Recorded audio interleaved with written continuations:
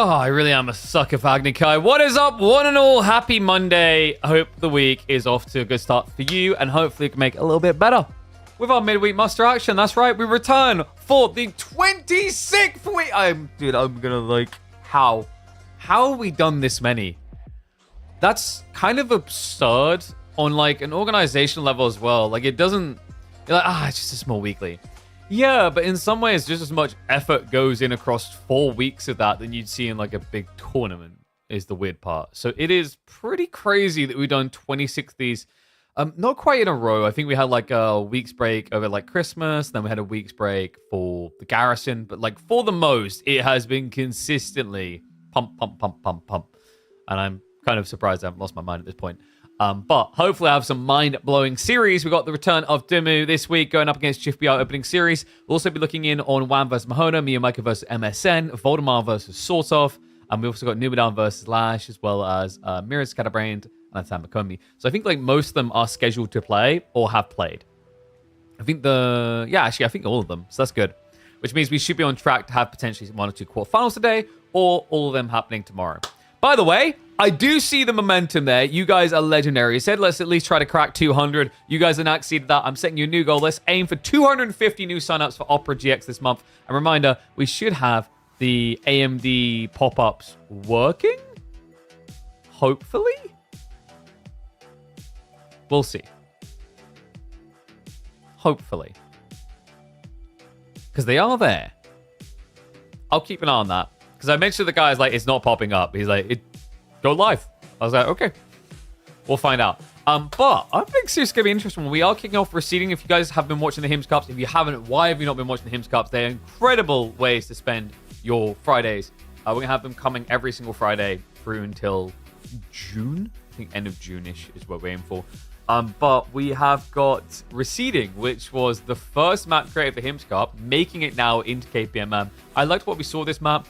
I think like other map-wise, like Impotence not really there for competitively viable gameplay right now, but we'll try to shift it and see if it can actually be designed around that. But like outside that, I've got a feeling we might actually bring Alopecia in as well. I really like Alopecia. And we are this week for the Hims Cup working on something unique. I need to run some test runs to make sure it's definitely ready, but we did have a game mode cooking, so fingers crossed it's where it needs to be. But yeah. Receding's going to be a fun one to see. We also have brought Canal back in. I love Canal, man. I miss this map. It's been so long. Really cool map. Very unique style of play to it. Honestly, I wouldn't be surprised they eventually update Canal with like 1 or 2 points of interest just to try and kind of diversify the early game. Because, of course, on a map where you have fishing, I think it'd be quite interesting to see the knock-on effect of having alternate objectives there. But for now, we've just got the good old standard, the one you know. And either love or hate. I don't know. I think like the community was maybe mixed on Canal in the end.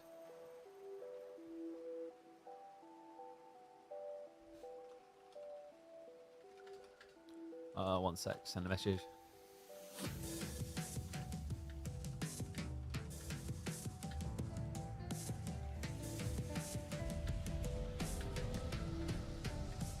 Alright, there we go. So, just kicking up the game now. I reckon, like, we said there's a lot of series available. My goal would be to have, like, probably do 7 series today. Maybe 8 if I'm feeling a bit crazy. Also, I know that the Steel Series qualifiers is going on. I told you guys I couldn't do this weekend because we were at a wedding. I should be able to do at least one of the days for the next coming 2 qualifiers. So you'll definitely be seeing me cast some of them on the weekend. So yeah, like, instead of just doing the normal 4 days a week, we're probably going to end up doing 5 or 6 days a week. I know. I got to get a life. Anyway, let's see who's going to be living and who's dying. Because game number 1, we've actually got Mongol versus Shushi. Now, this is interesting because, like, Jif allowed Roosfru to do this, which I found very odd. A little bit surprised we didn't get an immediate reaction of Roos coming out of Dimu. Maybe the concern is that he could get, like, blocked by an outpost rush. Instead, he goes Shushi.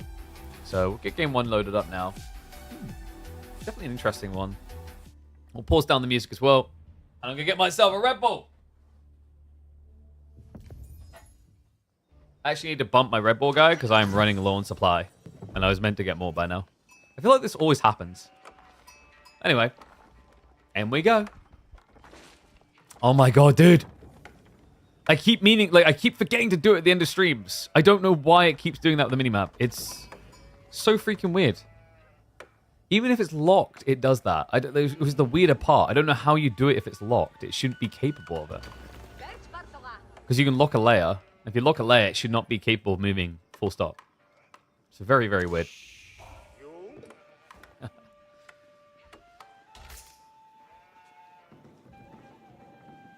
Well, I don't know. You knew we had to check in on our boy Benny. He's had a bit of a rough week or two, but he's back in the Midweek Masters for week number 26, up against Jiff Music on the other side. And I found this really interesting. Like, I had to check on this when I saw the bans alone. Normally, you ban Roos, but check those bans right there. Do you see what he done? He actually banned away Mongols and prioritized it. So we're going to check in on Jiff and see what he's got cooking, because we've seen one very high-level pro try and conceptualize Mongols on this map for the stone, and it unfortunately didn't work out for him due to how hard wood was to reach. But with Jiff, he's done it a bit different here. He plays really tight and nicely into the wood and the gold. For those wondering about Jiff, we've had him feature a few times on the channel. I imagine there's still a lot of people that are unfamiliar with him. He's decently high ranked. I think right now he is ranked 156, but last season he finished in 83rd. He usually cracks the top 100 with ease, so definitely capable of putting up a fight here. Dumu will definitely be the favorite in a lot of people's eyes, just because, I mean, the caliber of the player, the history, blah, blah, blah, blah, blah. Don't need to really, you know, inflate his ego too much here. He's pretty good at the game. But Shushi, definitely interesting to see what he wants to do with this Civ in particular here. Because this map is, like, technically not great for Shushi. So Shushi is one of those civs that quite often thrives on the idea of fast castle. You could go pro scouts here, like there's a decent amount of deer for sure. But the other thing is, like, obviously usually you see Shushi play fast into castle age, they spam lances, and they pick up relics. But on receding, 3 of the 5 relics are in Forgotten Ruins. So they're a much harder to achieve objective. There's only 2 available by default, and 1 spawns very close to each player's base. So Jiff is going to be opening with the spears. And Dumu does the right thing here. He doesn't react. I don't think it's worth it for the single play onto the merchant camp for you to react to this per se. Obviously, on top of that, your opponent definitely wants to go not just merchant camp, but he wants to play towards these Forgotten Ruins to generate a lot of stone. Now, there is a theory that this play is quite greedy, a little bit too greedy, because what's going to happen here now is Jiff is going to be an age behind. His opponent's going to rush Chug, and the Chug can shut you down as soon as you capture these. Like, you walk a villager out, garrison, and then you'll get pushed out and killed. So, I think for Jiff, the goal here should be to not be too greedy, but I'm already noticing a lack of restraint on that goal. He's going for 2 at once. Make that 3 different objectives with the merchant camp to the north. So everything is just incredibly delayed. I think Dumu knows exactly what he's up to here. He already scouted through. He's like, okay, yeah, I see it spears. I see the villager split. So Dumu, he already has 5 on wood. We're likely looking at archery range opening, and then you just send it out. Now, your opponent could build horsemen in the Dark Age, but they're not exactly strong.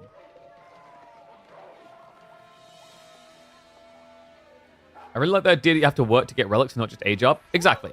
I like the idea of a mixture. I don't think all relics should be locked behind it. That's a little bit overkill. Although sometimes it can be interesting, like excavation. But I think like dynamics is important, and on excavation we never see a relic objective because it's impossible. But like having, I mean, 3 I think is the limit for most maps. 2 might be preferable out of 5. Or you could do something like where there's only 3 relics on the map and then extra 3 in excavation. So like you could have it with this system where there's even more relics attainable, but obviously they're going to be obtained much later in the game on average. But we do have that triple Forgotten Ruins we talked about. And no archery range response from Dimi, no. Well, you need to get the village up. There it is. Yeah, so it's going to be Chug. However, enough time has passed that Jiff can age up. Now, this is important. You're probably looking at a Keshik switch here. Dumu is a smart cookie. He's going to be a little bit suspicious. Words today. So I wouldn't be surprised if it's going to be a Rax Rush alongside the Chug timing. In fact, probably like a reactionary thing. The moment you hear the tech up, you switch. Kind of need to as well because your opponent is generating an ungodly amount of stone here. Remember, each of these Forgotten Ruins is worth 60. That's already 180. And then he's got another 70 here in the UV. So you're up at 250. It's pretty damn strong. That means you can get yourself an additional Keshik in less than a minute. Not for free. I don't like to use the word for free, but it kind of feels like it.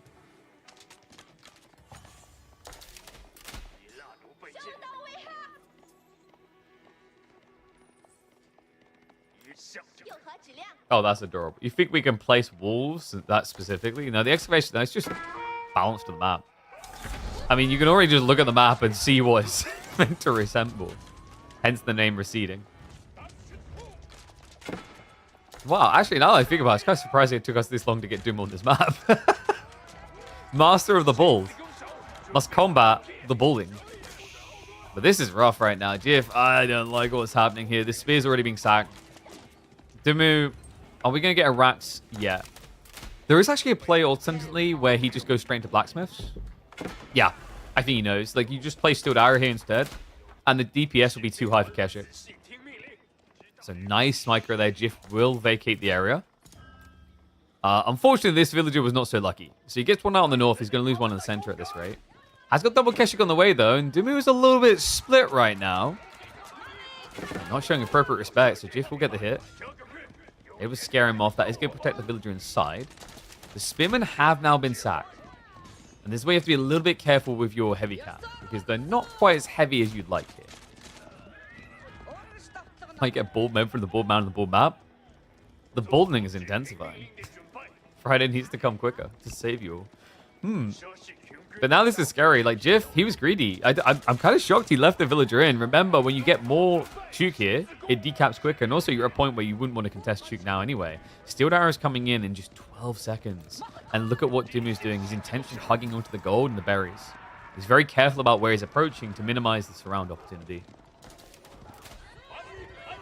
Steeled Arrow is about to kick in. Jiff, the timing could not be worse. Commits to the dive, though. Starts clubbing them down. Already loses one of the 4 Keshiks. And into the choke point goes Dimu. And this is where the pathing just gets a little bit weird.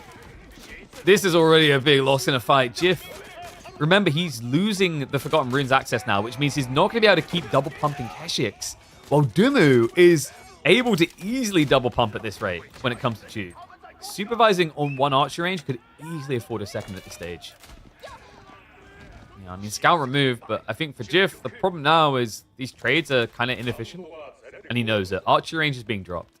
This is the correct call, right? You want to be going Khan Hunter, Archers, and then just trying to kite your opponent out a little here. Upsides for Jiff, he does still have 1 Forgotten Runes generating stone, and he also does have the Merchant Camp generating a bit of resource on the north. A downside is that Meditation Garden drop at the start is pretty damn good. 50 gold, 20 wood, and 24 food. That's important. The gold, more than enough to just get you ample on the Chuk and new production. Especially with a little bit of tax littered in. Yeah, nice line formation. Stagger there by Dimu. He's not actually hugging the berries as much anymore. Love the split micro. It's kind of, this always reminds me of the classic like Tau and Dawn of War. Like, how do you win with Tau? Civ that like their fire warriors can't actually do melee. Well, you build 2 squads and one runs around in circles while it gets chased and the other one shoots everything to death. Kind of similar here from Dimu. He's even leaving groups behind, which is beautiful because now it means if Jiff did try to pull away, he's going to lose even more. But I think Jiff has lost too much at this stage, man. I mean, he's been fully depleted. What, cavalry counted archers? You think that's an archer? That's a machine gun, sir.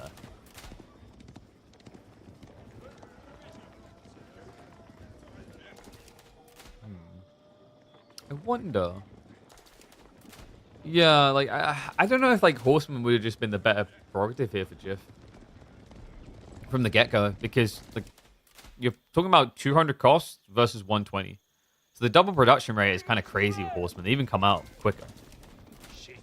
It's just not often done. It usually feels weird in most cases. I guess also you've still got the conundrum of you'd have to waste time getting the veterancy, or sorry, the feudal, like, up, the harden status on your Horseman. Yeah, this looks pretty rough, guys. Dimu's at 27 Chuk. This is critical mass. And the Horseman bloat timing by Jiff is going to be a bit weird because he just doesn't have good food. He's out on the deer right now.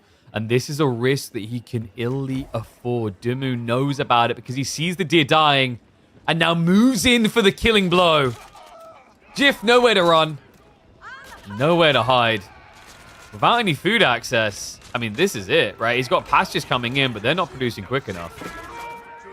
He reveals the Horseman early, not wanting to, without choice. Now it feels like there's little choice left. He's going to go for the backstab with the remaining Keshik, but You could just stand ground if you want to. But what's up, Enjoy? Appreciate that. I enjoy a good sub. Thank you very much, mate. Get those prime subs in, smart lad. By Benny Boy, looking clever by combating receding with going full board. Whew. Nice. Well played. Yeah, I mean, I think that I don't want to say that the Mongol stone detail is a bait, but I think it's like you can't full greed it. It's like when someone full manas, you know what I mean? Like if you full mana, you're leaving yourself open to like counter plays. It's not just a win play.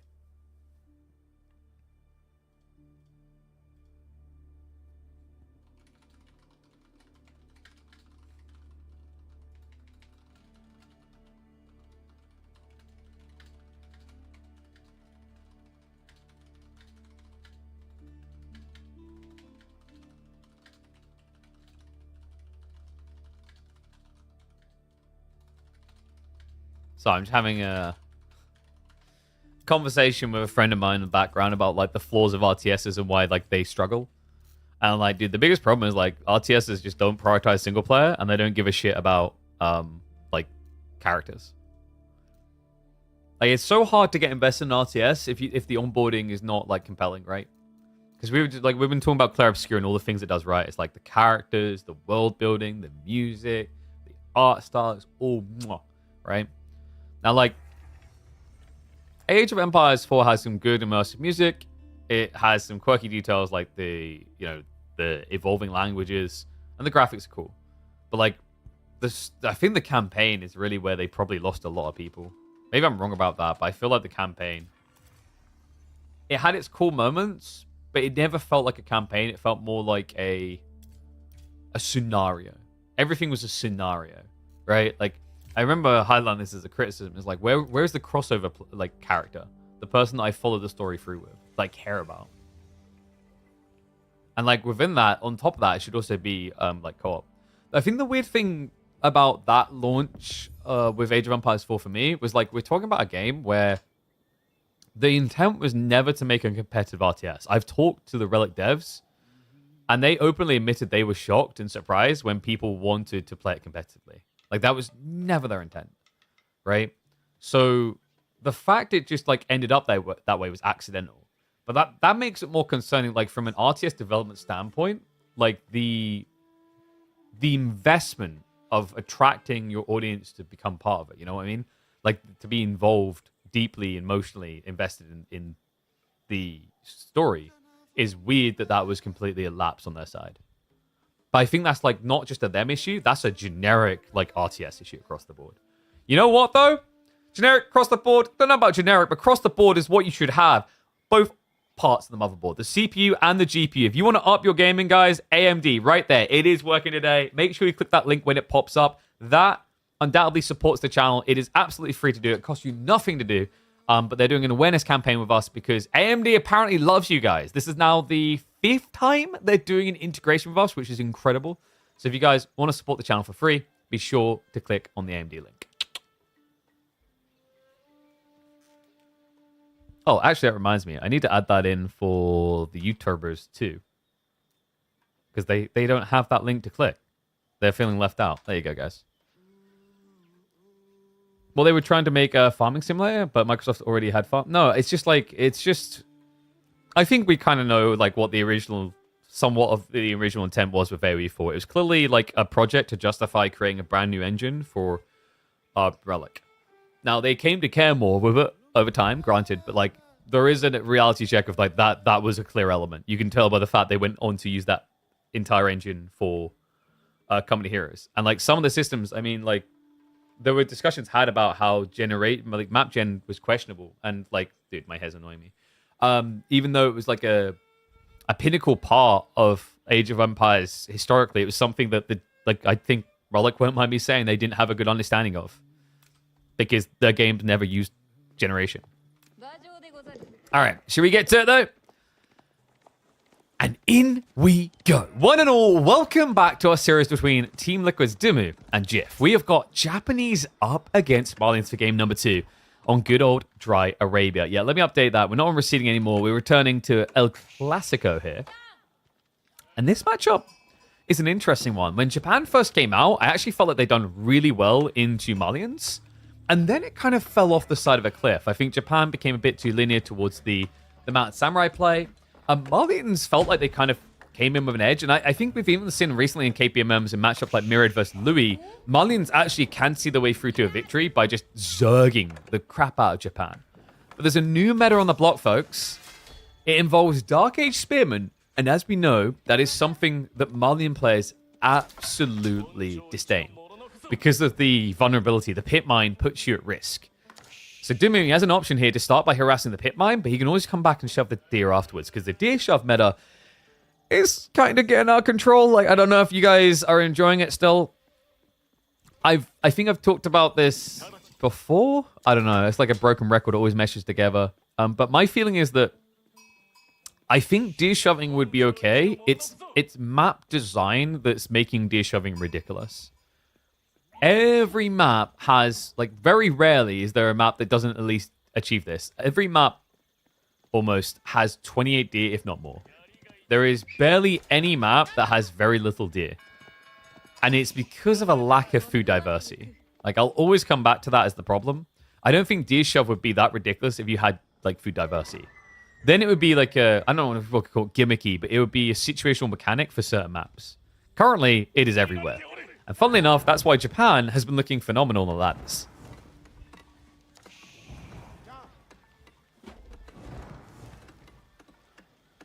You're so sick of deer shoving, every civ does it.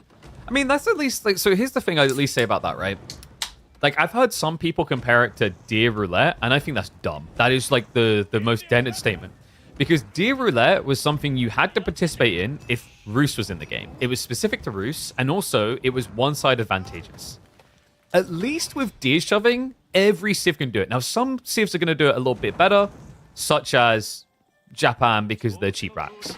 But there is at least a fair point that every civ can use the deer shove.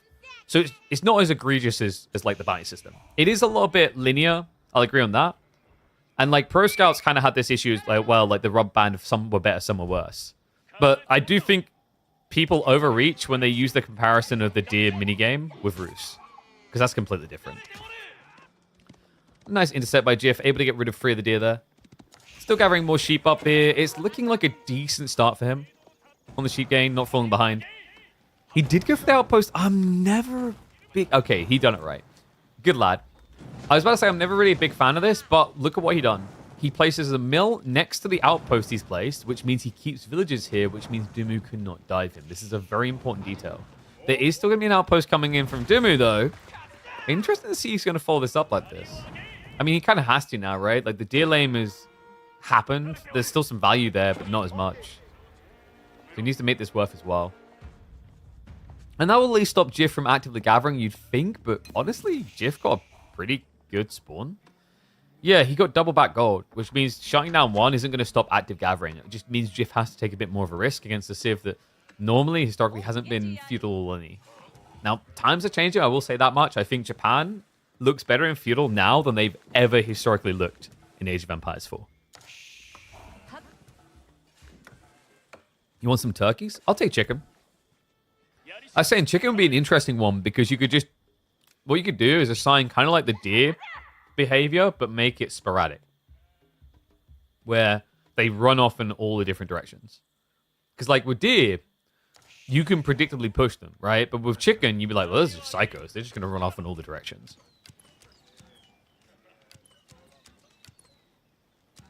I also love the idea of... pun. Of a food type animal that just runs around the map constantly. I don't know if you could do gazelle now, which would definitely fit it because you've got deer and they'd look too similar. There's something akin to that of just like there's a circuit route that they follow that you could basically, let's say like I build a mill here and every time they run by, because they keep running by the same location, I can shoot new ones down. It's a little bit micro-intensive, but it's like an intriguing mechanic, I think.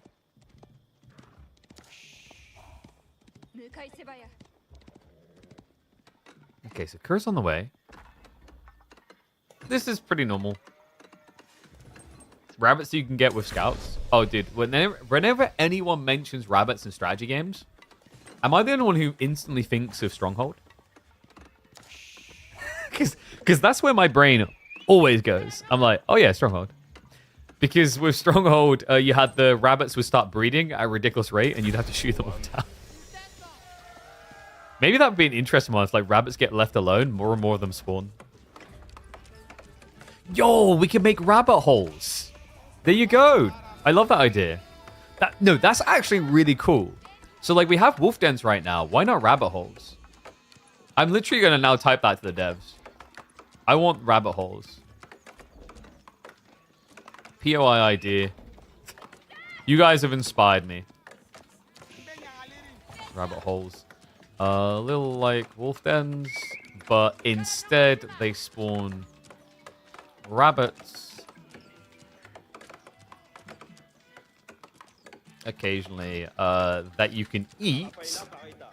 But if someone burns down the rabbit hole, equal no more food. I like that. So like it's basically it's an eco upside that can be denied. I think that'd be really cool. This is pretty brazen from Jiff. What?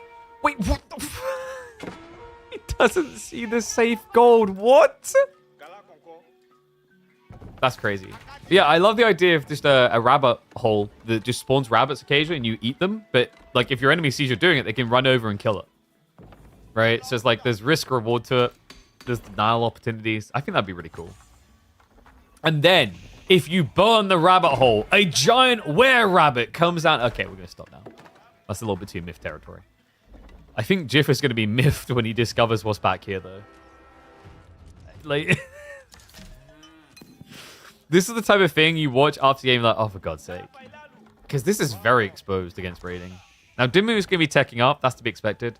The Kura Storehouse meta is just always going to be the way now, guys. As long as this Dark Age Rax play remains, it will always be Kura. You don't want to be building Coca because you're basically building yourself into being countered by archers fully. It's just a silly thing to invest into.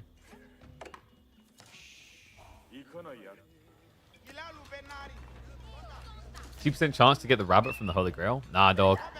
I'm telling you, like, it should be were-rabbits. Every X number of rabbits spawned, one is a were-rabbit. Archers arriving, though. I like this from Jiff. Just denying a little bit of food source. I mean, Dimmu still has plenty to work with. Well, I say plenty. It's down to 7 club chiefs. There's not that much between them. But the farms are slowly being littered in. Now, the problem for Jiff here is going to be the fact that we're likely looking at Mounted Samurai. And there's the stables confirmed. He does see it, but the problem is he only went triple archer. He doesn't have any Donzo here. And he's prepping Fulani behind. Now, if he can get the Fulani line, the Sofa Flood is going to be decent into Mounted Samurai. But timings matter a lot here. He's going to have 0 pressure on the map, realistically, to stop relic grabbing. And he's going to be the one under fire from Mounted Samurai. Make matters worse, Jiff gets baited there. Nicely done by Dimmu. He is spawning an early Begeisha. Interesting choice. Is it because of the gold? It might be because of the gold, because that is pretty insane. Jiff has put 15 villages in the center of the map. What?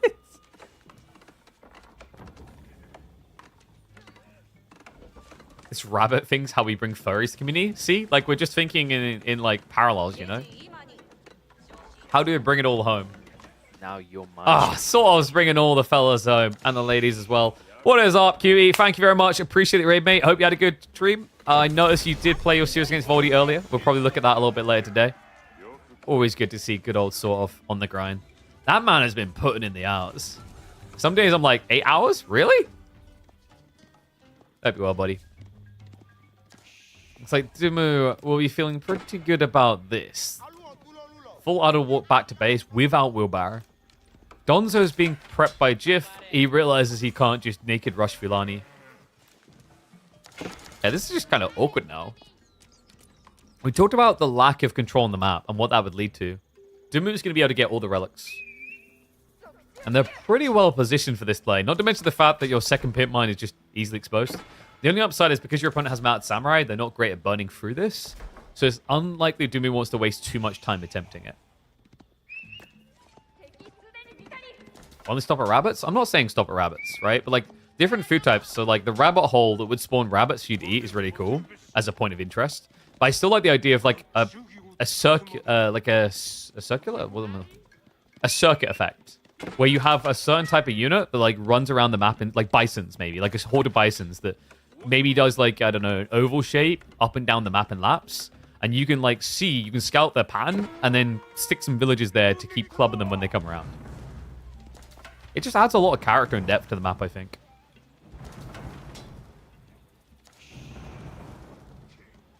Okay, so it looks like Dumu is actually going to stop off to deal with the pit mine. Not exactly the most efficient to play, considering how slow your burn through is compared to if you had infantry. And Jif is reacting with the full force. So where this could get crafty for Dumu is if he sneaks some extra samurai into the base. Yeah, because like this is the interesting tug and pull effect. Your opponent has got a long way to go to guard this investment now. And he kind of wants to because it is 144 gold per minute. But that leaves openings on the tree line, a dive into the main base where the Fulani is going to be built, berries on the backside, not samurai. Well, they dive like Olympic athletes.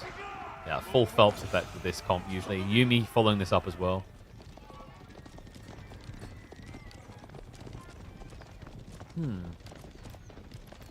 Jif, is it going to be just into Sofa? Because like I think Sofa plus Donzo can beat what Dumu's doing. Only Donzo, though, is just going to get eradicated by Yuumi. And you don't... And this is the thing that kind of sucks about, like, Malians in this matchup. You don't really want to be building Javelins now. Jabs are great for shutting down Yuumi super early. They're terrible as the comp bolts. Because you just end up overkilling constantly with your Javelins. Wait, you guys want potatoes? Whoa, whoa, whoa. Wait for them to... Chill. At least wait for them to add the Irish variant civ to the game. I say variant, and already as an Irish person cringing in my chat, it's like, how dare you suggest we are going to be an offset of the English? Yeah, in fairness, guys, like, calling out for that is up there when people say, like, Scottish should be a variant. Yo, what's up, future is ours? Well, hopefully the future is bright with many more subs like that. Thank you very much, mate, and welcome back to the Swarm. Yeah, the funny thing is, like the hate for English is so strong. If you made Scotland, Wales, or Ireland their own civ, and then made the others variant of that civ, they'd probably be okay with that.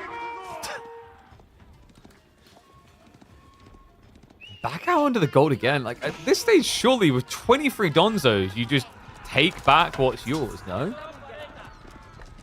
It feels a little bit like Jif is maybe overthinking this. It's a fortified outpost, but you've got a lot of burner boys. Has to be more worth it than this.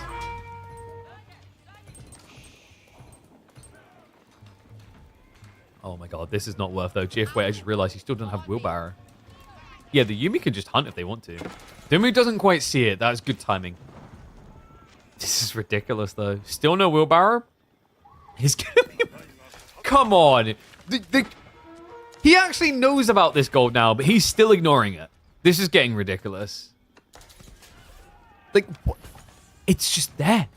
Why don't you love your gold? Why don't you want to hold your gold? Kiss your gold. Sniff your gold. Probably harvest your gold. That's the main one. But the fact that this is still sitting here, the safest gold on the map, which he now sees, by the way, and still he can test this gold, he gathers this one. This is ridiculous. Now, remember, he has got Fulani. What I'm not crazy about is this, though. Javelins instead of Sofa is a little bit crazy.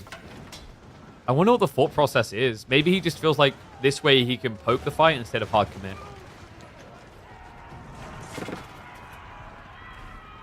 I do kind of feel like the comp you're now breeding would breathe life into an Onabagacia switch for Dumu, though. Like, literally everything you're building, because you're avoiding Sofa like they're the plague. If Dumu felt like he had food access on the deer, on the berries, like, Onabagacia would be on the menu here. For the time being, he's just going to stick to his guns. Well, his bows.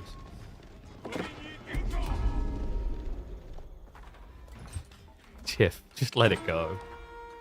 Please.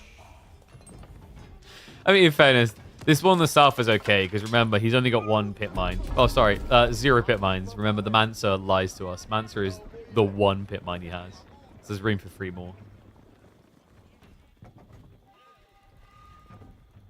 He's looking like a big, bulky boy here.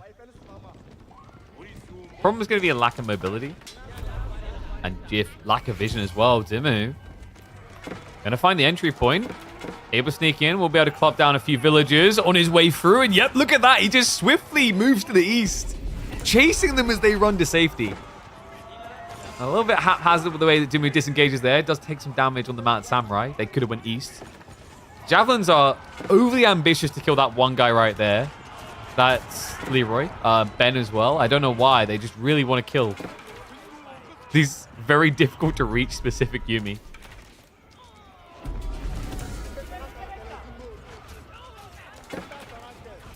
Jif, things like are rough in some ways. He's lost a lot of villagers. But his army is getting scarily big. And Dimmu, like, it's surely begging a transition at this stage.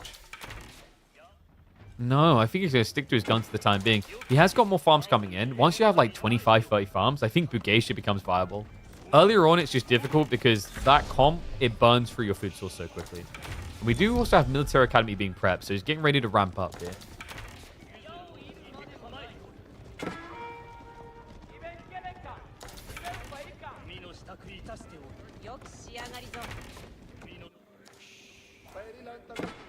New civs have to be Portuguese and Spanish empires from that time period. I mean, like I've talked about how that would make sense for a big DLC at the end of the year, which we've been promised. The DLC at the end of the year is going to be bigger, right? If you want to bundle a bunch of civs that complemented and is entwined with each other, well, it definitely would make a lot of sense to look at doing Mesopotamian civs alongside the Iberian civs. So Portugal, Spain. And then you could probably look at some like Aztec Mayans. Maybe you sprinkle in some Native Americans if you really want to. That's possible, I guess. Although it's leaning maybe into a different story arc. But that would make up like 4 civs, right? You could have like Mayans. You could be like 5 Mayans, Incans, Aztecs, Portugal, Spain. Maybe it would be cool to have like one with North African civ. I don't think they were iconic enough in the time, like something like Morocco, for example. The problem you've got to keep in mind here is there is also a desire to like sell to where you have big audience. It's like, wouldn't be surprised that devs are feeling the pressure to find a way to include another Chinese civ. Okay, so Dimmu is committing to this bulk still. What's interesting to me is like, Jif, why not go archers yourself? Poison arrows could be pretty good here. I guess against Yuumi you overkill, but it's going to be more of an assister against the Mount Samurai. I think he just wants the clean exchange, and he's like, well, if I have jabs, you can't reach me. The problem is the javelins are constantly running in range of the Yuumi, muddying the plan. Donzos get baited forward. Where are they? Yeah, a lot of them, they went south. The Mount Samurai are basically protected by the Yuumi bodies here, and that's allowing them to break through. The javelin fire is now targeting onto the heavy cav. He's overkilling a lot of these Yuumi. This is a really good fight for Dimmu. And he's broken through. The Donzos evaporate. And you see exactly where Yuumi can be powerful. This is the baiting thing about these things. You see low base damage, you laugh. But there's always more of them due to the discount. And their bonus damage is so good. It makes them feel like they are worth double what they cost. Now Jif just stuck in an awkward situation where javelins, due to that attack speed difference, weren't able to deliver in this big fight. And he gives us a constant reminder of what happens with javelin comps when you get into castle. That attack speed differential tends to just burn you because when the fights are this big, you're always overkilling.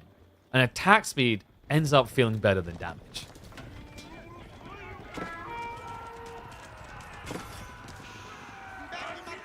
At this point, I think Jif's probably just processing it. I don't really see a combat. But speaking of processes, well, I got you guys here. We're running a campaign with AMD. You all right? You see that little link that just popped up in chat? Awareness campaign, which means all you have to do to support the channel and get them to come back and sponsor in the future is click that link. Big shout out to AMD, by the way. My entire setup is powered by AMD. If the Malian economy was powered by Ryzen CPUs, he would have 5 times the army right now. That is just facts. Instead, this little dual Pentium core processor cannot keep up with the might of God. Yeah, we're just going to see him processing the loss now. Last stand coming in. I mean, it's a best of 3, so you might as well play it out, but there's nothing left here. GG gets called. The cows are set free.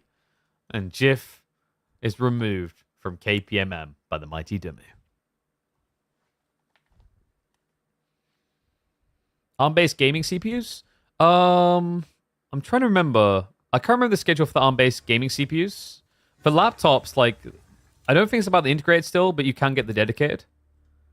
And thank you for clicking the link. It does help, by the way, guys. Like, when you see those type of campaigns, a lot of the time, like, some are going to be sales-based, but some are, like, awareness-based. So, like, for example, Opera GX is a sales-based one, but the sale is, easy, because you guys don't have to pay anything. If you guys didn't know, we're working with Opera GX, which is a gaming browser. It has a lot of optimization around, like, you know, limiting the CPU and RAM usage, which is great if you don't have an, like, AMD top-of-the-line Ryzen processor, because AOE 4 is very, like, resource-consuming.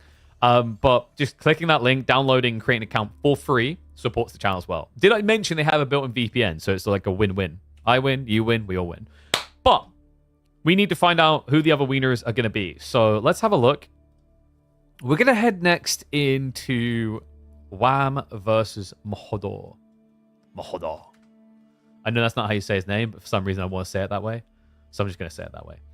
So let me just reset the draft. We'll set this up. Mahodo. And we'll bring in the drafts now. So, reminder, receding is going to be default map all week long. I'm really liking receding. It's a very unique kind of map.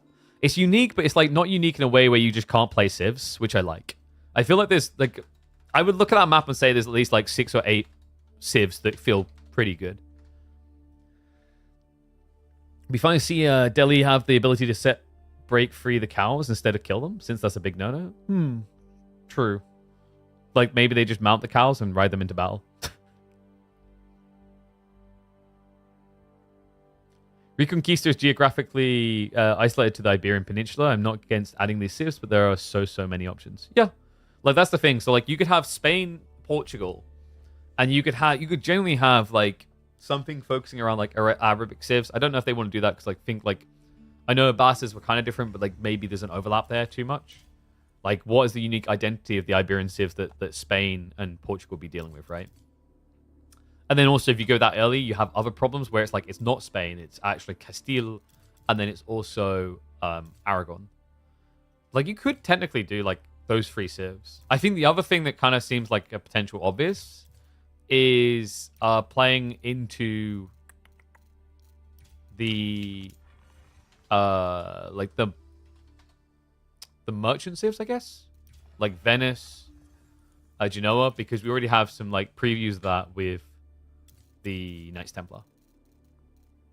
Okay, so let me get game number 1 between Mohodor and Wham. That is a weird thing to do. What happened with Wham and Mohodo's series? Like, there's game 1, and then they take a break before coming back for the rest of the series. Because, like, I just checked Mohodo's data, and it's like game 1, and then the next thing is a quick match, free-for-all, that's 50 minutes long.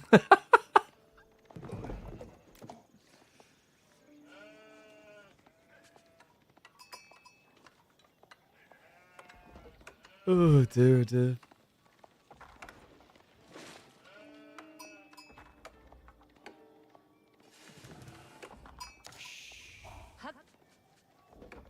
Pushing towards a BC of all these cookies? Yeah, just reject them, dude. Reject the cookies.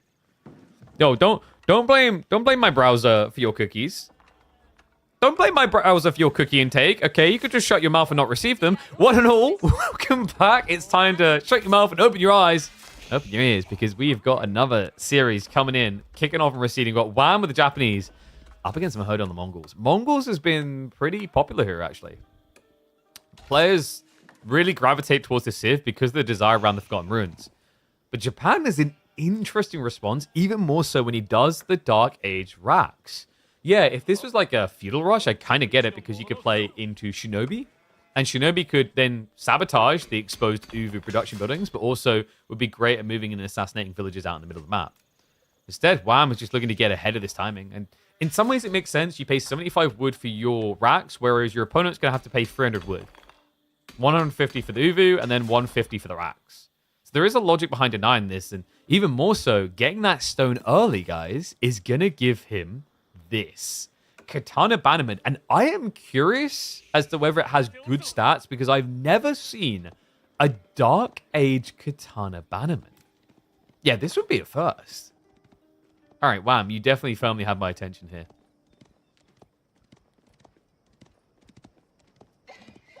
Anything special about this map? Sure. So receding, like the concept is designed. So we brought this in for Hims Cup. When we tested in Hims Cup, it was incredible. I think everyone loved playing it as well. Like it looked like it had cool diversification of civs and some interesting like dynamics. So obviously it's a map that you have less safety. I think part of the idea with receding was to make long-term wood gathering difficult. You start off early, but just like in life, it starts to creep away from you and it's hard to hold on to it with these tree lines. But then the other thing is that when you have to make a farm transition later in the game, there's no corner behind you that you can set farms up on, right? We don't have aqua farms. So you have to take a bit more risk where you place them. So there's a very different style of dynamics in the mid-game to what you'd see on maybe like Dry Arabia. Outside that, we have got points of interest, which is why you're seeing a lot of spear spam. There's a merchant camp to the north side, which Wham is currently taking with Scout.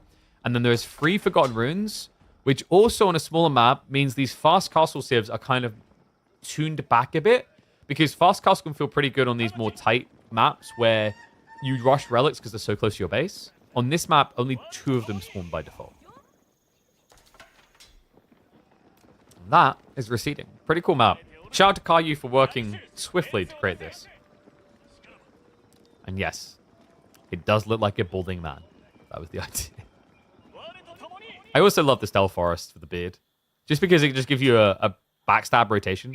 And also the water can play into the game hyper late, because we sometimes see boats coming out, but it's also the idea you can use to transport ships down the line.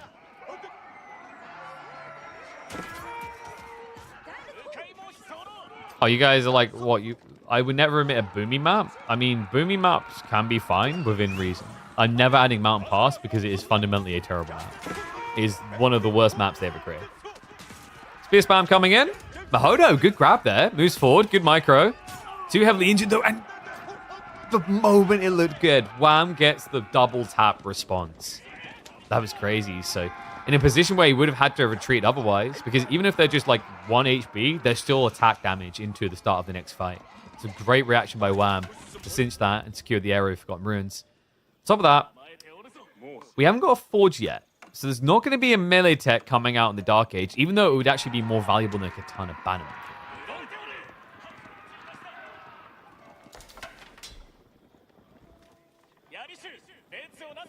Do Japanese get something out of the Forgotten Ruins? Yes, they get an ability to afford the early melee tech, and they also can play into Daimyo, which will give them Katana Bannerman.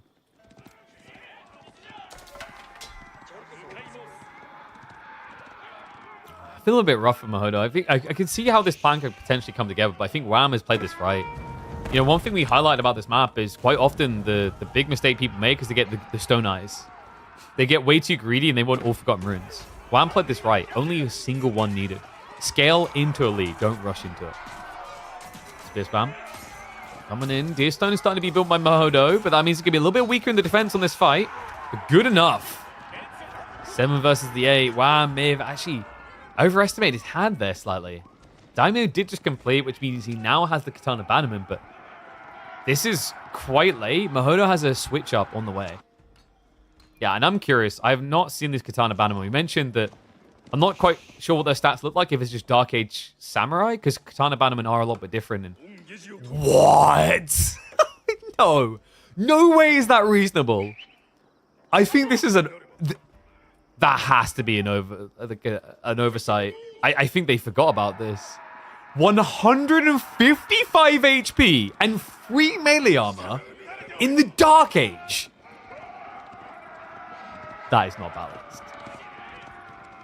I mean, like in theory, you know, it takes a lot of effort to get it, right? Like, when would you ever get enough stone in the Dark Age? I think with the new points of interest, the Forgotten Runes in particular, the devs may need to relook at this. What's that? That's crazy. 155 HP. And remember, he also has deflective armor. Like a Samurai, Dark Age Samurai has less armor than this. Also, Katana Bannerman, it's not exactly that expensive. 130. And here we go. He's just going to frontline it all. Partner stats did just come in for the spears. Kurostraus is on the way, so Mahodo could turn this into a good fight. But look at the micro. You see what he's doing. Wham's intentionally trying to draw more fire into the katana, which has forced Mahodo to now invest on the backside of the fight when he's already been overwhelmed. Yeah, it turns out that damage goes a long way. He had the katana plus the Bannerman aura to buff that damage up by about an extra 1.5. And that's crazy because that means your opponent, he got the Harden upgrade for a +1, but you mirrored it. The only upside that Mahodo had was an extra 10 health. And that just didn't matter here. That is crazy. Uvu now to be denied. Kura just around the corner. And also remember, Wham, you know, even if you kill this one Katana Bannerman, he can easily just pump out another one. At this rate, he's going to be able to get up to even more. I mean, 600 stone is a long way to go. But it's just very gradually going to find its way in, courtesy of this Forgotten Runes. And by the way, yeah, he does ungarrison. Okay, so he's not going to try to actually unlock it. He's happy with what he's got.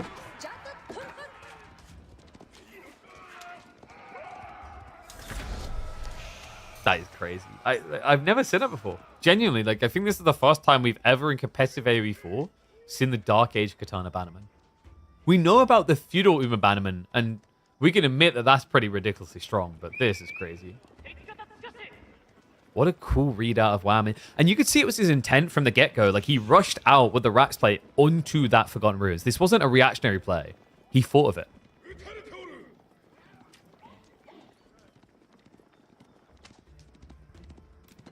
How are you still not dead? Oh, other thing about Katana Bannerman that is probably going to make them feel even more busted in the Dark Age. Dark Age is melee dominant. And most civs only have spears. And the interesting thing about the Katana Bannerman, you already saw how hard he is to kill, but he's also incredibly hard to pin down. He's got better movement speed than standard spears. So it's very easy to disengage. I love how we just immediately see Samurai queued up, because, man, I got Katana Bannerman, why not? Still good control in the north as well, so Wham's been getting that extra resource in the merchant camp, remember. Wham, like, what was the intent here? Because he did start building archery and then stopped. Yeah, okay, so... triple archery range now?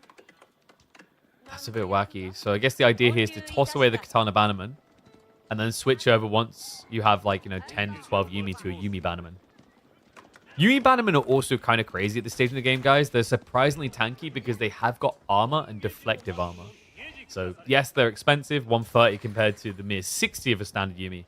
They're definitely worth it for that reason. Tankiness plus the aura.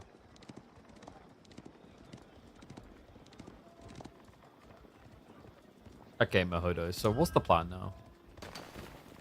He has started to capture the Forgotten Runes. He's going to go for the stone still. I think that's sensible. Like, you're behind an economy. You feel it. You need something. And Forgotten Runes is going to give you a lot of potential unit pump with the stone gen. But it's going to take a little bit of time. And my worry is that Wham is going full Zerg. Look at this. It's already going to be double-digit Yumi.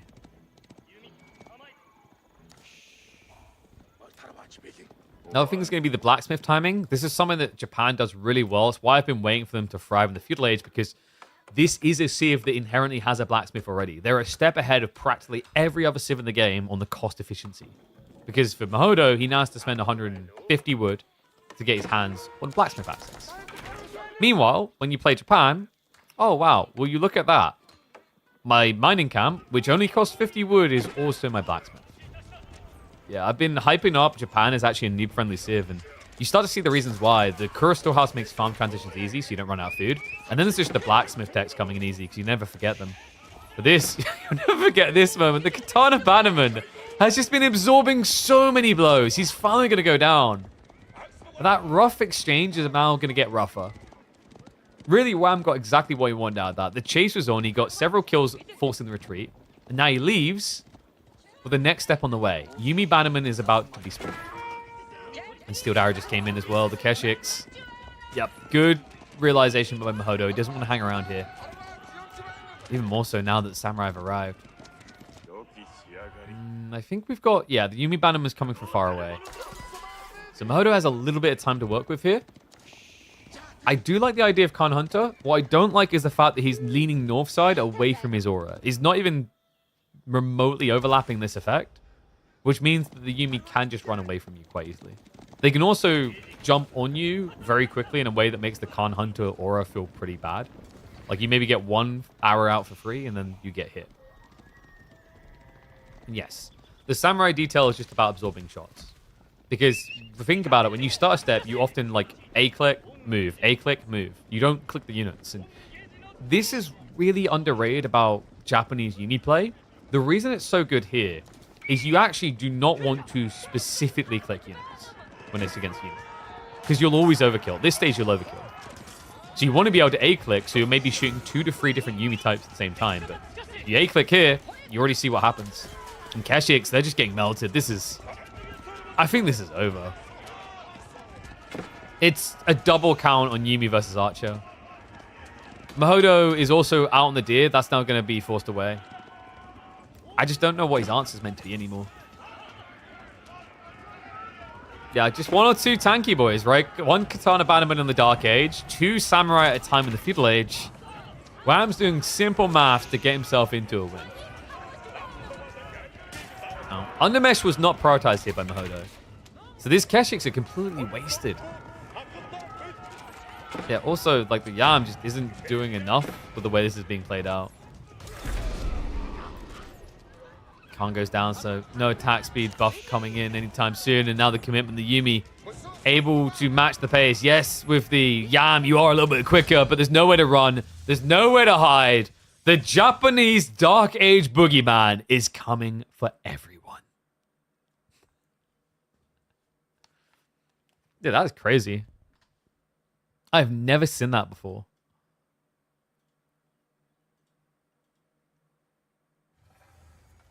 The Dark Age unit we should all fear.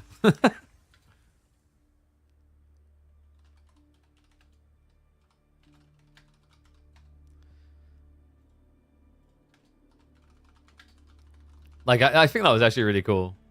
But that is, I don't know, man. Like, it's crazy to think how long Japan's been in the game and how I don't think I've ever once seen someone use a Dark Age Bannerman, let alone anyone highlight it as like a balancing issue. Like, I saw it once, though, and it's just like, what? Just makes you rethink everything. It's a crazy opening for Wham. Takes the lead early. And we had, what was it, Japan versus Mongols. So G2, we're going to be having, oh god, is that one? Okay, I'm kind of getting a little bit bored of this matchup. I'm going to be real, you guys. It's Chinese versus Sushi. This one's getting a little bit Resident Sleeper because it happens so often. And we are going to be on, I believe, Coastal Cliffs for G2. All right. Get in the game.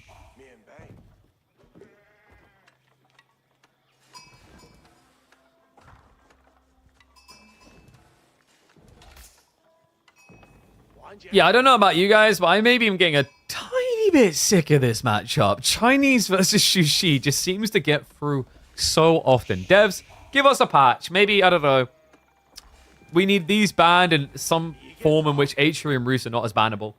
Because this matchup actually happens a lot in the midweek musters, folks. It's just a strong pick on both sides. It's nicely rounded, applies well into most matchups. And I'd say like Sushi should have a slight edge is what you'd think, but you'd be surprised. Depending on the map, China can be a lot better due to the safety on tax generation. But yeah, Chinese versus Sushi for G2. Of course, that game 1 was kind of crazy from Wham. Love what he was able to do in Receding, but this time we're going to be on Coastal Cliffs. Coastal Cliffs a little bit of a tighter map. There's an argument that the Civ that moves away from Cavalry sooner might be favored here. Pro Scout seems like an expected, but the interesting thing about China that can make them a bit better on this map is sometimes you get a glorious spawn. He didn't this time, but sometimes you'll get double boar close enough together that you can pull them underneath a Barbican. And the importance of that is it means you don't have to worry about Pro Scouts, right? But in this situation, they're a little bit too wide. Deer points are pretty well balanced. One thing I actually love about Coastal is you don't, I want to say you don't see like hyper late game too often. When you do, they're freaking epic. But like part of the reason I don't think you see hyper late game too often is that people can't really exploit the 2TC, 3TC malarkey. The stone is always so far away, right? So instead, you're kind of pushed towards doing something, being present on the map, earning a greedy play. I do wonder if Avali would ever just make a version of this where like some of these relics were in ruins. Because that would be interesting. The reason is just right now, like I think Coastal Cliffs quite often becomes Pro Scouts maybe, but then you go Castle to rush the relics. Because they're all so tightly spawned together, like you feel obligated to rush towards them. Medigarden coming in the center. You know what? I want to see people coming in on that click that just went there. Boom. It is in chat. AMD. Click it. Check them out. They've come out to sponsor us again to talk about the Ryzen. Honestly, like, I don't know why anyone want anything but a 9800X 3D at this stage. The only issue might be actually getting your hands on some stock. Because I feel like those things are constantly selling out. And no Gamba needed on this one.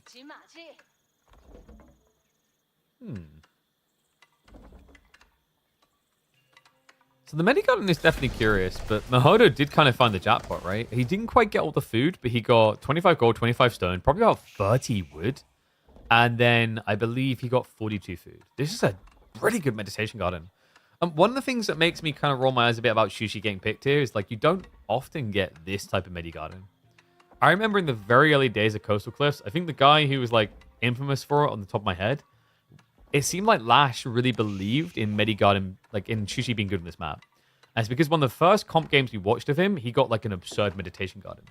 Then every time you see it get picked afterwards, they'd be underwhelming. You just see them settle for like a 60 to 70 resource Medigarden. And of course, that was back when you couldn't burn this down because burning it down would double it when it got repaired. Now you can actually harass it, and you just slapped it right in the middle of the map. Interesting. Mahodo's going to hang around. So, Pro Scout seems inevitable here. We already had the gold being accrued. Timing pretty much mirrored here, actually. Yeah. Wham is missing the stables, but you can definitely afford it. And wait, did he... Oh, no. Yeah, good eyes. He didn't get the gold. Okay, so this is not a very good meditation garden anymore. Yeah, that hurts. I mean, it's decent, but it's not, like, crazily good, especially for the fact you just walked out into the middle of the map without wheelbarrow. That hurts, man. So, yeah, it's going to end up being... What was that? 101 resources? Still decent. Yeah, that's rough. Like, you can see, actually, like, this is the weird thing I've noticed is, like, when it comes to the boxes, he should technically have covered that, as you can see by the overlap. But you need to essentially be, like, here. It's almost like 0.3 or 0.4 Vital in. So, Pro Scouts race underway.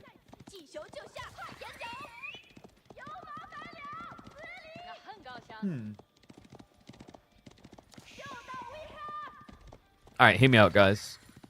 Here's what everyone's doing wrong with Pro Scout Wars. Where's the Dully horse? No. I'm not going to finish that statement. The moment someone heard Dully horses coming in their headset, they're like, wait a second, KP. I mean, guys, think about it. Usually it takes 2 seconds to attack. You could be down to 1.6 seconds to attack. That's quicker than a horseman. Okay, I'm going to stop now. We do actually sometimes see Dally horses in this matchup because Shushi liked to open with like 1 or 2 horsemen as well to block Pro Scouts. It wouldn't have been a bad idea here because China's gone up to 8 scouts compared to your 6. But it seems Wham's even already paranoid about it and does have spears on the way. So probably a good thing that Mahodo didn't get baited into it. A little bit surprised he didn't go for more scouts himself though. Yeah, and now he started producing. Is this a realization moment? Possibly. It just feels a little bit weird because Mahodo was floating 200 food. He could have afforded to just keep pumping scouts long before this point. And that, by the way, is always an important thing when you're playing Pro Scouts. Once you have the first few coming back, always check for a manual drop-off. If you're low on food, you're actually probably high on food. It just hasn't been deposited yet because of how much food your people hold. So yeah, I think Mahodo just done it there. Unfortunately on the rallying as he walks around in circles. But just guarantees he's got more than enough food. Probably not necessary at this stage, considering just how much he's got in reserve. We do have a second stables coming in. Why? You've seen Spearman now. I guess he hadn't scouted it earlier. I mean, that is the classic negative of playing Pro Scouts. You ironically don't scout. And he wants to avoid going Chi. Because I think he knows that just a few spears here is not going to ruin Wham's tech timing. because he can easily afford it and justify it because of the better taxation. Like, look at the difference here. It's 3 to 4 Imperial officials. Wham could easily be 4 if you want to. It's just there's like no real reason to. He's primarily food gold for a tech up, and then the third one plays taxation.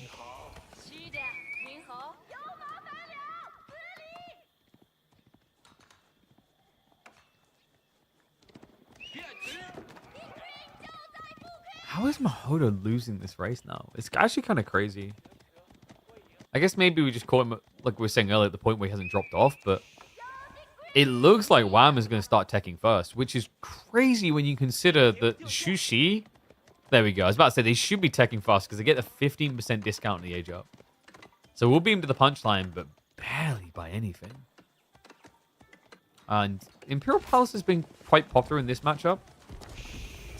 But on this map, Clock Tower like makes more sense.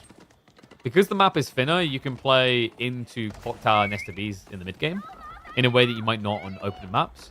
If you're playing something like Carmel, maybe even Dry Arabia, that's maps where I think Imperial Palace has been taking over because the vision is worth it to stop raids.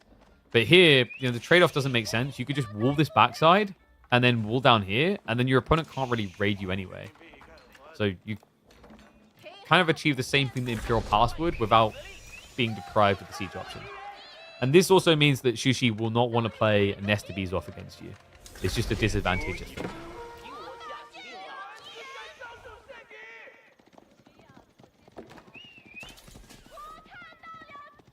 Dali horses straight away from the Hodo. This is very early.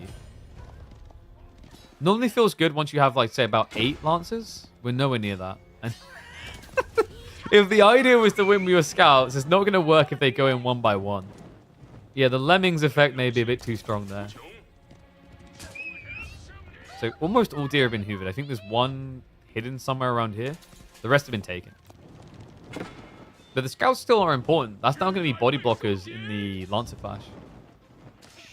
A little bit wasteful by Wham to just stand here like this, by the way. Veterancy for spears. So Mahodo obviously going to be rushing relics off the back of the Shaolin Monks. Can use this to his advantage, should then use them as a front line against spears, but it is going to be Lancers as well. Normally in this matchup with Shushi, we see them go for Mountain Academy these days, because then you're able to solely focus on getting the Lancer advantage to then win playing for relics. And the other thing is, because this matchup almost always turns into a 50-50 pro scout split, that means that with the taxation generating food as well, you have a little bit more runway on food before you have to switch than China. It's a very important detail. The difference can be like 4 or 5 extra Lancers in a matchup where Shushi should usually win on Lancer count already. There's so many things around that. It's all just scouts. But it's turning into Lancers more and more now. Man, this is very greedy from Wham, though. Going trip Monk this early with just 2 Lancers. Along north side. Uh-oh. Oof. Line formation just in time there. Nicely microed by Wham. Now remember, these are vet spears, so not the easiest of fights for Lancers. But with the Dali horses and a little bit of micro, it's an easy cleanup. Yeah, so great beginning there. Mahodo, he has got multiple relics on the way home. He already garrisoned 1. Second one coming in, 3rd to be grabbed. Lancers are going to be camping on that one. So Wham should be able to play Denial. And Wham, now with 2 relics on the way home himself. It almost feels like Mahodo's Lancers are just in the wrong place entirely. It's kind of crazy that with this much heavy cav difference, Wham has the potential to secure 3. It's likely going to be 2 here because there's only 1 left to contest now. Like usually the play feels like you go for the more aggressively aligned one, but I think Wham was trying to respect the fact that Mahodo had heavy cav lead. And we are getting STBs. The toxic comp begins. Every time I see this comp, I sigh. It's a little bit different though with the Lancers as well. I think Wham is just reacting to the expected transition that because he's building spears like this, Mahodo is going to want to build rapier crossbows. All crossbows. And by doing this, he'll have the counterplay.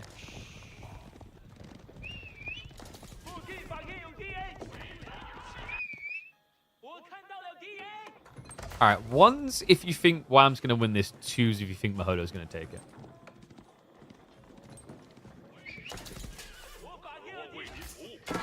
Because he is taking the bait. Please tell me it's crossbows. Please tell me it's crossbows. Barbican drop also coming in. Ooh. Okay, a bit ambitious, but the timing... No. The timing's perfect. That's unbelievable. Mahodo, if he hung around just like a few seconds longer, there's a dive to be had there. I mean, his lances are mostly full. There's a few that were injured. There wasn't that many spears, but now Barbican going up. That means it's going to be a boar secure. It's another 2.2k food. All of a sudden, it's looking worrisome for Mahodo. Like, he's going to run out of resources first. He also does take the bait. The Chuganu now being produced after the nest of bees start to appear from WoW. Now, this would probably be a lot cleaner using a Lancer, but anyway. Do we have a taxman coming? No, so he's not getting the extra food, which is a little bit of a negative here. Veterancy on the way for the Duke, though. The problem with like Mahodo's timing here is that he's sacrificing his mobility to get diversity. Now, sometimes that makes a lot of sense. You're always going to reach a stage, mostly going to reach a stage where you need to transition. Sometimes you don't, like French with only knights. But the problem here is like your transition is already getting counted. So your biggest advantage against what Wham is meant to be doing here is like you can kind of outmaneuver him, play away from the siege, raid. Now that you're going into your Duke, you're becoming less dynamic. It's in a weird way enabling the nest of bees.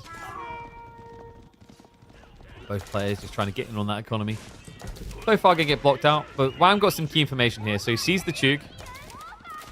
Other side, I don't really feel like Mahodo scouted much there with that dive.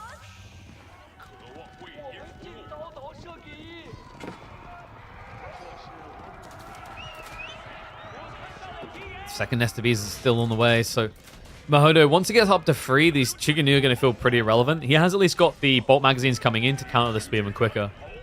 But the problem is, like, you're talking about a very slow-moving range unit against nest of bees. It's difficult to dodge, especially in the beginnings of these fights. Another thing that's kind of scary is usually these kind of tree lines can catch you off guard, I've found, on Coastal Cliff. Because they're positioning quite often, the nest of bees can just ambush shot you if you don't choose the open battlefield.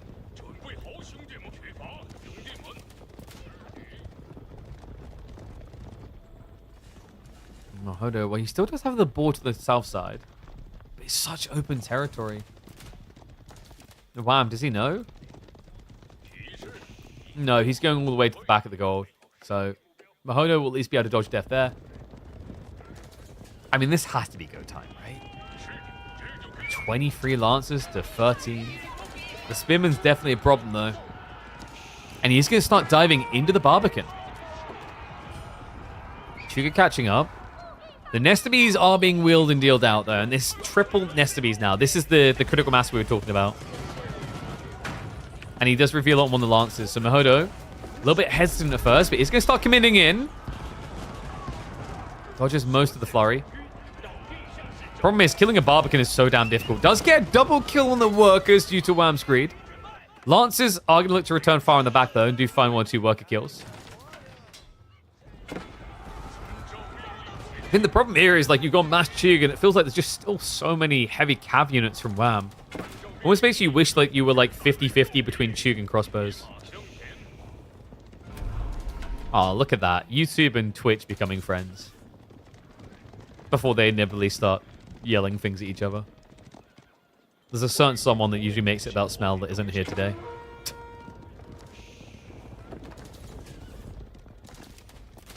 What's going up? But Lancers. Well, this is a classic. Am I trapped in here with you? Or are you trapped in here with me? Oh, God. It's even worse than that. He didn't even complete the wall. Lancers at least coming in, but great reactions out of Wham. Doesn't lose them. Just basically is idling the entire army. And while that happens, he's now going to start moving in from the south side. Medigun to be burned. Berry Gatherers potentially to be found here. The ball was also already found. Oh my God, Wham has just unraveled him with that one move. So full map control conceded. He ends up hemorrhaging workers. And remember, guys, this is Song Dynasty for Wham. So the eco lead is building. What he's not going to be building much more is Mahodo's food income. He's running out fast. The boar is going to get denied. That's going to be 5 workers down. No easy way to get out of that.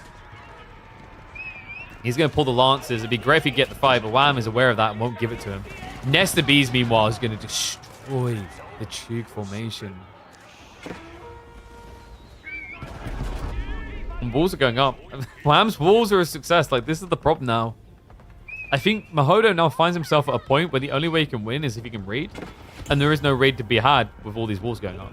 It's even multi-layered, for goodness sake. You know, if you get into the one area, you're not going to necessarily reach the inner sanctum.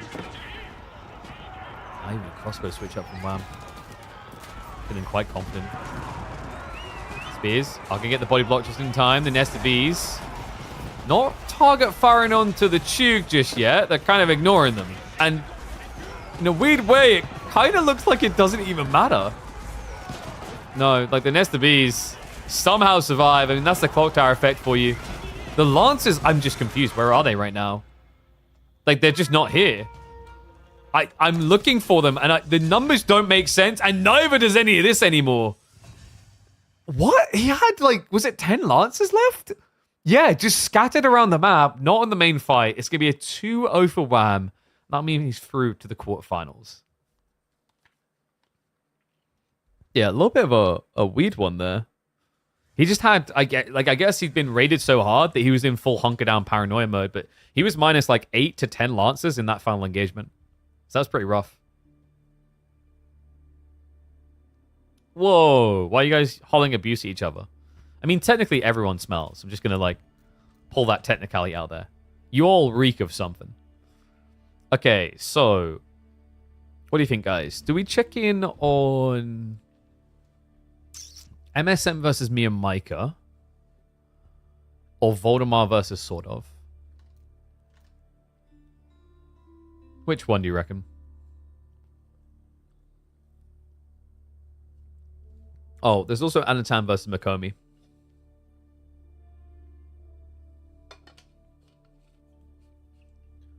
You guys want Voldemar versus sort of?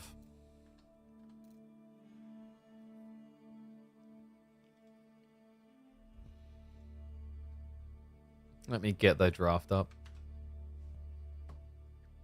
Okay, so reset. Reload.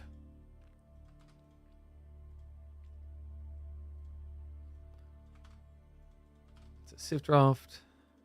Receding for game number 1.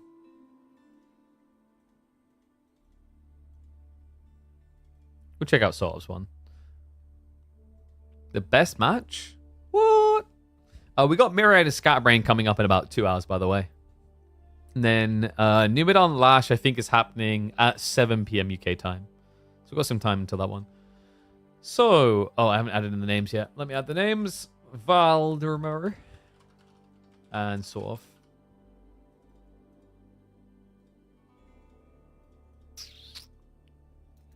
Oh, one sec. My friend and me have been like nerding out about Claire Obscure in the background, and it got into like RTS like we were talking about a little bit earlier. CNC got kind of close with grabbing people's attention. Yeah, agreed. And he brings up like SC2 as being pretty good about investing in like a nation or whatever. I was like, but I think SC2 was really sold on not the nations. I think the thing that attracted people was the characters.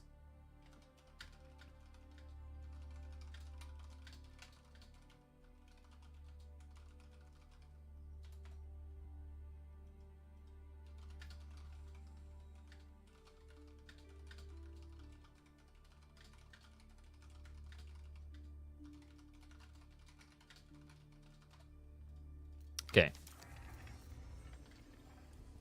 Zerg. Yeah, even Zerg got like a representation, right? Like Kerrigan for the win. Okay, so let me get up the profile and let's have a look and see what we're getting for game number 1. So opening game, receding, it is going to be Malians versus House of Lancaster.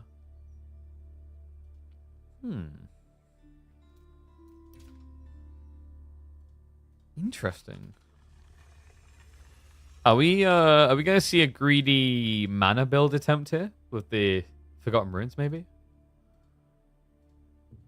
Has to be tempting, right? Oh, I just remember, we never updated the title from earlier. Oops, let me fix that. I'll just leave it as a new week begins for the second. It's probably easier that way.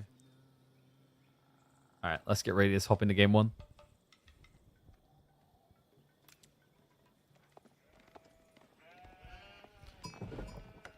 All right, one and all, welcome back to good old Receding. It's Voldemort, well, I guess Voldemort here, versus Sort of. Yeah, Battle of the Kid versus the guy who should be balding, but somehow keeps all his hair in his head at his age. House of Lancaster for Sort of, going up against Voldemort and the Marlians. If you guys have not seen this map, Receding is an interesting one. You've got one big tree line pushing you further and further out of the base. You've got a lot of points of interest to play for, most of them being Forgotten Ruins, which is why I think Sort of picked House of Lancaster.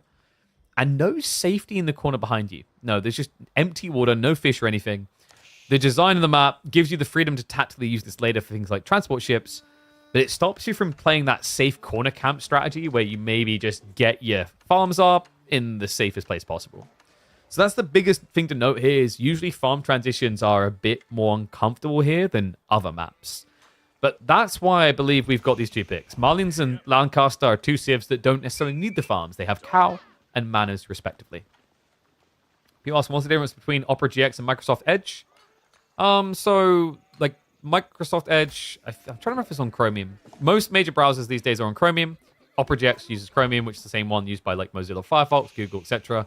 But it has some nice built-in features. Like, I love the gaming corner, so I can figure out when games are releasing. Another really cool thing with Opera GX is that it has a built-in VPN for free.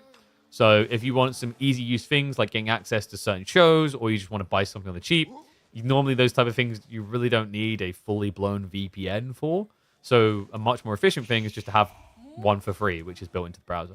It also is much nicer for people that want optimization. Like things like Google, Mozilla, etc. have a lot of bloat in terms of their RAM and CPU usage. And Opera GX can fix that because it actually has RAM and CPU limiters built in. I should also mention, for those that are a little bit more technically attuned, you can actually strip away a lot of the excess involved there and just get it down to the bare basics if you want to get the leanest performance ratio possible. Oh, wow. And talking of performance, that leads in perfectly to the AMD sponsorship. Click that link.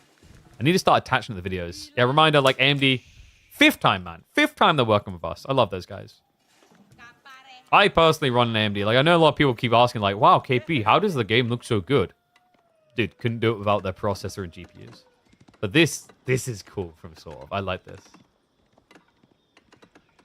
So we've got a Lancaster castle right on top of the Forgotten Ruins. Remember, the Forgotten Ruins are how you're going to generate your stone for mana spam. So he sets up here with the intent of building the manors here, it would seem. A little bit ambitious because theoretically Marlians can poke and prod at you with javelins. And Voldemort, has he scouted this yet? No, he doesn't know. He's busy decapping the merchant camp that got taken on the north side. So Sort of is buying some crucial time here to get the first units up, or rather manors up. My only concern is, like, javelins are not going to care about these arrow fires. I think, like, in some matchups where it's normal archers, this is pretty cool. Against Marlians, I'm a little bit worried because your counterplay to Marlians is pretty bad. You'd have to build feudal hobilars, which most players do not want to do. And for Voldemort, it's just going to be standard Mansa. Could you imagine if he just ran in and Sahara dropped him? There would have been a spot, actually. He could have, like, Sahara'd here, but you never really do this against Lancaster because the short bows. Similar to English logic, if you try to outpost rush them, they will shoot you into the dead age. And yeah, reminder, whenever people want to know what map we've got, literally just check the bottom right corner. Quite often it will be shown there. So another thing that's really important with this play from Sort of that I quite like, this map does not have much safe gold. Yeah, your back gold, which starts underneath your TC, only has 1600. It's pretty underwhelming long term, so you know you need to secure more on the map. And that's exactly what this Lancaster castle placement is going to do. It's got the 8k here, 4k secured behind, and one down here. There's a lot of gold accessible, and that's important because compared to English, I'd say Lancaster is a much more like gold heavy civ if they want any unit diversity. You know, like the Hobilars, the horsemen cost gold. The Knight spam is much better on Lancaster than it is on English. The Men-at-Arms spam as well, actually. Yeah, it's interesting. Earlsguard are like very, very impactful in the early Castle Age.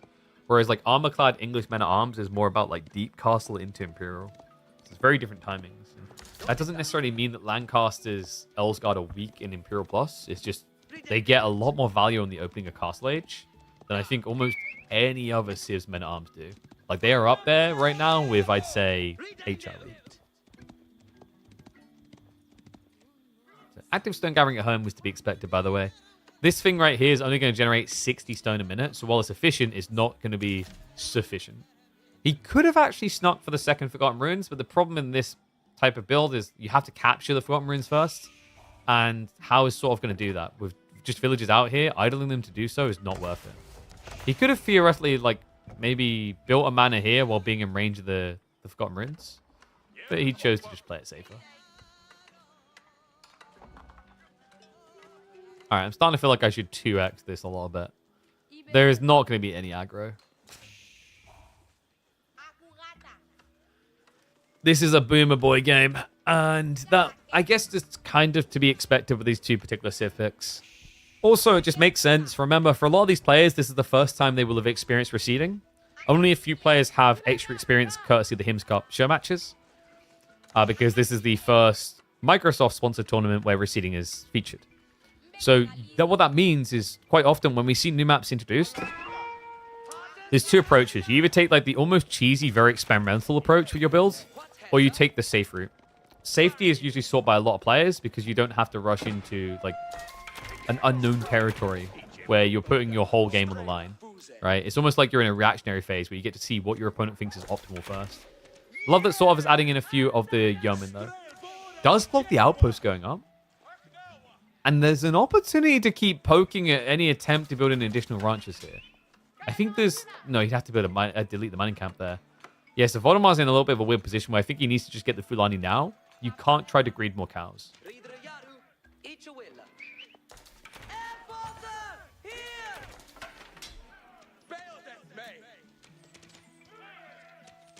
Siege engineering as well. I kind of dig this from sort of. I mean, building Yeoman now isn't terrible. Yeoman are going to be great because they will scale very well. Javelins are a little bit more of a predicament when you go to Castle Age, whereas Yeoman remains very powerful in Castle Beyond. But with the arrival of Javelins now, it is going to maybe light Fano sort of ask to move quicker on whatever his move is here. He clearly wants to go more manas. He's got level 2 unlock and enough stone.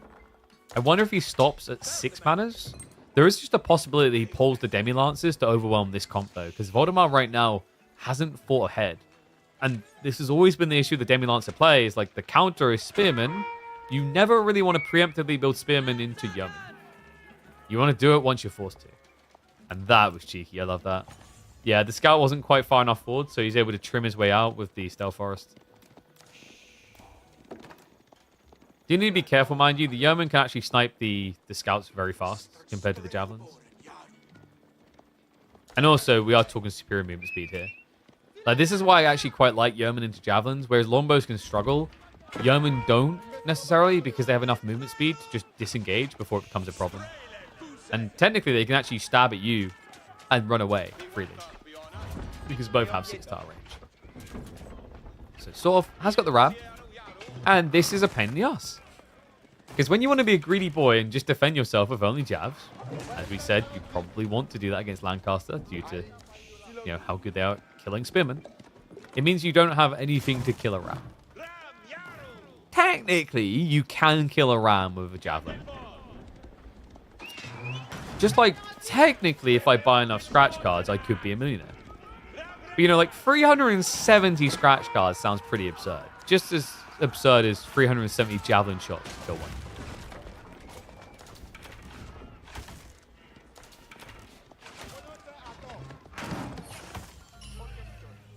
Other problem here is like Voldemar is now not aging. Yeah, it feels like the timing is maybe slipping slightly. Adding in Musafadi is intriguing. Against Yeoman, quite questionable. But I think this is because of what we highlighted earlier about Hoblar sucking. Is that he's probably expecting, if sort of looking for an answer, it's going to be more spears or castle play into Earlsguard opening. And either one of those, Musafadi are a decent answer for. In particular, like the Spear Musafadi interaction is really good now for Musafadi ever since they buffed the cost of these to be now 75 resources.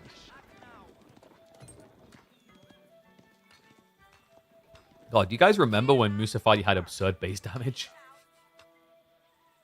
Those were the dark days, my friends. What was the number? It was it like 13 base in Castle, I think? It was really, really high.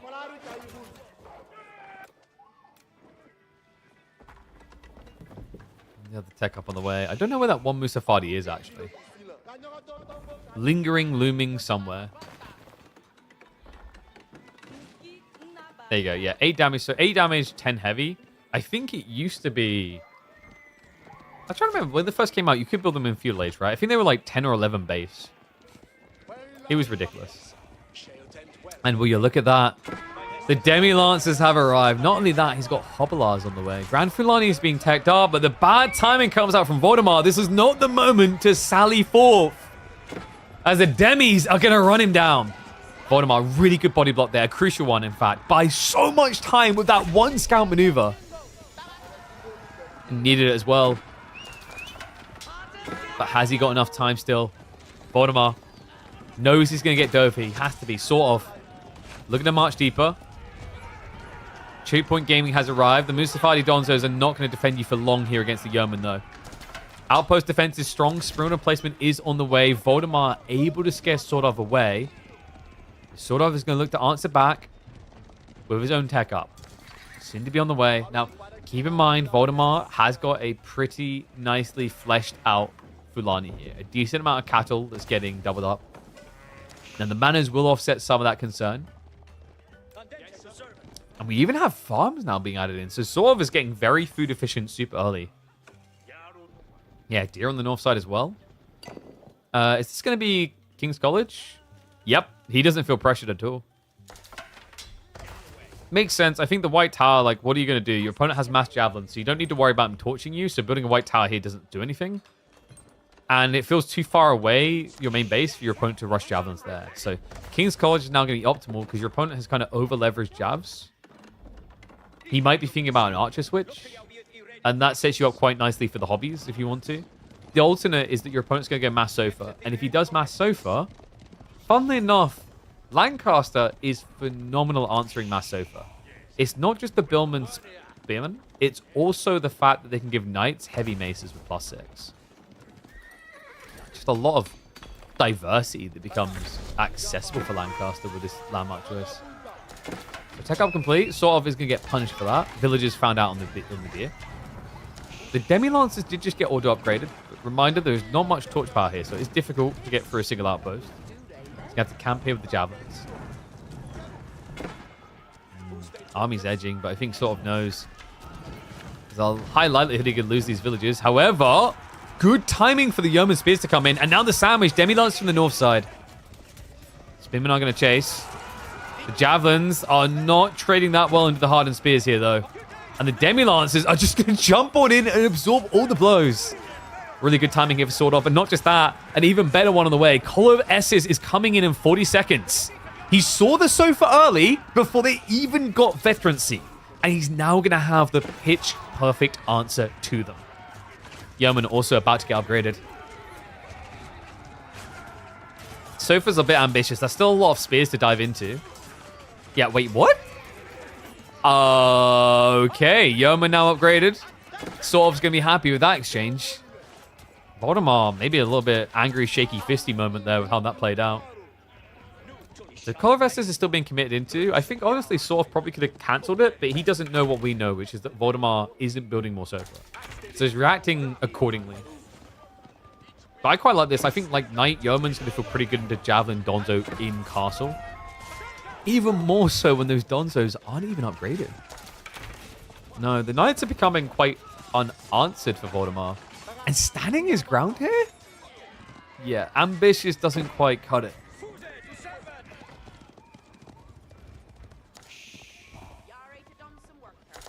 Can I speak German? Achoo! Get it? Because germs? Oh, I speak a tiny bit of German. Jawohl, schnell, das ist gut. That's all you need, really. Come on, that dad joke is worth like 15 subs. You just don't want to admit it. Oh, and actually, yeah, you're right. That would have been the perfect response, Skills, because tight is where we should have went after doing that. Damn, we missed the follow-up trick. Okay, so things have slowed down a bit, but that's a little bit worrisome for Voldemort, no? Considering your opponent is spamming knights, this leaves you quite open on the flanks. The good thing about mines is you can play quite dense and condensed. He's taking a little bit of greedy risk on the flank there without wheelbarrow as well. Looks like the knights are going to just sally in. Donzo defense is going to be good enough. The problem is it's becoming multifaceted. Sort of loves to play this way. Knight flank raid, knight flank raid. The question is, what can Sort of do with map control? What does he want to do? Because there is like a reasonable relic grab to be had, but they've split it so far. He's got one to still pick up on the north side. He's not excavating anything additional, though. There's still 2 relics up for grabs, and neither player are trying to get them into the field.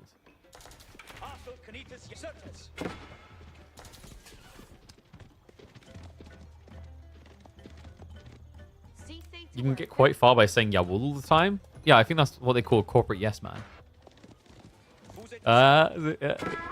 Anyway. Where's Sort of's army? I'm kind of shocked how weak his production rate is right now. Yeah, there's actually a risk of a swarm at this rate from Voldemort.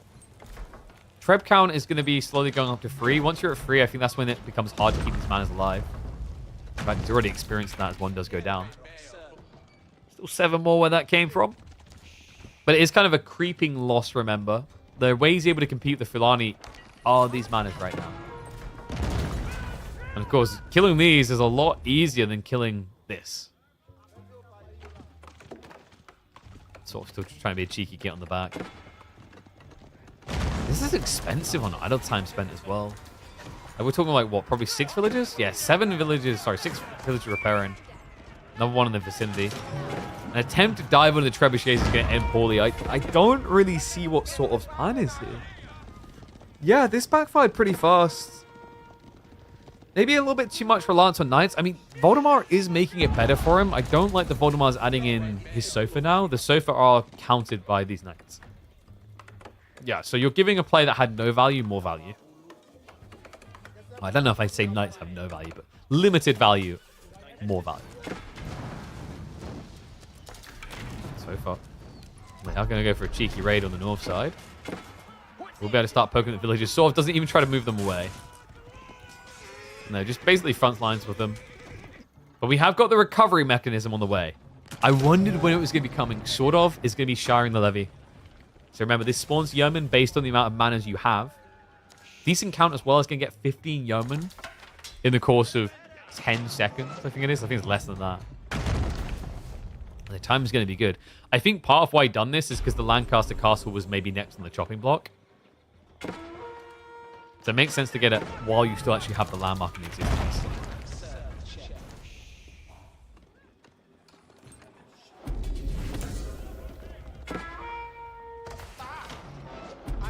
Boy pumping coming. Ulfsguard also being queued up. Voldemort has got a decent answer to just small melee blob though, because he's got a few sprinkled in there. I like that Voldemort hasn't overinvested in these so far, by the way. Like, I was a little bit dubious, but you see why he's doing them. It's not about the direct fight. It's about giving back the medicine to Sort of. Or rather, the pain. Oh, needs some medicine. Of course, the night raids earlier that were a little bit nuisance for Voldemort is now something that Voldemort is able to do back.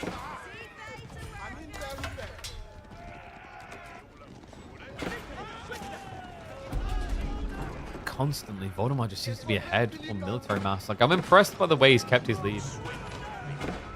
I wouldn't even say he's necessarily weak on quality of army. In some ways, you could maybe argue is Javelin the way to go, but it does make sense into Yeoman specifically. Archers just wouldn't be able to touch this target. No sync shot either from Sort of. And now the opening comes in, able to club onto that northern side archer formation. There's going to be a backstab coming through, but the Knights mirrored perfectly by Donzo. This is over. Look at the count. This is ridiculous. Sort of. He just can't hold a torch to the Malian Flood. No, and now diving sprint on placements. He knows it's all over. GG gets called. A matchup where actually both sides have been phenomenal at zerging recently. Malians remind you why they are the OG. Nicely played. Really well executed by Voldy. I'm not sure if that game is uploadable. It was a bit of a boring boom at the start. A good start coming in from Mr. Vlad. G2, let's see where they're taking us.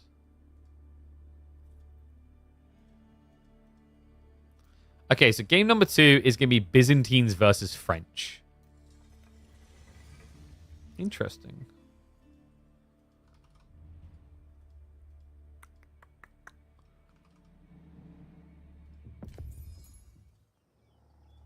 I think Byzantines aren't as ran out of town in this matchup as they were like a season ago.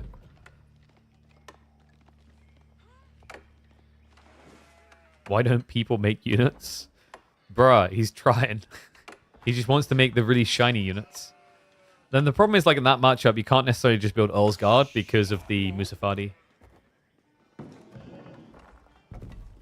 People don't trip Lancaster more. The problem with tripping Lancaster is it's very easy to defend against your trebs because they're just going to use wood to repair. And the other really frustrating part about it is, like, normally the trade-off is, oh, wow, look at this. I've now got to use wood gathering workers to pay off the repair cost. But like instead, you have manas generating wood anyway, so you can kind of repair. It's like a very weird dynamic with that civ. All right, we'll go 2x speed just the other game. And in we go. 1-1. Welcome back to Voldemar versus Swordov. An interesting G1 focused on booming, but G2 has the opportunity to be explosive here. Dry Arabia, we've got Byzantines for the kid going up against Swordov on El Clasico. It is going to be the French pick coming in. 2x speed just for the first 5 minutes so we can catch up and get into the action, because we know in the Dark Age, although there can be some shenanigans, it usually doesn't go too far, right? Right? That's a double forward gold. And Swordov might be in a tricky predicament here. He doesn't... Does he actually know? Like, in theory, he should have scouted this, but doesn't have an icon on the map yet. So an outpost here is a jackpot. Voldemar will look to set himself up nicely. And look at the timing. Sort of just about able to get what he needs gold-wise to go for a tech up. But now lacks the gold to do anything you normally like to do with French. No pro scouts, no night spam. This is a damn good start for the Byzantines. Yeah, not really a civ you often expect to outpost rush. The reason is the Limitane are quite expensive. 90 resources per spearman is pretty rough. And also, you're sacrificing scaling economy, because by doing this type of play, you're not rushing out into the mining camp with stone and generating level 2, level 3, level 4 system. There is an argument to be had that, as a result of that, you are kind of weakening your feudal age timings as well. Outpost up. We'll walk away. He's going to burn the mining camp. He's looking to get free information, so Voldemar will be able to tell a lot about Swordov's intent if he comes to repair. I think Swordov is just going to sack it. He doesn't have the wood to repair if he wanted to.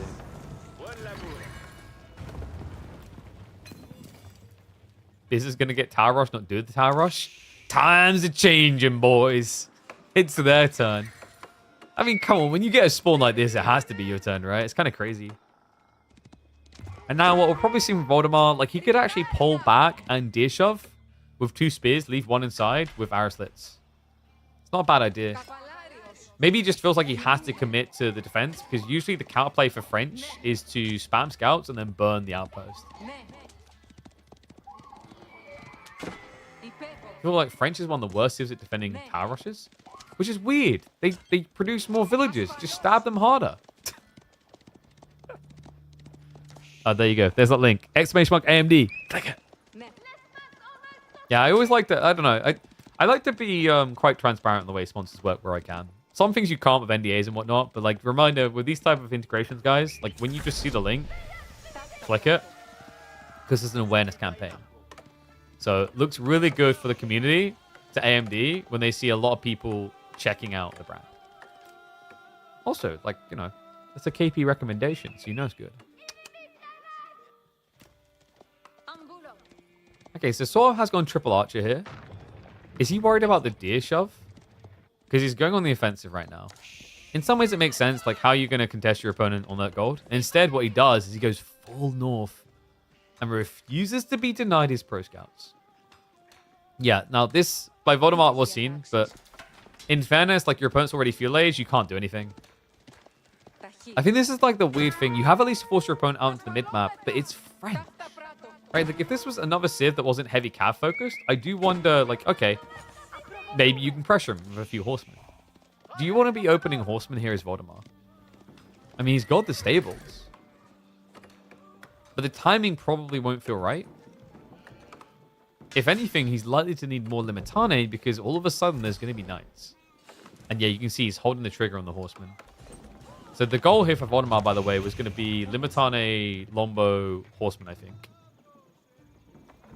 Is there a role where you go Keshix? Yes, one in which you like seeing defeat pop up on your screen. Keshix is hard to justify here. So, why would you Keshix against French? You might Keshix if you want to do a fast castle build, but then what's the value against French specifically? Because when you fast castle, quite often the play is either men-at-arms or relics or both.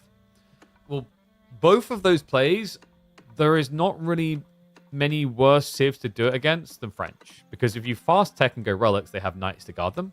And if you fast tech and go Varangian, they have got knights to kill them. So you kind of lose either form there, right? And outside that, like, Keshix for long fuel feels weird. In particular against French knights. You know, it's the same logic as why it can feel a little bit odd to try and do Lombo Mass against English. There are timings you can work around, but they're very specific. Because as the time goes on, your opponent just outblobs you. I think the more obvious one can quite often be like javelin timings against Malians. Like if a Malian player wants to, he'll always outgun you on jav count. Horseman is going to rotate around. We'll discover the outpost is there. Voldemort also getting chased away. Reminder, this was pro scout, so sort of is getting a lot of safe condensed food underneath his TC. There's no risk to his economy. Voldemort... when are we getting systems? There we go. I was about to say, like, this is feeling pretty weak economically. What's interesting is, like, early on, I quite like French for the scaling eco in the early feudal age. But as the game goes on, there's a lot of cool efficiency around Byzantines. Yes, the French TC produces quicker. The trade-off is going to be the system buff. And ever since they buffed systems to be a fixed 125 stone cost, I think the mid-late game isn't expensively annoying for Byzantines like it used to be.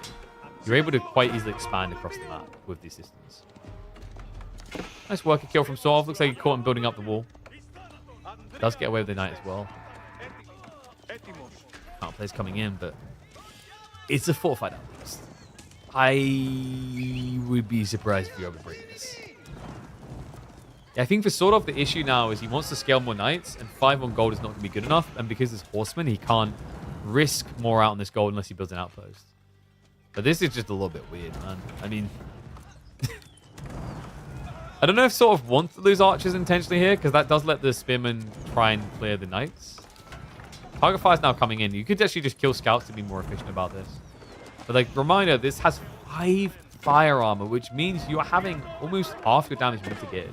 Right? Reminder that fuel units do 13 torch. You fast tech with cataphracts and longbow mass. In some ways, those two contradict each other in what they want to do.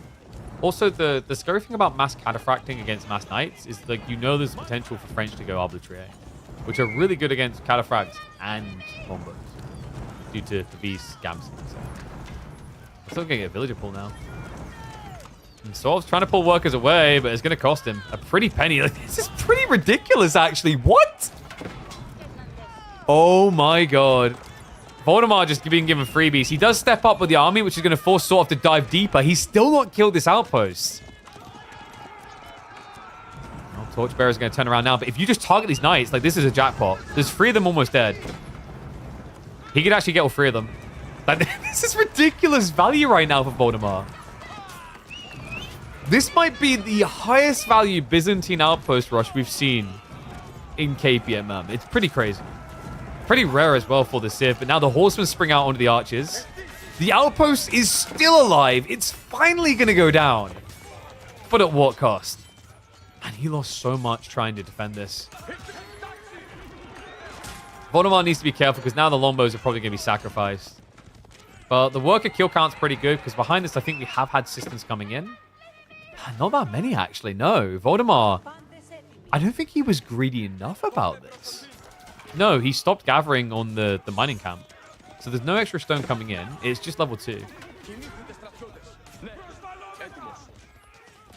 Crazy start to this game.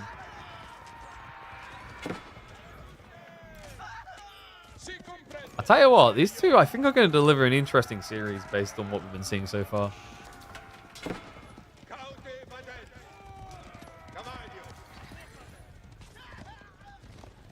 Yeah, like, I'm thinking about how this will likely play out now. Neither player has, like, an overwhelming military lead. And we're approaching the 50 eco mark, where Castle Age just feels quite inevitable.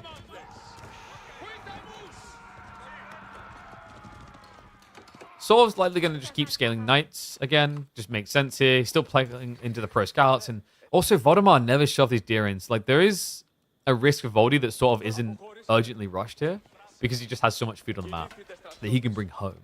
Chivalry's going to be teched into. So sort of definitely wants to turn this into a longer feudal skirmishy type engagement point. Voldemar is being ambitious with this Lombo timing. That is, after the fight you just took, very risky.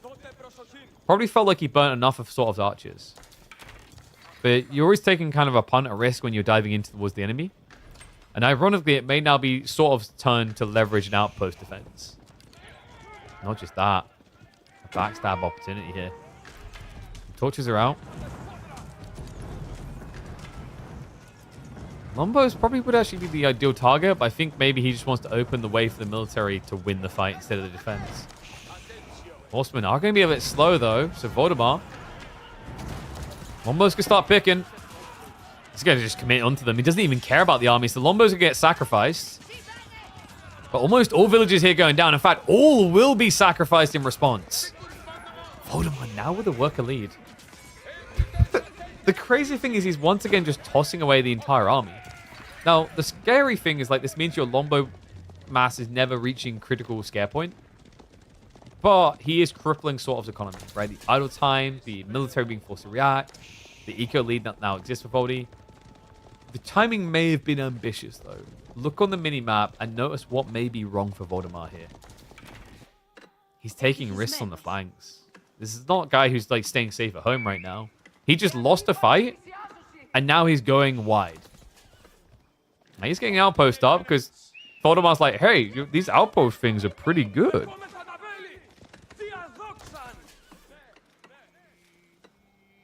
Wonder if it's going to be good enough here, though. I mean, 4 knights, 5 horsemen. That's a lot of burn power. You probably have to sneak some heals, and in fairness, sort of doesn't have many archers. And like at this stage, you don't have that many farms. Voldemar is trying to fix that now. He's up to 9. So getting a little bit better. But in fairness, like we're 40 minutes in, right? It's very rare that you have 25, 30 groves at this stage.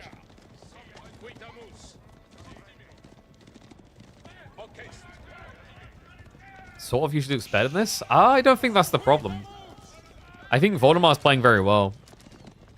Voldemar, like, usually I think that the thing I've heard highlight recently about him is, like, he plays early aggression quite well, but then it's like a case of sometimes it's to a fault, where it almost, like, throws away a lead, right? And then he plays for that more safe, condensed playstyle. So we've seen him play very well in the aggression. We've seen the potential, like, throwaway, where obviously he got 5 worker kills. You got to question whether it's worth it. But right now, it looks like he's defensively okay. His Lombo mass is back up to 10. The Limitane count is scary enough that sort of can't dive. And he's even got emplacements coming in on the flanks to make these locations harder to attack. Like, overall, I think Voldemar exceeded expectations here with this transition. And he needed it as well. It's not like he can be out on the flanks for much longer, considering the bloat that sort of is going to achieve with mass knights. It's me a said knight. He's going to be able to force all those workers home. I wonder if it would have been more worth it to actually wait for the rest of your military, though. I mean, sort of maybe doesn't know just how big his army account is by comparison, but Had he actually just, like, instead waited for the rest of the army to arrive, that's likely going to be a cut down of 10 plus workers. Instead, it's going to be chisel up towards castle. Knight will be able to be a nuisance here. Voldemar's probably going to want to pull out the shivs, as his army is currently distracted. Instead, he'll choose to pull away. I mean, this knight right now is like King Louis. He's going to get surrounded, though. Oh, just about pulls away in time there. One Limitano dressed up concern, but the rest of the army is now in the way. Now, sort of knows he needs to punish this. It's a long time to be idled out, not taking up. Voldemar now committing 24 workers to the age up. And also, he built it on the edge of the base where he doesn't have choke points available. He's once again going to have to walk away. And he cancels it. Oh, no. Voldemar, wait. He got hit there. Oh, no, sorry. He reinvested. That's why. Okay. Spearman Horseman on the way. So he spends the food. He now has 1,300 gold just sitting there wasted. This is ridiculous. Voldemar is floating 2,500 resources in this game. Uncommitted to an age up while being in feudal age. Spearman Horseman going to dive in. Lombos have to contest on the north side. Shivs out from the villagers to grab the knight. As the dive does come in, they found their kills on the worker force there. Now it's a return to the main engagement. Knight count is still looking decent. Limitane are trickling out to just try and draw fire so the Lombos can be the MVP. But the archers from the French are countering this way too fast. Sort of continues to push in. More knights are on their way, so Voldemar needs an answer fast here.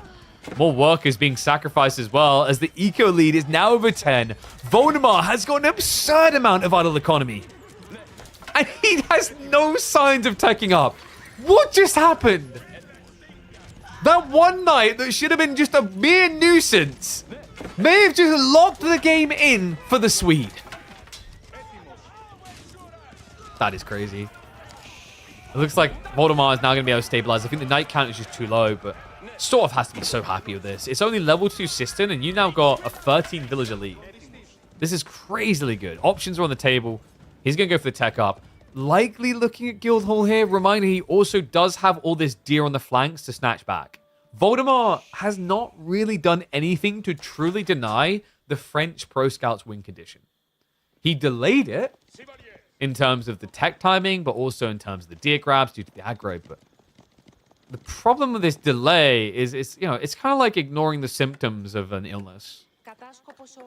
You know, like, oh, it's not that bad right now. It'll be fine.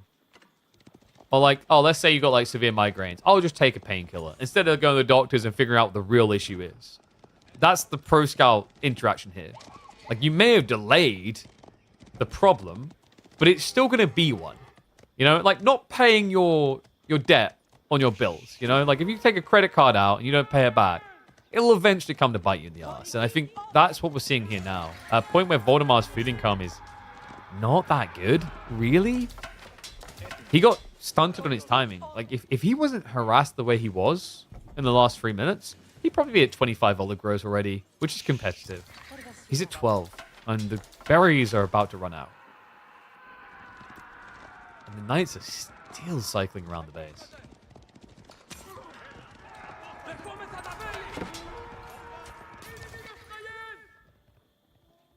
No, sort of. Also onto the stone.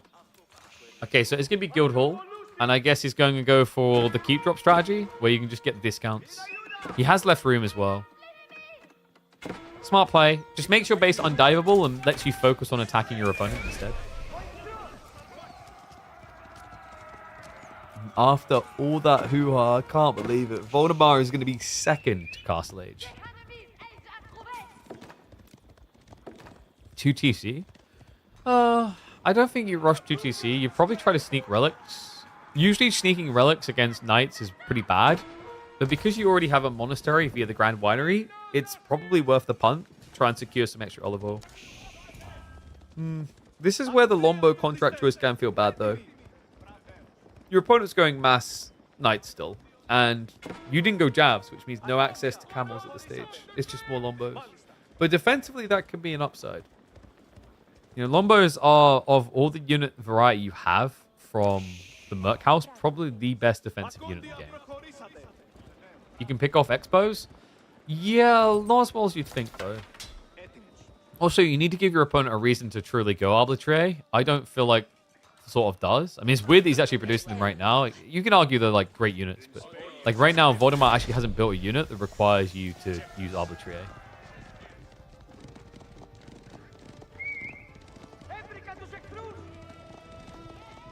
You can make Caddis? I mean, yeah, like this is like me saying you can make trebuchets, or you can make, you know, 15 TCs. Like you can do many things in life, right? You can do like a cartwheel across a highway. It's not like advice though, right? You have to? On 600 food income, I feel like that would kill you. If you get the deer or something, sure, but like the food income is way too low to Caddis. Right, that's like saying I could buy like a Ferrari. You know, if I like maxed out all my credit cards or went and got credit cards and then maxed them out, I probably like could buy like a low-end Ferrari pre-owned. But it's not a good idea. I'd say with Voldemar's current comp, trying to edge towards 2TC and hunker down probably makes more sense. It doesn't feel great, but like cataphracts are insanely expensive on food. If you want to build one cataphract, look at that. It's going to be a third of his food income per minute.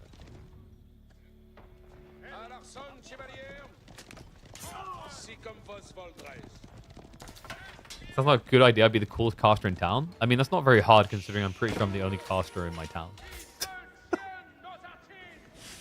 Oh, dear. Oh, wait. Did I put... Oh, sorry. It's Dry Arabia, by the way, not Dry River. I just realized I forgot there was another dry. Let me fix that typo.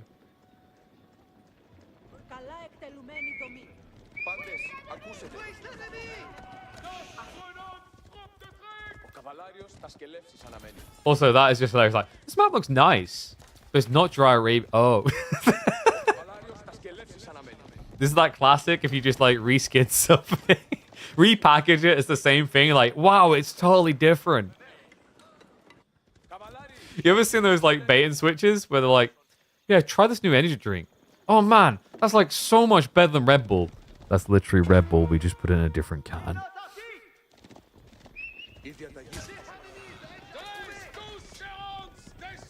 You know, like when you get those AMD haters because they've been like too Intelized all over the years, and you just like repackage a Ryzen CPU, a 9800X3D, into like Intel packaging, and they go, "Whoa, man! Like the latest Intel is like the best one I've ever seen, man!" And then you go, "So I got a little bit of info for you. That was actually a Ryzen 9800X3D." Like, what? That always reminds me of my partner's brother, where he likes his drink a bit too much. She says not alcoholic. I say okay, but basically, they gave him a beer, and he's like, oh yeah, that's really good. Oh yeah, And her other brother went, that's a 0 alcohol beer, and he just spat it out. It's like, oh, what the hell? So we have got 2TC now coming in from Voldemar. Farm count is starting to look good. Like, this game is definitely not over yet, but there is a growing concern. It's 2TC from sort of. He's already ahead. He's going to stay further ahead now because his TC's produced quicker. Guildhall is only 700 food so far, but he's got enough stone to go for additional castle drops. And he's also adding in more farms himself. Yeah, the problem is, like, sort of just fully exploiting the fact he's been given the map. Not for free, but he's earned it now. Like, Voldemar can't contest it. So he's going to look to tap it to the extreme. Like a castle drop would make a lot of sense on the 8k vein on the south side and the north side. Yeah, he can do both. He's gathering stone. I think the play here for Sorov is lock in both of these outskirt sacred sites with a keep drop to secure the gold as well, and then hunker down the center, and then make Voldemar come out to you. It's a really good strategy.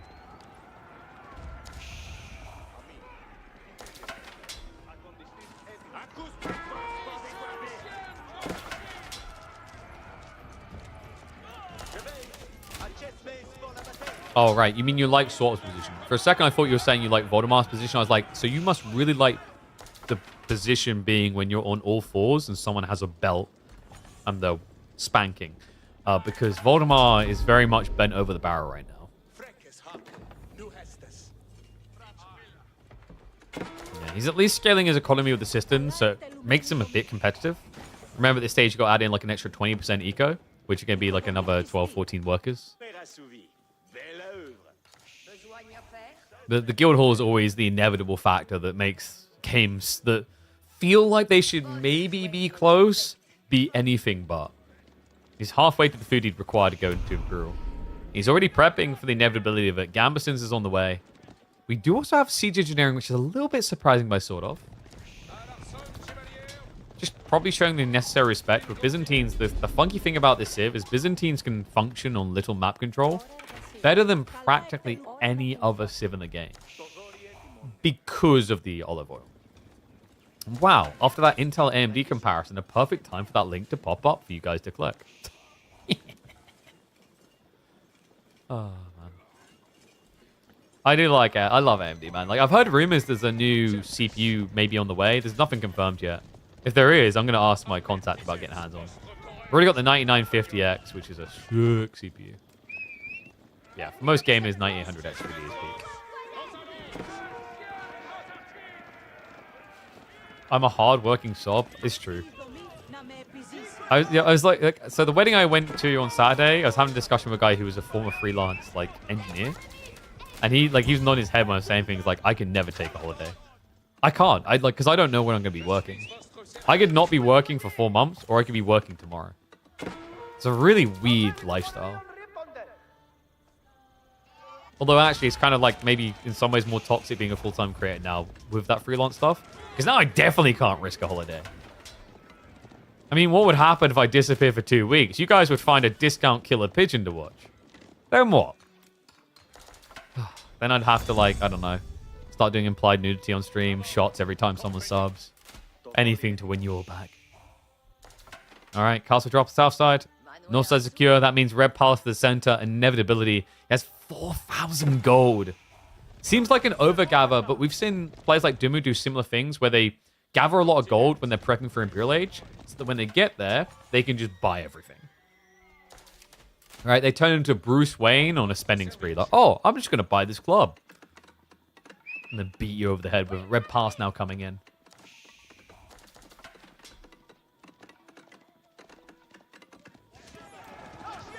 No, I used to get called a discount version of a caster who turned out to be an absolute bellend. So I'm glad I don't get that comparison anymore. He's gone. His ass got turfed out. He ain't coming back, never. And rightly so. He don't deserve to come back from what he did. Knights are going to try to sally in, but Waldemar has activated.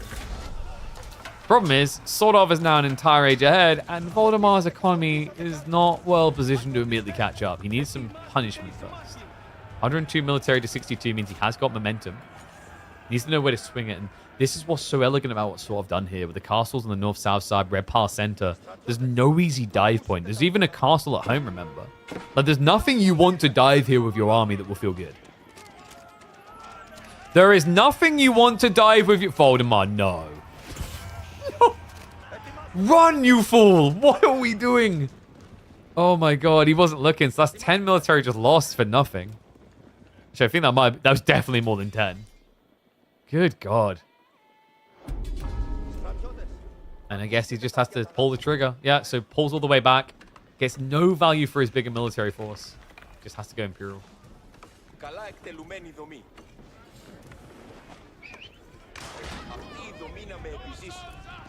Imagine being a French knight, mind your own business, in the Byzantine base and getting hit by rocks.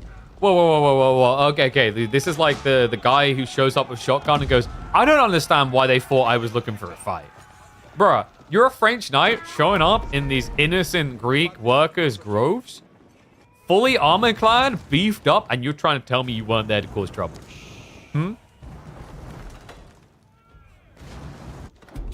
That's like copping a squat on the front of someone's car and taking a giant turd and going, bro, I don't know where like the aggro came from. I was just like, you looking to use one of those public toilets. You know what you were doing. Like, sort of knows exactly what he's doing. Full line of elite techs on the way. He's even prepping for a horseman switch. Makes sense. Voldemar has a hell of a lot of longbows and also has diversified into crossbows. Now, in terms of age-up choices, we did see him teching up with the Foreign Engineering Company, which is the correct call. He now has the volley ability. He also will get March Drills and Lanchnet, but the most important thing is you will get the best siege weapon in the game. The one that, ironically, French could build, but never do. The Royal Cannons.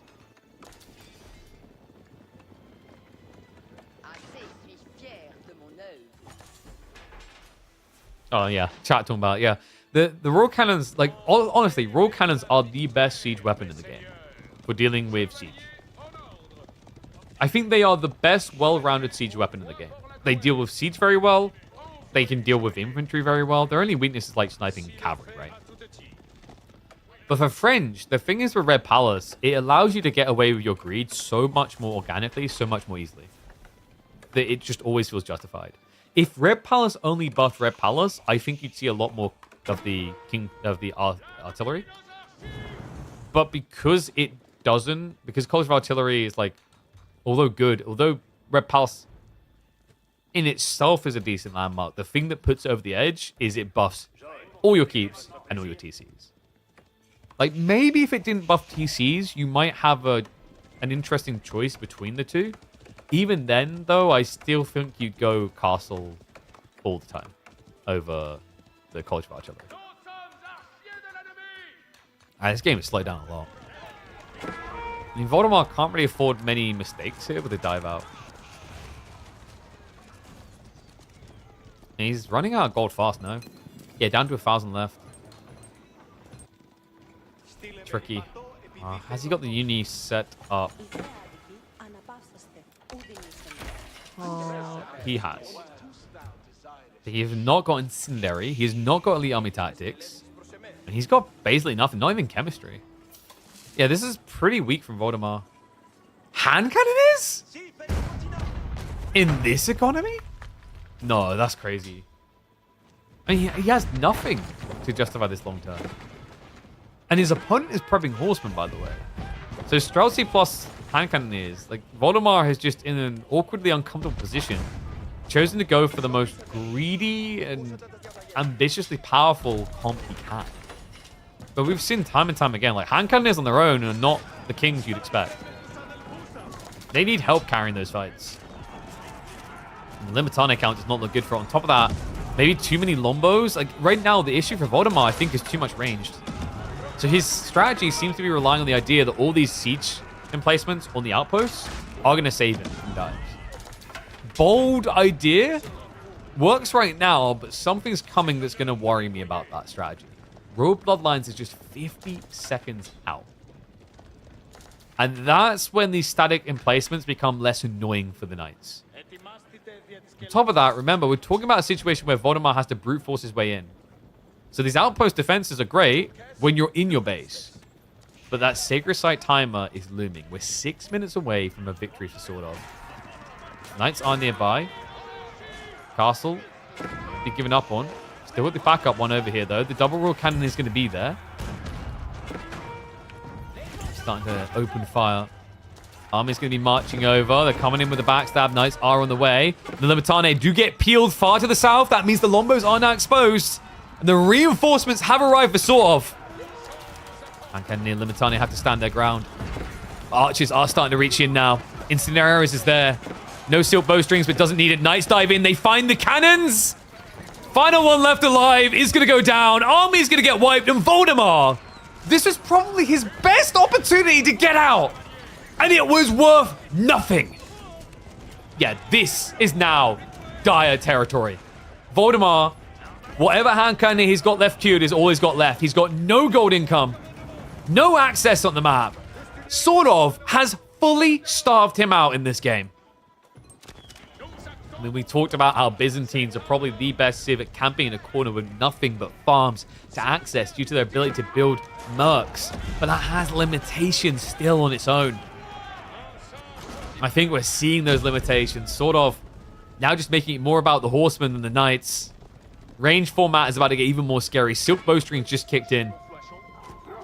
Which means no trade with the hand cannon is into this. It also means that your Lombos almost have the same range as normal archers. We have got Waldemar in full form. You're seeing what he's doing here.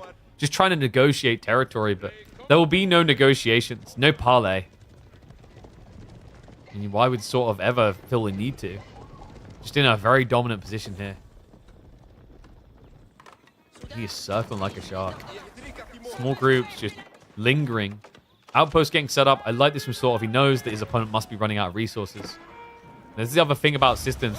Very good because they buff your economy, but very bad from the logic that you get through your safe resources quicker. It's not like China who inflate what exists by 20%. With this Civ, you're just eating through everything that's limited 26% faster.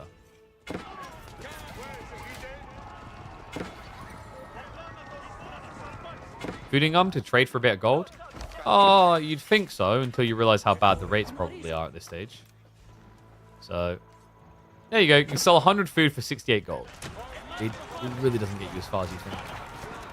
The other problem right now is also, you know, it's always easy to say just sell loads of it, but if other things are happening that distract you, then like that is APM away from addressing concerns to hold a button down to sell resources. And yes, you can trade oil, but the problem with trading oil here is like you're struggling to have a lot of units to look scary. So do you really want to be selling oil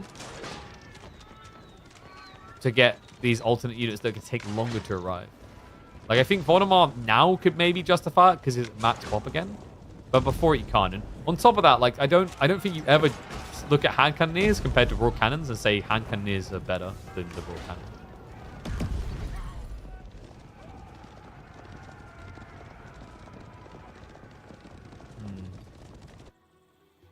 Another castle drop. Yeah, he's just fully leaning south because you can see what's happening. Like Voldemar's kind of revealed his hand. He's producing more to the south side. He's also trying to wall in for the tree line here.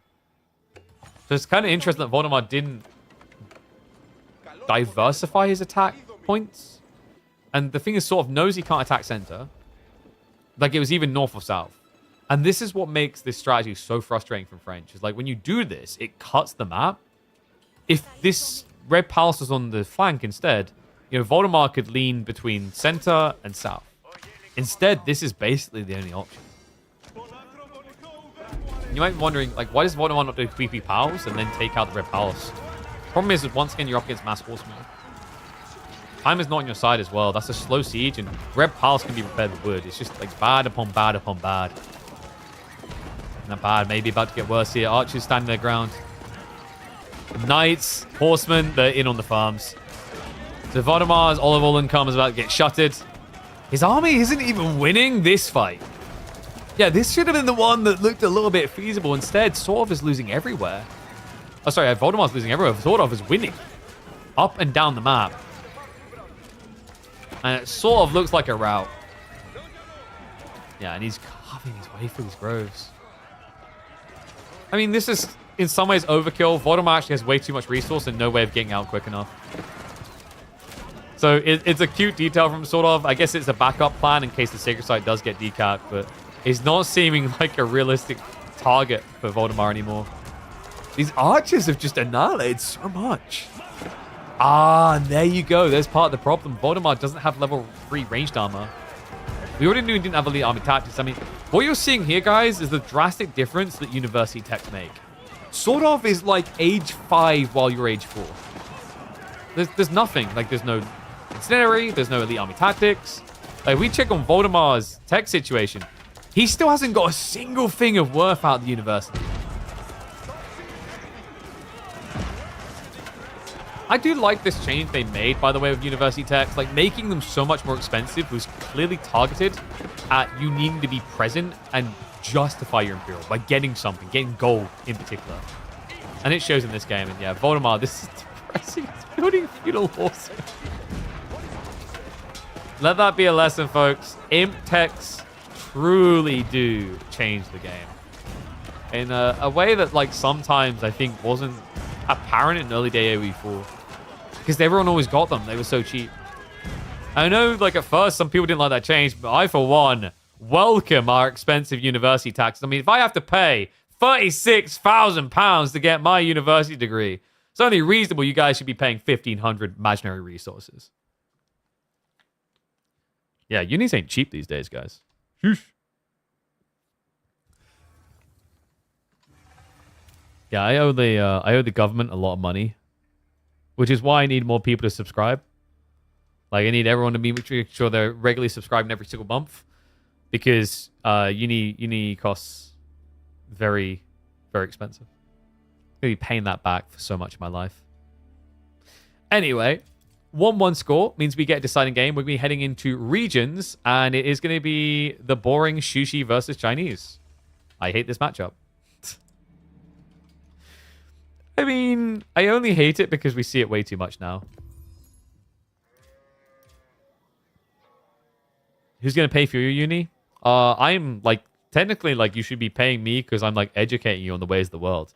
I've been teaching you influencer things, marketing, how to cast, content creation, strategies. Like, bro, that's a lot of things for 5 buckaroos. That's a damn good deal.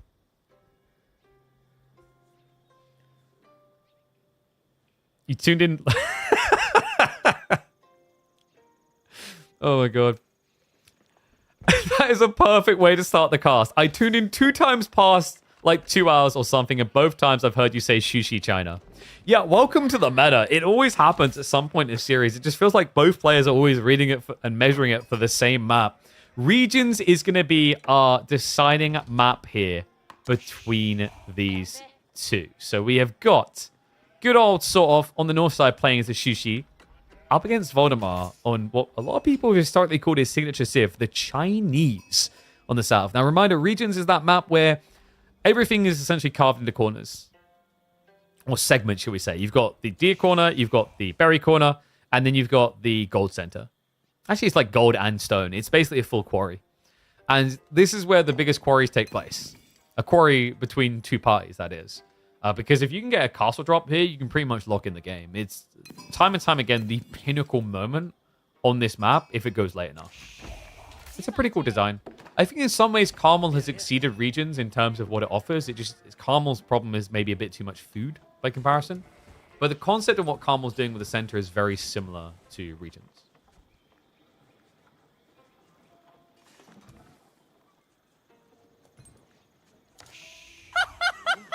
Yo, what's up, Mike Field? I see you with the Prime sub, mate. Thank you very much. Welcome to Swarm. Smart lad. See, guys, you gotta be like Mike Field there. Good bang for buck. Over 100 hours of content a month. That's worth $5. Whew. These two definitely looking to make big on the buckaroo. I think both of these players, the best performance they've ever had was semifinals. Yeah, neither of them have made it to grand finals. Voldemar's definitely played a lot more these weeklies. Sort of had that pretty impressive week. Yes, like just yesterweek. That's definitely a word. Where he ended up going out to be 3-0 in the end. Voldemar's best was, I think, a few weeks prior to that against Anatan, where he also suffered a 3-0. Voldemar definitely having a little bit more of an impressive run to get there, by the way. That was the week where Voldemar was able to beat Louis MT 3-2, which is an incredible feat. Wow, look at this incredible landmark choice. I've never seen it before. I see it every single game. I kind of want a civ that has even more landmark choices each age. Just keeping it fresh, you know. Yeah, Imperial Academy is... It's going nowhere. This is literally a top 3 landmark in Feudal Age. And it scales really nicely. Like, I think the thing about Imperial Academy is it literally offsets all of the weaknesses of China early game. You just get your Imperial officials with no real cost to yourself. You get a lot of resource blow early on. Because you got the extra attack spend so well, you can afford to supervise and produce units. Like, everything is just chef's kiss. And this... Oh, c'est la magnifique. Mamma mia. We are going to cook something nice with all those berries. Maybe a big fat pie. That is going to be a luxurious 108 food coming in. Now, what's interesting about this for sort of is I'm imagining we're still thinking pro scouts. And if we are, the berries as a priority is a little bit less desirable compared to like maybe just like double gold stone over here with some wood. Yeah, I'm quite surprised when Sushi go over here and still go pro scouts. The food is useful for sure, but I kind of rate the idea of just grabbing double gold stone with some trees higher for pro scout timing. And it is pro scouts, right? Like, we've got 3 people on gold right now. He's going to prioritize getting the stables down, which is interesting. I think that's something that's quite different between China and Sushi in the openings. We almost always see China's the one that reacts with Spearman opening compared to Sushi, who rarely do. It's almost like Sushi players are trying to avoid building spears, which does sometimes surprise me because there's an argument that there's value points. The main one being that you can then switch into Palace Guard, which China cannot. A spot for 4 berries? Not really. What, you mean here? You wouldn't get them all, I don't think.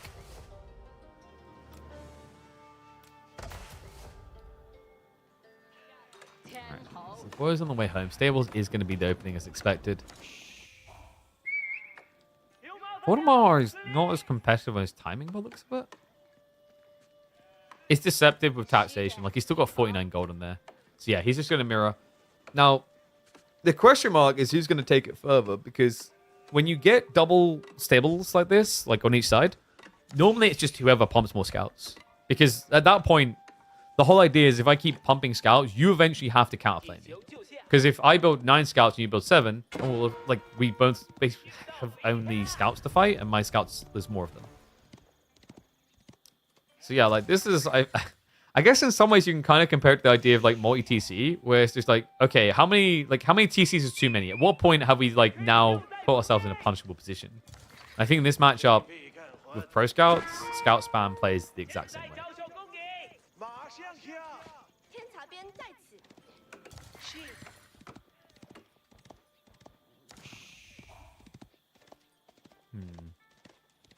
And they are mirrored down to the line. That was less than a second between them.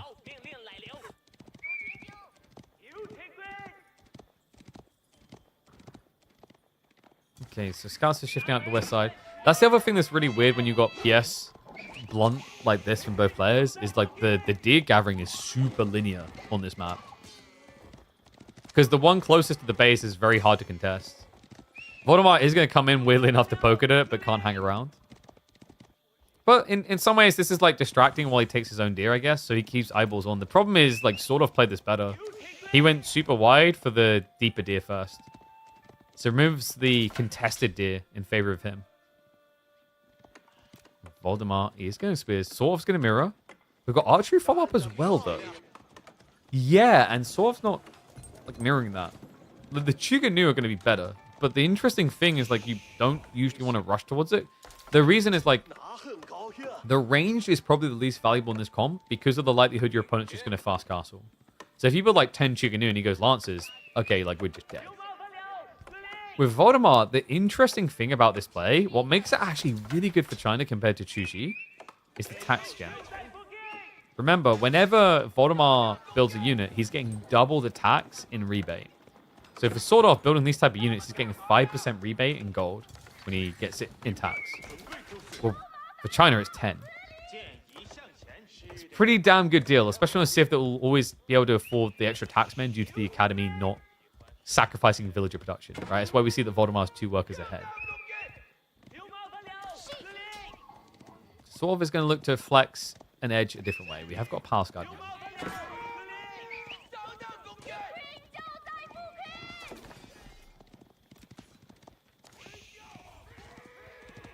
It's quite a lot of spears actually coming from Voldemort now. I mean, it is a better blocker to the scout play. The scary part is the more you do this, the longer the feudal gets, the better the Palace Guard idea is. Because, like, Sword can basically build up to 5 or 6 Palace Guard and then skip out on the next stage.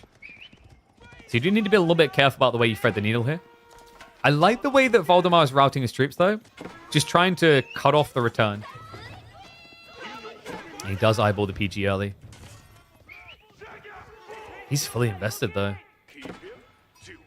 Horseman backside is going to keep them off goal, but that's fine for Voldemort because with this build, you can see he's not really rushing the edge. So when he eventually does look for castle, the taxation should be good enough to just get him there. And this is just weird, though. I think the PG are just taking a little bit too long to be killed. Once they're gone, Voldemort is just going to be like keys to the kingdom type feeling. That's the all good thing. If it takes you too long to kill one, there's going to be 2 more waiting for you afterwards. It just has a multiplicative effect.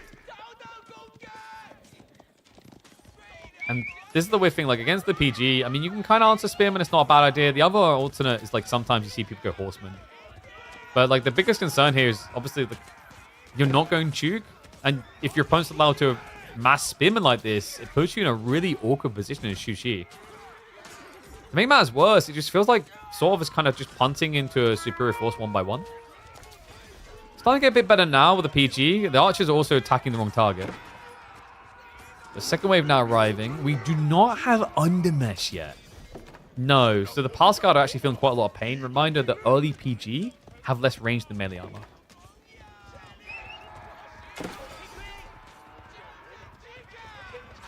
I wouldn't be surprised if Voldy now looks to exploit that. Nah, he stopped archer production. I think he's going for the age now. Bloomery would have been kind of cool here. It's just like, it feels like a weird tech to usually skip into. Which there's a Deer Corpse counter in the overlay. The problem is, like, I think I talked to someone about this, and I don't believe there's an ownership tag that gets associated on an API scraping layer. But there's definitely an ownership tag somewhere. Just no one's been able to find it, is my understanding. The reason you can tell is, like, if you do this with vision, like, sometimes what will happen is the there you go. Like, you see what's happening? So when we're on sort of vision, it's more light on the shadow of the deer, and then when we go to Voldemar's, it's less vibrant.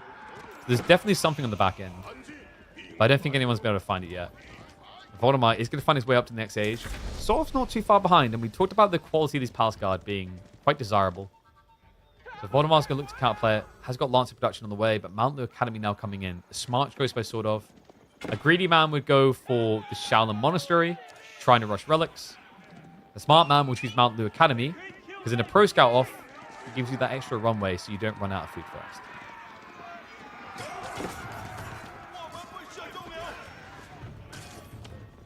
Early clashes they come in. No, the Palace Guard are not upgraded yet, so he needs to be a bit careful. Yeah, like, honestly, the easiest solution from the dev side is, like, why can I not just double-click a deer carcass and it selects all deer carcasses? Kind of shocked that we don't have that tech still. Yeah, it's weird it doesn't work that way with sheep either, right? From what I remember. Thought there's anything to click. The reason we're able to see sheep is because they get the ownership tag, so you can do Control-Shift-A, like we can see the sheep, whether they're alive or dead. But it's different. I think the reason why they show up in selectable is because they were alive. So they were, at some point, like, registered to the Sith.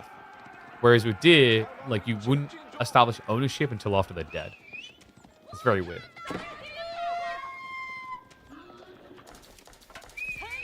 Oh, nice. We've got a ball play from Baltimore. A little bit ambitious with this many Palace Guard. And they are now vetted up. And that is overly zealous Lancer. Like, wait, but we have the same weapon, but I have a pony. Yeah, I don't think they care. It's like, but I'm so strong, I only have to hold my weapon with one hand. Sounds like you're hitting less hard, mate. Sort of also has his own Lancers coming to hit harder in return. PG are going to dive in for the kill. Spearman Mass is now reacting, but we have got Regional Inspection just kicking in, so sort of just upped his production rates. He'll start backing off for the time being. Vodemar has got military lead in mass. Definitely not in quality.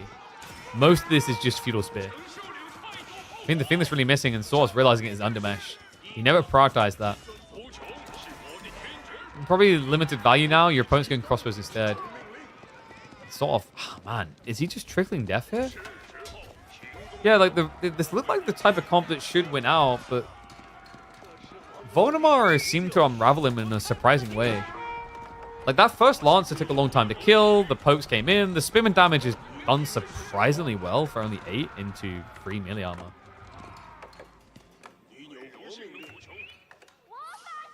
I wonder... Oh, yep. Odd time on the back. Sort of has snuck in. This is the thing about his comp. His comp is about raiding. The PG kind of failed him, but he stuck to Lancers. And Voldemar now has to react to that play. So really good read by Sort of. If he kept up with what he was doing, he was going to die. Like, Voldemar is better designed towards a direct fight, whereas Sort of is taking a raiding approach. And raiding makes sense on this map, guys. Like, you know, Regions is not a map that makes you feel very safe easily.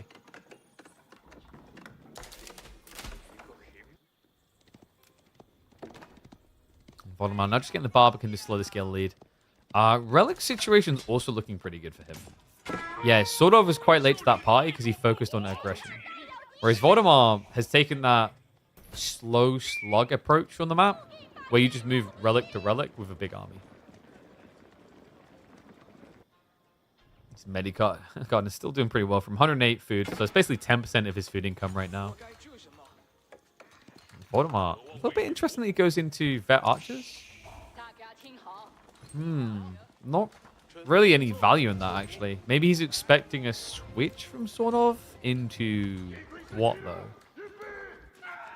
Because sort of doesn't have any reason to build crossbows.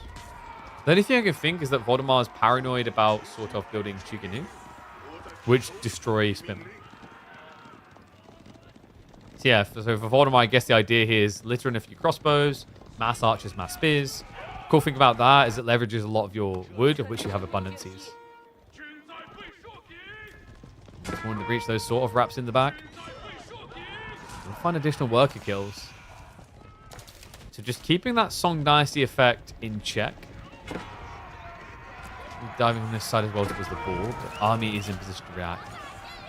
Yeah, game's getting really uncomfortable, actually. I think Voldemar is in a sticky predicament because at this rate, sort of has good map control. That means he can play for boar, play for berries. While Voldemar, at this rate, is going to be stuck needing to go for a farm transition.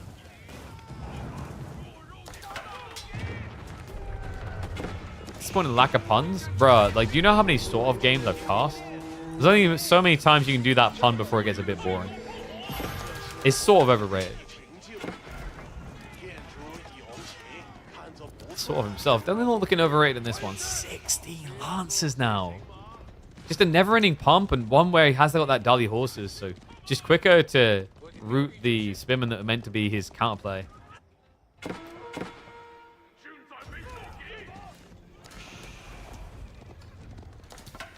Is he playing for Pagodas?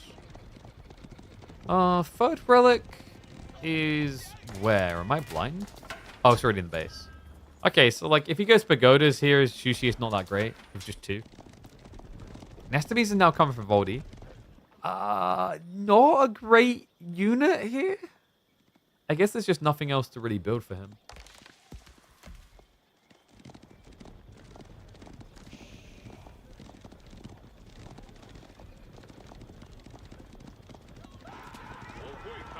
Let's find out if Voldemar's He Who Shall Not Be Killed. Was it going to be He Who Shall Not Be Named in the quarterfinals? Because the Nestabee defense is a little bit weird to me. I think it's a little bit like earlier when Voldemar vetted the archers, like there was a paranoia there might be Chute coming. It sort of is kind of weirdly enough making Melee Blob work better than expected in Castle Age, actually. Like, normally, Melee Blob tends to fail you because crossbow comps. And Voldemar's count is gradually getting there. He's just been struggling, and he now has to go for the wall-ins. We talked about the inevitability of farms. So he needs to lock himself in the corner and pray that Papa doesn't come swinging that belt. Would love to see sort of play for the Sacred Sites, by the way. He's the one with map control. This will at least put some pressure into Voldemar to be present. And you already want to move out to the flanks anyway. We can see the houses, the mills rather, are going to be following up behind the outposts. So it will be a play for berries. Voldemar might be able to get that one up quick enough. In fact, he kind of made it worse for himself. So the Knights could actually hang around to club down some of the Expos. But greedy from sort of. Will get punched in the end. Nicely microed. Voldemar cuts him off. Cuts him down to just 1 hit. But there is a secondary dive. The whole army reacted there. He goes under the main TC. And now he's going to make his way towards the farm. So you kind of got to pick your poison. Who can you protect? Who can you not? Sort of a little bit paranoid, though. Yeah, sees the first group of spearmen and freaks out. Even though there was only 5 here. We'll have to leave the way he came. We've got another wave coming. And the Palace Guard are a little bit more of a stickler. They won't give ground as easily because the crossbow count's not that high. Like, the biggest fear right now is spears. Query is like, where do you attack? And how long can you keep this up? Because there is like a world in which Voldemar's farms just eclipse your food income at this rate. And that's why I said the Sacred Site's like a key condition here. Because now with more Nestabees getting added in, you know, with plenty of crossbows coming, Voldemar is going to find it a lot easier to prevent dives. 80 Bunty Moon? Wait, do people still actually bother that one? I feel like most people got over it. So wasn't someone said about like he was offended by it, and then people were like, oh crap.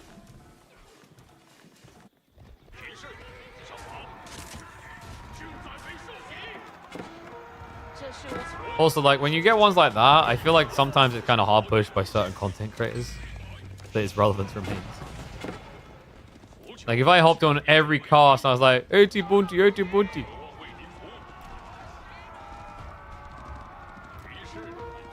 Like, we had our fun with, for example, the Kilyadi GG. You know, where you, like, go 40 minutes in a game down to 6 villages and still don't GG. But then we don't really... This is the first time we talked about it in, like, weeks and weeks. There's, like, iconic moments you can reference, but I don't know, man. The reason they stay alive is, like, you'd be surprised how much of it is content creator influence more than community influence. And for some content creators, you ride the coattails, you play towards what you think the community wants. What does sort of want out of this, though? This is kind of crazy. 32 idle villages? What? I think we're eating the berries a bit too fast here. I'm trying to figure out, like, what his grand plan is now, because it feels like Voldemar has survived the hardest point in the game. And Waldemar is taking over. Like, this is where the game just gets increasingly more difficult for sort of a guy who is resisting the need to go farms as long as he can.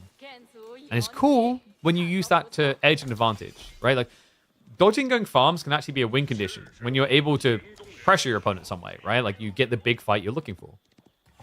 But Sorf in this game is delaying going farms, and you have to ask the question, what is he actually getting out of it? Like, what is the upside of this? Is he attacking still? No. Is he building towards a comp that will win the next fight? Not really, because at this rate, it's going to be about siege, and China's just better. China has clock tower, so those are very tanky.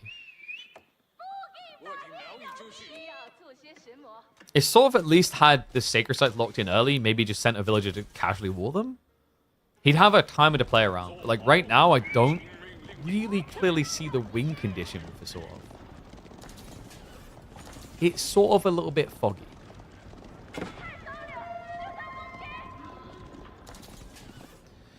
Oy, oy, oy, but it might be about to get bloody.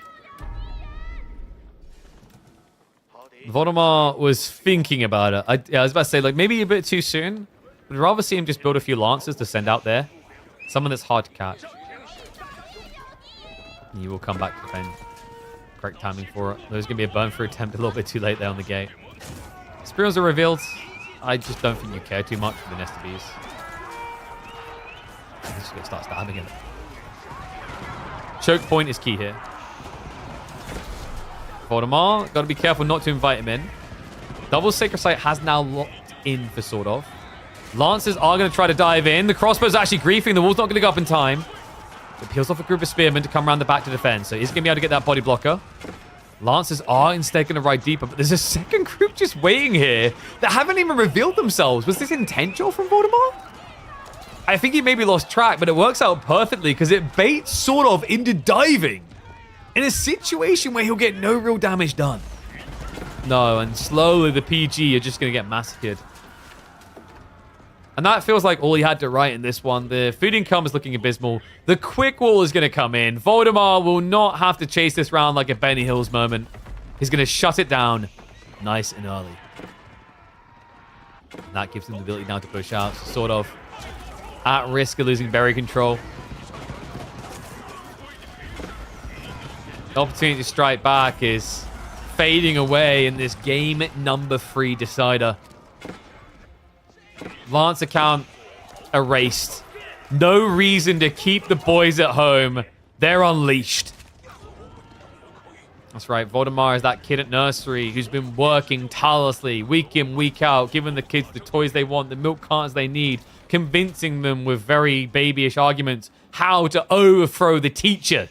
And now it is time to bind him with his own tie and lock him in the closet. Sort of, with only Lancers left against crossbow spears, is on the verge of elimination.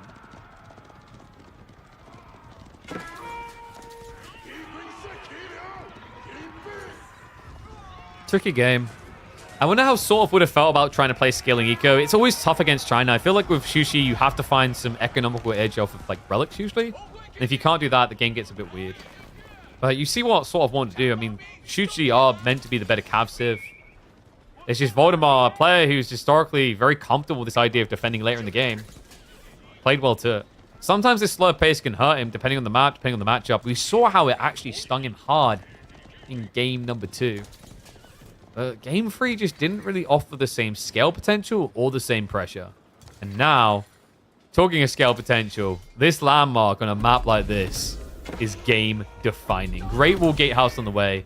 Voldemort even does it correctly so that all villagers can do this. Remember, if you build the blueprint but don't build the full part of the wall, you can actually walk around it. So you just want to tap the center where you're placing the Great Wall Gatehouse, and you can have more villagers construct it. He gets the bad news. Okay, well, we've got Sacred Sites gradually getting decapped by the looks of it. 2 TCs coming behind from sort of. He might try to play this one out a little bit, but the problem now is you are goldless. Yeah, you feel like a gold against a conch with this type of strategy. We talked about this Central Gold. If the game goes long enough, whoever secures this comes out ahead 85% of the time. He is at least going to keep the Sacred Site timer ticking.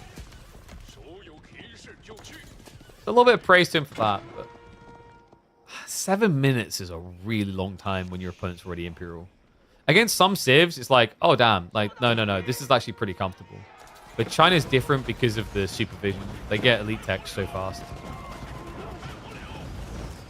Man, he's got no chill pill at all. He's pushing. And sort of his Blobbing Horseman is an answer. He just went 2 TC, and I think Voldemort, did he actually glimpse it? Maybe not. It's on the other side of the tree line. It's going to be Denial of the Relics. That's the only gold income outside of taxation that sort of has access to. That's now on the ground. He's revealed the Horseman early. He's trying to go for the economy, but, I mean, Voldemort has more spears and units coming here. This is ambitious.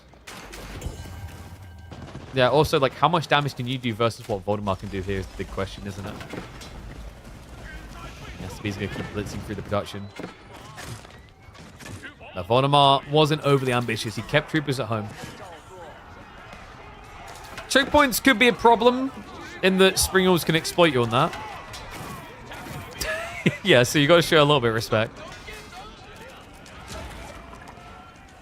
Although, diving in TC is not showing respect the other way. No, he is just getting absolutely disintegrated. Eviscerated. If the Spearmen are clear, that means the Spearmen could just win. And guys, like, this is about as fair of a fight as sort of can get. These are veteran Spearmen. They're not even elited up yet. And they're still going to be good enough to defend. Meanwhile, in the base, there's not really much left of it. I call it more of an outpost, a skirmish location than a real base. Yeah, the Spearman blob just too big. The GG comes out. It is going to be sort of falling victim in the round of 16. Voldemort will make his way through into quarterfinals. But a tough opponent awaits him. B looking likely, and as we know, a nightmare for everyone to encounter that early. Cool series. GG to the boys. Really tight one. By the way, reminder, click that link. Go, go, go, go, go. Wait, I want to check something. If I do this now, does it show up in... I think that... Dude. Okay, that's cool. I think the bot cross-posts now to YouTube chat. I didn't notice it does that until today. That's really handy if it is the case. Oh, wait. No, I don't think it did. I got baited. All right, there you go. I'll just drop it for YouTubers. Yeah, reminder, by the way, guys, it did pop up a second ago. We are doing an AMD integration. Which AMD GPU would you recommend with a Ryzen 5 7600X? I haven't really looked at the 7600X's performance because I've always been in the 7800 and above range. So, like, right now, I've got the 9950X. So, for me, like, it just makes sense to have the 7900 XTX. But I'd say for you, 9070 is probably pretty good. I'd have to, like, I'd say look at 9060 just to be safe. It might be that the XT lines up perfectly. Because I think they just announced one. But, like, more likely, I'd say the 9070 from AMD would make a lot of sense for you. Or similar NVIDIA performance ones, but, like, bang for buck, AMD is kind of winning in those category markets now. Okay. So, the good news is we have a live series coming up in just a few minutes. So we're going to be having Myriad versus Scatterbrained happening next.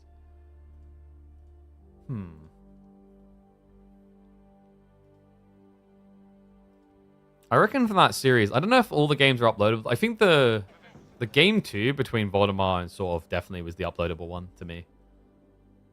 Like the most valuable Byzantine Tower Rush one. Oh no, I just realized because I clicked on the video. I can't do that. One sec. I like to name my YouTube videos ahead of like now as they're fresh in my memory, so I have a reference point. It's just easier later when I go to upload and whatnot. Oh, by the way, probably a good moment. Talk about it. I might have someone, but if I have people who are interested... Oh, no, even more people now come. What's up, boy? Appreciate the raid, mate. I was about to say thank you to Naughty as well. Thank you to Prime. Smart lad. Remember, guys, you got this Prime to get him in. That also supports the channel. But I was about to say, unfortunately, due to some awkward limitations, my current YouTube editor is probably going to have to step away from doing the content on the channel. He's done a fantastic job up to this point. I would love to have kept him. But it's just looking probably unavoidable. So if I do have people interested in helping on the YouTube side, please do reach out, because I'm looking for someone to do thumbnails and eventually editing, because we want to do things to the channel. I have 1 or 2 people potentially in mind, but always welcome to hearing more. Yeah? You're helping Uncle Gavin, are you? Because here's the thing, guys. I need YouTube to kick off so that this adorable mother ducker can have more sweets. Because you eat a lot, don't you? Yes. How much do you eat? Money. Are you expensive?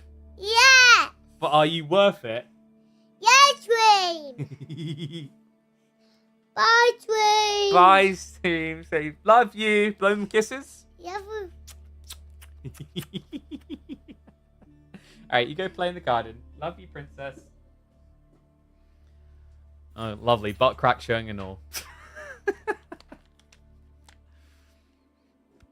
Yeah, close the door. It's okay, Frey. But yeah, honestly, guys, if anyone wants to help on the YouTube side, do reach out. I think I had someone bump me back. I need to respond to him. We'll see. He had a little bit of availability, but I'll explore it. More options is always better. Honestly, there's so much I want to do with the YouTube side. I think I've talked a bit about it before. We never were able to get to it with the last guy because of some technical limitations, but I want to start getting to edited content, trimmed down content. Also want to start doing vlog variety stuff. There's a lot of plans that I want to get off the ground. But I'm aware that time constraints and also mentality, me doing the YouTube editing is a bad idea. I would burn way too much time. Is it a paid position?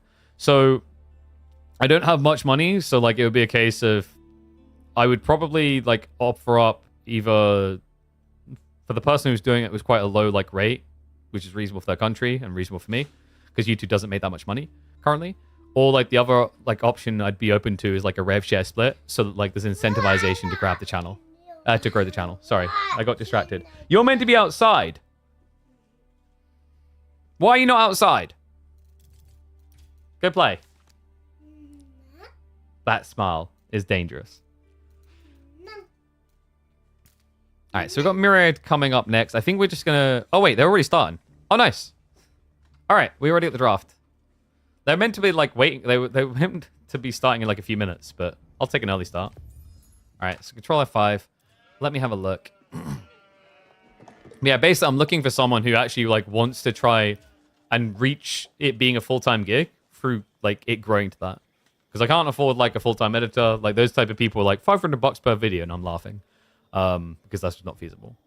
That's why I do like the idea of rev shares. Obviously, it's a win for me for transparent reasons. It doesn't cost me anything more than we can make per se.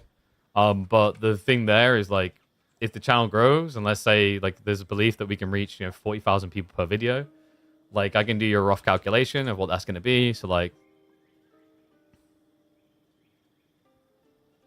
if let's say we manage to get 40k, the 40k is very ambitious in AoE4's current size. Let's say we grew to that size through other content or whatever. Let's say $8 CPM, which is pretty reasonable. That's 320 per video. You times that by 30. That's almost $10,000 that could be made a month. So there's potential. And also live streams bring some good money on top of that. And I've always said the live streams thing with my last guy, I was gonna throw in the ad revenue from that, even though there's no involvement for him on that part, because I want it to be feasible for the person who works for me on that to reach a point where they could happily say, yo, this is gonna be my full-time job, if they want it to be. Yeah, if there's anyone like that, be sure to reach out. Because I really want to take the next step. Like, we didn't even get around to doing things like TikTok, which I think, like, YouTube Shorts and TikTok is just... AOE4 is a bit different, but there's opportunities there, I think, that are unexplored. But let's get ready to go. We can do live predictions, by the way. Mods, please do start those up because it's live time.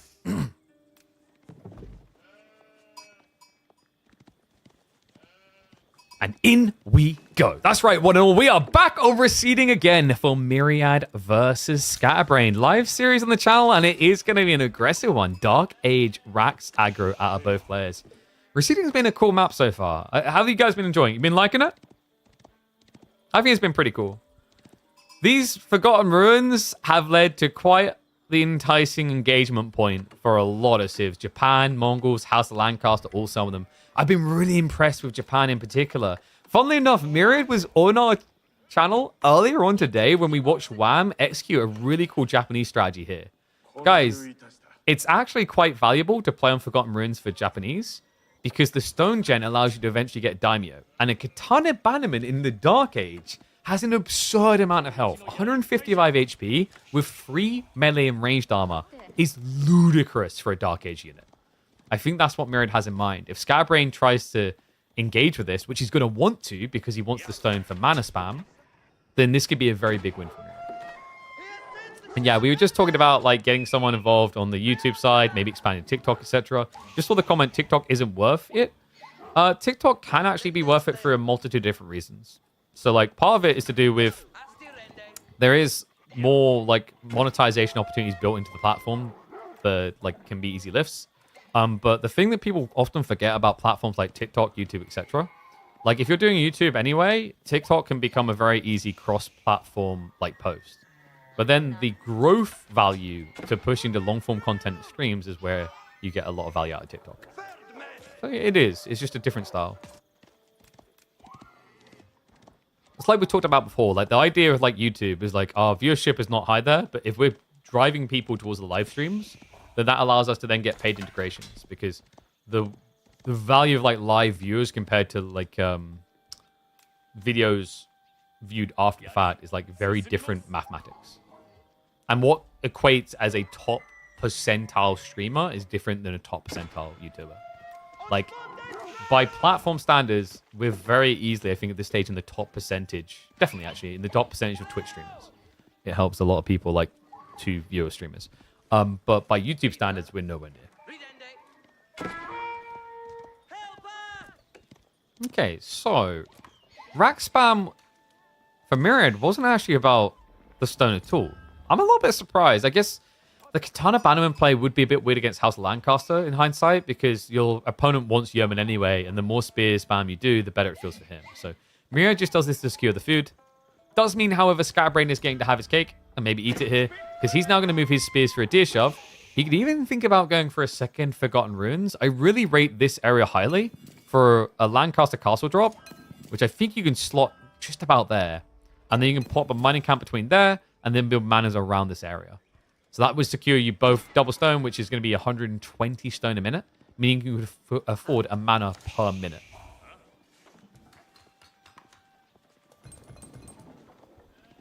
Most of your Twitch viewers came from YouTube, TikTok. Yeah, I think that probably helped me a lot growing, like on Twitch. I mean, you can try to be that person that begs a big streamer to raid you, but it's like, it's unreliable and it's also very assumptive. And also, it doesn't like secure you anyway. If you're just always relying on someone to raid you on Twitch, you haven't like grown your own audience. Which we've talked about before, like the dynamics of like audience loyalty. There'll be some people that'll watch me over another stream being live, but then vice versa. There's some people that will always watch, you know, like Adumu or Myriad or Beastie or whoever else when they're live instead. And sometimes it doesn't matter what you do. Actually, like the weird dynamics of being like a public figure is sometimes actually matters more what the other person does. As in like if they do something wrong. Like imagine you're like the biggest Myriad fan ever and then you see all he does is picks Ottomans and goes fast imp. Unsubscribe. No, those days of Myriad is actually gone. I very rarely see him play Ottomans anymore.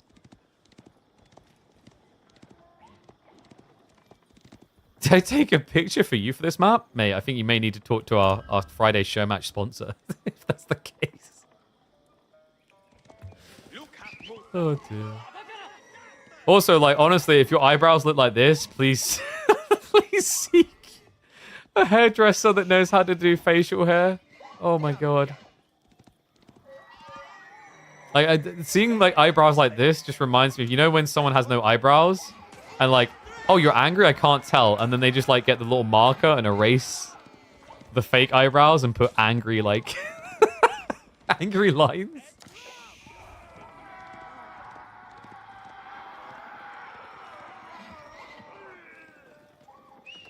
So, Kur coming in against Lancaster Castle. The Lancaster Castle is very defensive, actually. I'm a bit shocked by that. I guess Scatterbrain... Ah, I think he's expecting Fast Castle. Because if it's Fast Castle, your opponent can't really decap these. Not easily. You've already got more spearmen than him. So, like, you know, building a Lancaster Castle out here is, like, very risky. And also, doesn't necessarily secure the long-term access. It puts you on the forward against potential siege. I do think, like, Scatterbrain, I see what he's doing. He wants the wood so Yeoman Spearman becomes more viable. But they've definitely been doing a lot of value in cutting the map against Japan. Because if this was Fast Castle, Japanese love going into Mount Samurai. So if you control the center, they have to rotate super wide. Unibrows? The monobrow? Oh, guys, come on. You were wondering if the hymns maps are featuring here because there's going to be some overlap? No, that's not the intent. We create the maps to be kind of, like, you know, flavorfully featured around and focused around that sponsor. The reality is, if it's a good map, it's a good map. And we'll use it because it's a good map. I think Receding is a really cool map. We'll see how people feel about long term, but I haven't really heard any complaints about it whatsoever. I think the only map we've heard on the show matches that had some dire complaints was maybe it was Impotence. Impotence needs some work. And what's up, Zimto? Thank you very much for the Prime sub, mate. Appreciate the support. Love everyone who's tuning in. If you guys can't afford to sub to support the channel, there's loads of free ways like our AMD integrations, our Opera GX, which is a free download. Or just share the stream around. Create clips. Share clips. I saw Soft had a new thing next to it now. I don't know if you guys saw this, but like on Twitch, there's a top clipper thing you can get now for being the top clipper on the channel. So clip and share. Let everyone know about the amazing maps like Receding and KPMM. Who names these maps? Me. I think I was talking about this the other week. That I genuinely think that map names are overrated, like when they're serious. Like when I found out that Four Lakes used to be called X, I was like, okay, sorry, Cross. I think it's called Cross. I was like, I don't know. I kind of prefer that. You know when it sounds like you're trying too hard. Like if you got called Humphrey Archibald III, I'm like, bro, we could have just called him like Archie. That's a cool name. People love Archie. Like a little bit too sweaty, you know? So we did get a Yumi opening from Myriad, but the trend is Castle. He just wanted to try and annihilate the villages, and that's where the Yumi are insanely good. The movement chase down, like there's no getting away from them. If you don't see them coming early, and it's very hard to see when you don't have the Lancaster Castle out. That's the other problem with his build here. He wasn't guarding the area, so he didn't know when it was coming. So he does end up losing a villager. But White Tower is on the way. Are you guys okay with this? Because, like, I wouldn't be okay with this. I'd feel a bit sold out. The White Tower, I mean, it protects the manors. I guess Scatterbrain doesn't think he's going to need active wood gathering. That's the only thing I can think here, because you've got the gold, the deer, and then you've got the manors. Like, wood's a bit weird. There's a rotation opportunity for Myriad. And remember, this is Japan. Mounted Samurai are king. Oh, Emperor, even. Does at least get that initial spawn of Earlsguard. Oh, this could actually be like a true test of Earlsguard, actually. A litmus test. I think they lose this matchup if it happens. Like, the only thing they have is mobility, but think about what Myriad could do here. It'd be a little bit nuts, but, like, he could go Mass Samurai. He's got what he needs. It's going to be Floating Gate. Now, if it's Mass Samurai, I think you start prepping Harden now. Otherwise, we're just getting classic mounted Samurai. But, like, Mass Foot Samurai can make sense. The only negative, as I said, is going to be movement speed. Like, your opponent can actually just run away from you easily with Earl's Guard. And they can kind of poke you down with the dagger throws. It's just not a reliably quick way of killing.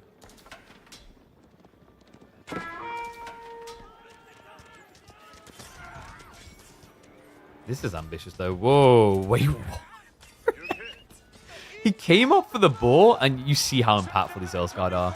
Those dagger throws are the killers. He's even going to find kills in between.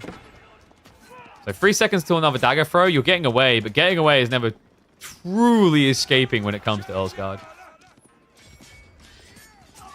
Does he go for the dagger throw? Because that one will be an insta-kill. You have to sometimes pull away. Dagger throw range is really odd. If you're within, like, 3 tiles, you'll always charge instead. Yeah, so instead of getting an extra kill, he gets none. A little bit rough. Tech up now complete. Miro does have Mount Samurai in the way, so we're not going to be seeing a Samurai Flood. He's just going for the tried and true. Can anyone in chat guess why I'd be worried about Mount Samurai instead of Samurai Flood here? It's very subtle what the problem could end up being, but it's important. So, for raiding, sure, Mount Samurai, great. But for direct engagement, remember what we said about the dagger throws? Dagger throws are really good at shutting people down when they have small unit counts. Now, if it was Mass Samurai, you'd overkill with a dagger throw a lot. But with Mount Samurai, like, there's one entity at a time. So all those dagger lobs add up pretty fast. Now, the trade-off, the advantage that Mira's looking for here is that his opponent can't run away. That's the idea. But if you just don't get enough Mount Samurai out, you'll melt straight away. Time being, things looking good, though. Scatbrain is a bit scattered on the map, actually. He's going to find the gold gathering. Another thing that's awkward about Mira's choice here is Mount Samurai are expensive, especially on gold, and all the gold is forward-facing. It's a great read. Scatbrain able to deny resources. Mira did get some reserves here in the gold, so we'll better get a few more of the Samurai out. Scatbrain, I wonder, is there ever a world in which he goes back spear? I mean, does he even need to? Like, at this point, the game might just be over. Oh my god. I think Earl's Guard is becoming a problem. Okay, so I want to defend them. There is one where manners are the problem again. I feel like manners, even though it's just 3 of them, they enable a lot of this so often. And the other thing is when someone starts mannering, you have to act as if they're going to build even more manners. You have to react accordingly. But then, like, Scatbrain done here so elegantly, he just stopped at 3, teched, and then flooded. This is crazy, man. Like, this might be the most bullyish, cheesiest fast castle build we now have in AoE 4. Earl's Guard. Would have been interesting to see the Odachi response with Samurai, but we will not get there. The Mounted Samurai fall, and the Earl's Guard are always on watch. Yo, what's up, Xlav? Thank you very much for the raid, mate. I hope you had a good stream. Welcome, one and all. Man, that was a brutal one. So Scatbrain leading against Myriad. Not something that many people would have expected. I think like Myriad is just seen as a little bit higher of a player at the moment. And I don't think Scatbrain will mind me saying. Like, recent results definitely support that. But freaking great start for him.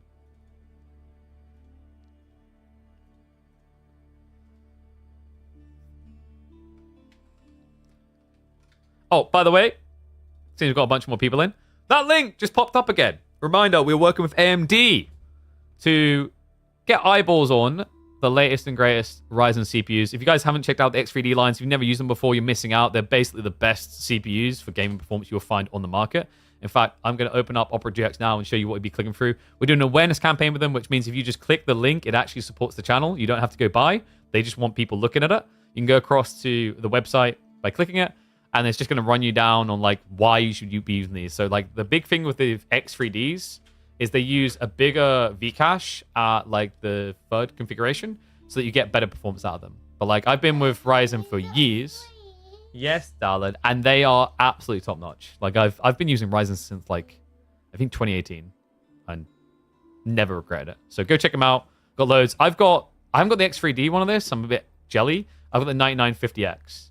But for a lot of you guys, you should check out this one here. 9800 X3D will be perfect.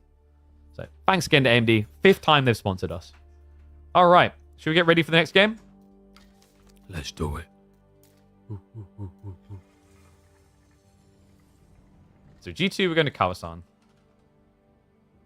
Oh, I thought Freya was going to try to hop on the screen again. She's such a camera hogger. But no, she's ran off. All right, I've got 2.5 minutes until we're in game, which means... oh, ads already ran. Okay. What are we going to call that one? The most toxic. It's too easy and it's too toxic, maybe.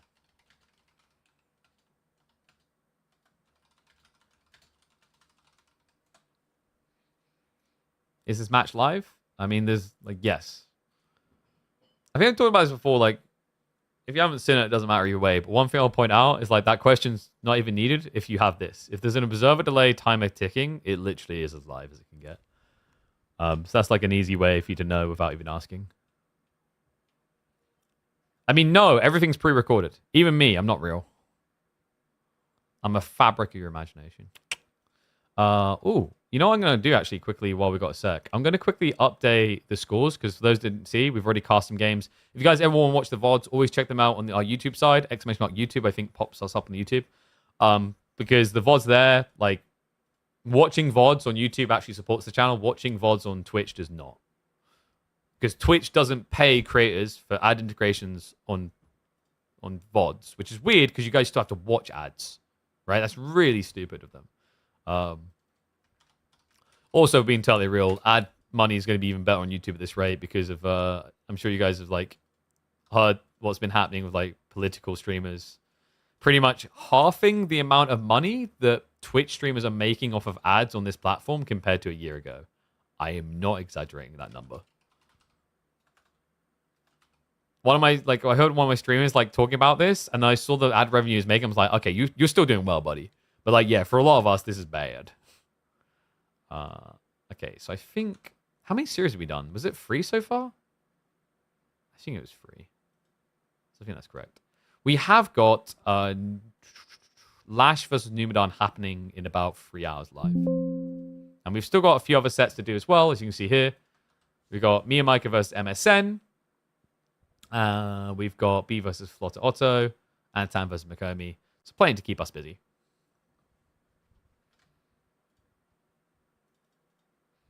Everything's recorded and chat's all paid actors. You think I can afford paid actors? I need you guys to pay me. I need more subs.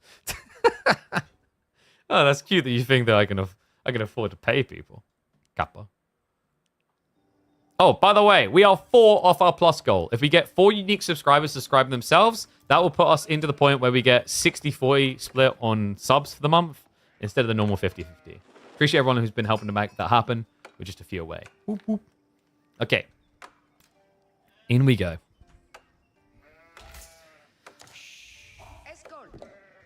I think this man might be a little bit obsessed with this, Civ. One and all, welcome back to Myriad versus Scatterbrain. We're on Kawasan for game number 2, and we got 2 lofty picks. Oh my dear God, what was that? Yo, anonymous gifter, you are an absolute legend. 25 gifted subs. Brother, like name your reward and it shall be given. I don't know who you are. I don't know where you come from, but you're appreciated, dude. That's made my day. What a legend. Thank you very much. Enjoy the subs, everyone that got them. Remember, the way you do it by paying it forward is when you're done with that sub for the month, you renew, because now you've got no ads to worry about and some of the best emotes you'll find on the platform. Let's see if we can get some of the best games. Scatterbrained up against Myriad, man. Myriad seems to love Knights Templar here. It's a pretty cool pick on this map because there's a lot of safety to it, I think. You've got the dock play, which we already know Knights Templar play water very well. Even when there's not a lot of water attack, it's the fact that they can afford fishing boats easily and offsets the weakness of their economy, which is when you tech, you lose villages. But the other thing is really cool is actually the Sacred Site placements. If you sub for water, you're already protecting most of the route for your pilgrims. That's very important. You won't get the maximum gold this way, but it's safer than practically every other map I can think of. On the other side, Shushi from Scatterbrained makes a lot of sense here as well because the meditation gardens in the center can get huge amounts of value. What's up, Freya? You're hitching? What's a hitching? I don't know what you're saying. Where's Mummy? You want to go play in the garden? What do you want to do? Sorry, guys. My daughter has arrived again. This is the perfect way to spend the early game. It's still not like they're going to do anything but fish, right? And build big meditation gardens. Hey!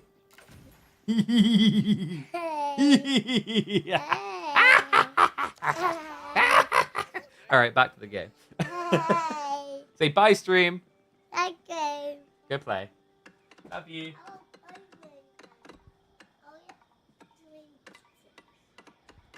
Huh?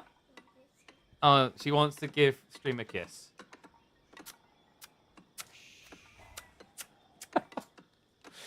All right. Off you go, you goober. Sorry about that, guys.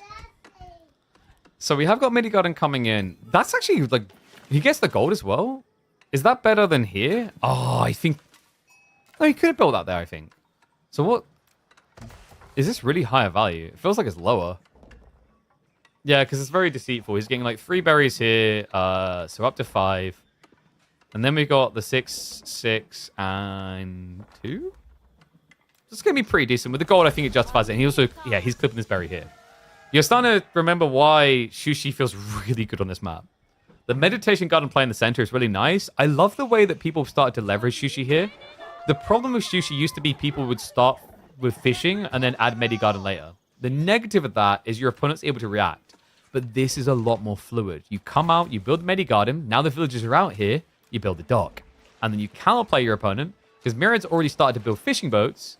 And you now have a window of opportunity to start punishing for it. Second dock is going to be coming up from Myriad. He does sneak it out to the side, so Scatterbrain hasn't seen it yet. Wouldn't mind seeing Scatterbrain just maybe build like an outpost close to this. Like outpost just here actually and mill. Because then you have a little bit extra firepower if a dive comes in. Protects you against like any land aggro, but also ensures that the boats can't come too close.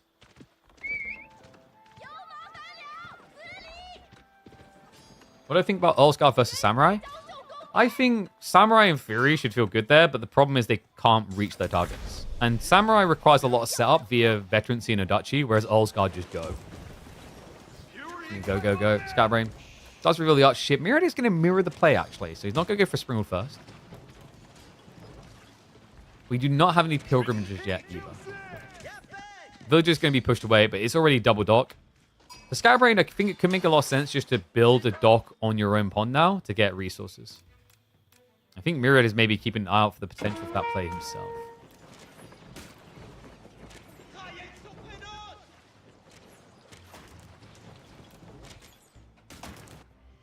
Okay, how did our predictions do, by the way? Oh, we didn't set them up? Do I not have any mods around? Oops. I'm going to give you guys 1 minute to do predictions.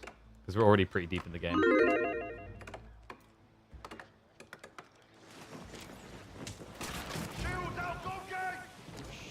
Demo ships are on the way. Myriad is already skirting with his own. And he's going to be double dock. So Scatterbrain's playing it pretty tight. Demo is going to weave his way in, though. Beautifully micro by Scatterbrain. This is classic SB. We know he loves these maps. The first time that Scatterbrain came to our attention in KPMM was when he was able to take a water game off of Dumu in the best of 3. An area he's comfortable with. That's crazy as well, because remember, Myriad, this was his pick. So he was confident. He believed in the Knights Templar potential. I guess maybe he wasn't prepped for this. Love this detail as well. Drops the second dock here because this is basically a mill. So he keeps the villagers around for food income. Of which he does not have much food income, by the way. Everyone on wood. Yeah, so this is mass demo strat. Needs to get the coup de grace on these, though. They are going to come close together, but doesn't clip into the other Springald. However, his full HP one should be capable of a snipe. He switches targets at the last second. Scatterbrain, this is greedy. I mean, it's just one hit. Just one hit is all it would take. He does realize it finally. But Myriad, able to stabilize. I think Scatterbrain, that was far too greedy. Could have had the kill a lot earlier. Probably would have kept his own archer ship alive. Instead, he gets sunk. Villagers are going to have to vacate the area. And this is where it gets scary for Scatterbrain. Myriad, if he just gets a tiny bit of breathing room here, he has fishing, Scatterbrain doesn't. And a little bit of breathing room, that could be a stables drop into just 1 or 2 knights. And that's where it will all begin to unravel. So Scatterbrain is in a very fragile position right now. Archer ship is going to come out. No! And he baits him to turn around. That's going to be another war junk down. It's sick. Myriad is hard out playing him right now. Demo able to get the connect. And also the archer ship comes out at the worst possible times. That's going to be another loss. Scatterbrain has to pull the villagers, but with archer ship there, that's impossible, surely. Yeah, no way you get to do that. Archer ship is going to scare him away. Ends up losing one of the workers. Make it two. What? Scatterbrained. Well, he gets the demo out, but does not get the kill. 16 HP remaining. He stays alive. Fishing boat got in the way. Archer ship not able to get the kill, and Myriad is just on one at this stage. It's back to back to back outplay moments on this pond. And that honk is still going. I can't believe it's not dead. I mean, this Hulk has just survived what feels like impossibilities. The body block? He could just go in with the demo now. Archer ship reaction is going to come through maybe a little bit too late. Bruh. The fishing boat is the difference. Not only that, but Myriad has found a way to sneak more eco. He's got pilgrims now coming through. I don't think you got much runway left. I mean, this 108 food, 25 gold has been carrying you, right? Like, without that, this game would probably already be over. At what point do you just say, screw it, I need to get fishing on the other pond? We'll finally lose the Springle chip. Took long enough. Unfortunately, that war junk. He can snipe the villager, actually. Yep, gets him straight away. Sometimes, if you get the positioning right, you can hide a villager inside the hitbox of the war junk. That didn't happen here, though. Another one down. And that is now a healthy lead. I think Miro could probably start building fishing boats if he wants to. Instead, he's going to start setting them up elsewhere, though. So, yeah, sneaks the other pond. I think Scatterbrain just needs to, like, find the bigger picture.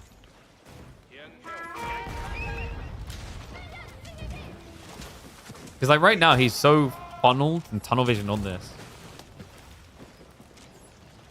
At this point, even if he wins this pond, he wouldn't have won it because there's still going to be docks, so you're still getting contested. That's why I thought he'd actually go for the dock on the other pond. That's why it's smart from Myriad. He's just turned his fishing here into a repair crew, basically. Scatterbrain.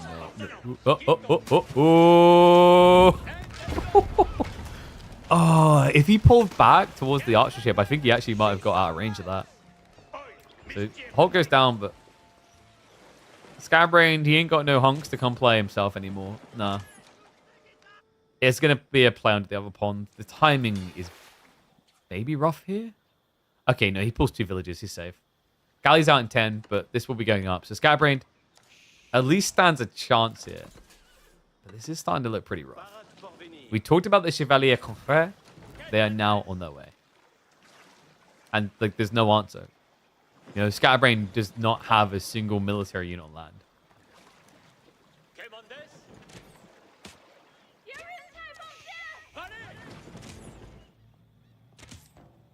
Boy coming. This is so over already.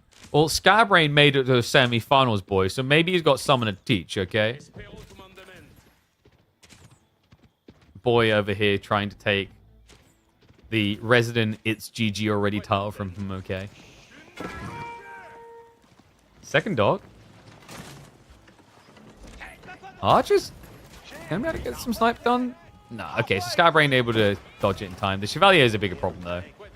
He can kill both before the Springle ship will kill him, especially when he brings his brother to the party. The Springle ship now coming in as well. Scatterbrain, you've got 1 dock versus 2 now. The mass doesn't support this. He's also been blocked out. This is a popular play, not detonate the demo ship, but just keeping it here.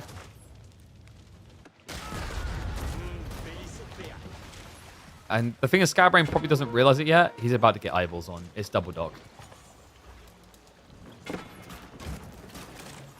I mean, he'd be a miracle worker to come back now. Because he has land issues also. I think Scatterbrain's probably going to punt at a Castle Age play here. See if he can secure relics. Because there's not many Chevalier. And Chevalier don't do that well against shallow monks. Especially from nade behind.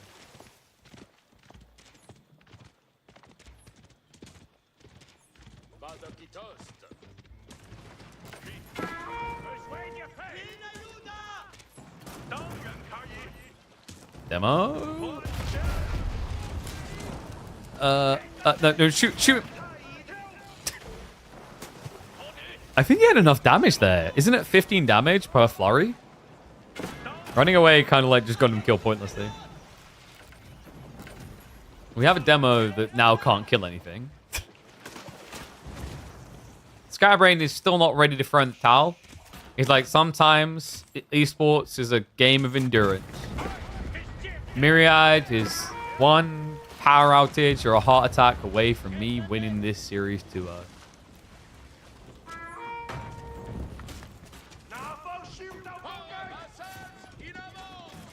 So Myriad's probably just going to go castle now. You could keep scaling Chevalier, but you're doing it into Spimmin. The other scary thing is, like, if you just keep spamming Chevalier, in theory you should be able to win with it, but you win easy with castle because Spear plus Chiganu is, like, actually probably the best unit counter you can do against Chevalier for a non-heavy capsule. Because Chevalier have less armor than normal field knights, which means you can't mitigate maximum damage from Shug, right? Like, you can't get them down to doing just 3 damage per instance. They'll do 6, doesn't it? An ambitious stables location from Myriad. I'm a little bit surprised he hasn't just added archers. Okay, they're coming, but they're coming from home. Yeah. Trying to build a stable out here was a little bit of a funky choice.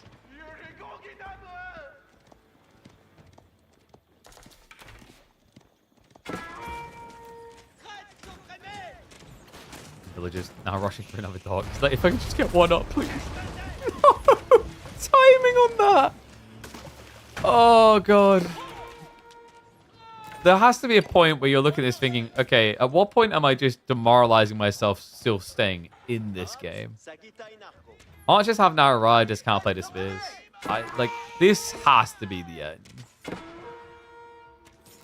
He has gathered a lot of gold and wood. So, like, the problem with that, it almost seems like Scatterbrain was expecting to get back onto the pond to build units.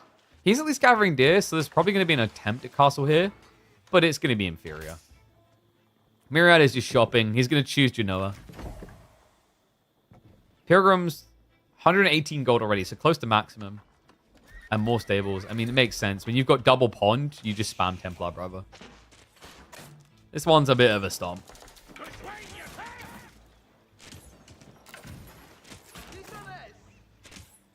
Which means we're definitely getting a tight competitive game number 3, right?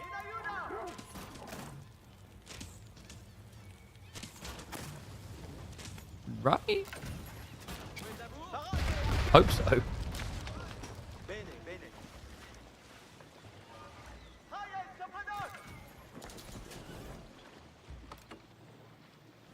Triple outpost defense, at least keep them safe for the time being. Spears aren't going to be much of a nuisance. I think, like, this game for Scatterbrain, maybe if he just played for the second pond sooner when he saw that things were going a bit bad, I think that would have made sense. Like, he could still put up a fight to distract Myriad.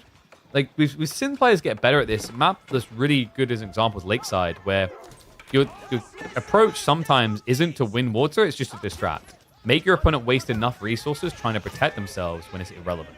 And then you play for your own greed. And there's definitely some credence there. Like, yeah, your opponent had 3 fishing boats at that point, but you were idling them out constantly. On top of that, you had a meditation garden. So you already had an eco edge yourself that was unharassed. If he had his own pond set up, I think maybe we see a more scary mid-game from your idea. Because we mentioned things like the Chug, the Spearman. Instead, I don't think the tech up is likely to even happen here. Chevalier is starting to dive in. He will have to commit to it. Archers are sniping him down, though, and this is just out of control. Good map for KT. Shushi, definitely an expensive loss in this draft, considering just how popular they are when it comes to pretty much any map. He'll probably just try to play the Hail Mary now. But you know what, guys? While you wait for the next Chevalier to come in and kill him, you've got enough time to prove how quick your APM is by clicking on that AMD link. And if it loads a little bit slow, we've got 2 things to solve that. You should have, one, got the Opera GX browser, so you could actually be a bit more optimized on CPU and RAM usage. But then you just go over the top and get your hands on an 9800X3D. And then you have no CPU issues, and you just load everything straight away. And boom. Like, for the people who have the Ryzens, they'd already be back in the game, ready for this dive from the Templar brothers. Those using an old Pentium dual processor, you're probably still waiting.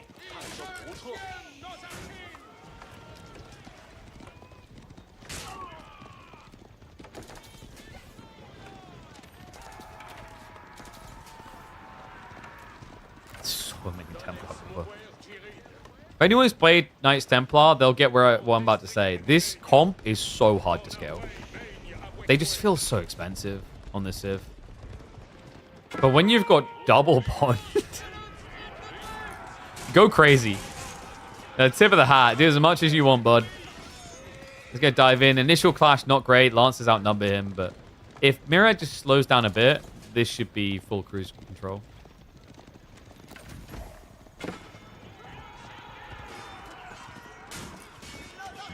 Brothers do arrive. Reminder, these guys have more health than standard knights. And Scatterbrain doesn't have deli horses, so in equal numbers, KT will win. But there's nothing equal about this. Like, he's just going to get outnumbered. This crossbow's already being queued up as well. The actual trickle of damage isn't that high, but it's making a small difference here. It means that Scatterbrain can't just microwave injured knights and come back in straight afterwards. Alright, so that means we're going to have a deciding game on... Dry Arabia. And it's going to be either Chinese or English versus Ottomans or Mongols. Ooh. I guess you just go China and... Like, your opponent's probably going to go Otto?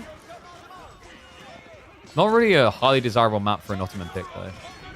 There's no points of interest. There's no Dark Age aggression. But no chance of him closing out in 2. We are going to get a deciding game between these two. Okay. So 1-1. Dry Arabia for game number 3. Interesting.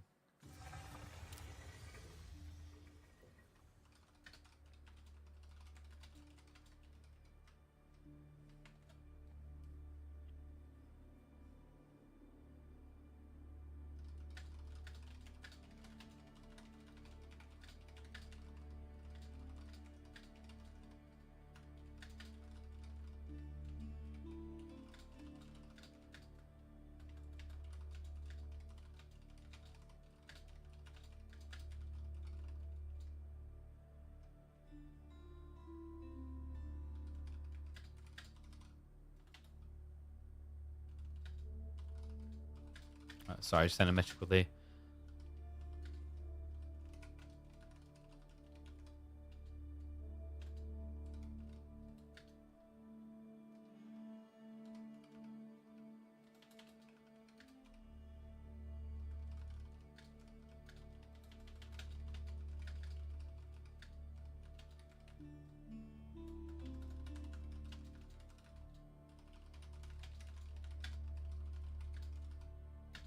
Feel free to propose it. And see what is feasible. Sorry, I've just had this guy like we're going back and forth on like a potential integration for some of our content creators, but like it sounds like there's a potential for a base rate instead of just commission type thing. But then like I put a number on it, but then I'm not getting a number back. Reminder, like always gun for your value base rate to begin with, and then I always love base rate plus commission unlockable. Obviously, it's kind of like a win-win for the creators, but it's a fair win-win, to be honest with you. I don't, I'm not adverse against, affiliate type things or commission-based things. If it's something that you inherently want to, you would want to do it by default. Like, right now, I'm organizing for some of my creators, energy drink sponsors, because it'll probably be only commish for a lot of them, but, for a lot of them, they drink that crap anyway. So it's, a win-win. Worst case scenario, they just get free product. If they're a good salesperson, they win, I win, brand wins. Yeah, it's always weird when it's commission and it's something you I don't want to say you don't care about, but it's because I want my creators to care about things they sponsor. But it's very different, you know? There's a trade-off. If I'm advertising someone I want to eat or drink, it's very different to then if I'm going to go play a game that's not my normal game that's going to half my viewership, etc. I'm always mindful of those things. Put a small peer in behind the veils. I don't know if people actually care about these like insights about like influencer management, etc. It's very different to the people that probably just come to watch AoE for. Let's get underway. Do we have predictions up? Probably not. So Mirad. Oh, sorry. It said game 1. I'll fix that for the next one. So game number 3. Predicky's going live. 2 minutes. Let's go.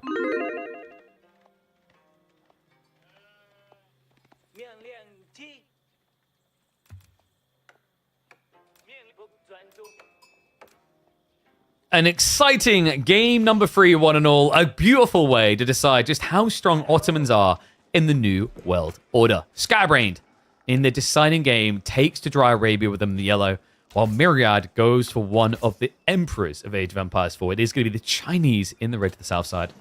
Yeah, Chinese Ottomans. This is a matchup we don't see very often whatsoever, actually. China tends to be played on slightly more boomy maps or maps where Pro Scouts makes a lot of sense, whereas Ottomans currently are seeing a lot of play on hybrid maps or maps that feature points of interest, the neutral capture locations. So yeah, like, it makes sense why they avoid each other. If there's water involved, Ottomans like maps like Canal, for example, which you have in this week, where they can Dark Age rush, whereas China would prefer something where you eco up and then focus on building boats. It's where they thrive. It's very rare to see these two come out, but makes sense when you look at the other options. It could have been either English or Mongols. Mongols into China would have felt pretty rough for Scatterbrain, so he played it safe. And Mirad, I think, wanted to be careful. English into Ottomans would be a little bit wonky, as could Mongols potentially. So China just much safer of a pick. Yeah, Scatterbrain's draft I'd probably describe as more unorthodox of the way he's executed this. Whereas Mirad's is quite logically ordered with the current meta that we see played.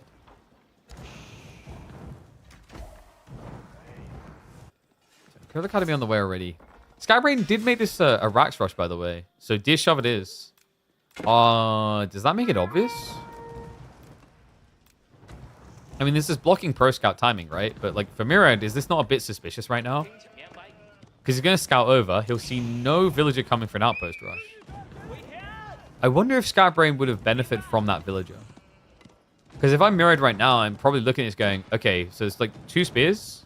But it's 2 spears very early on. So this wasn't a military school, probably. So you've got to be suspicious of the Deer Shove.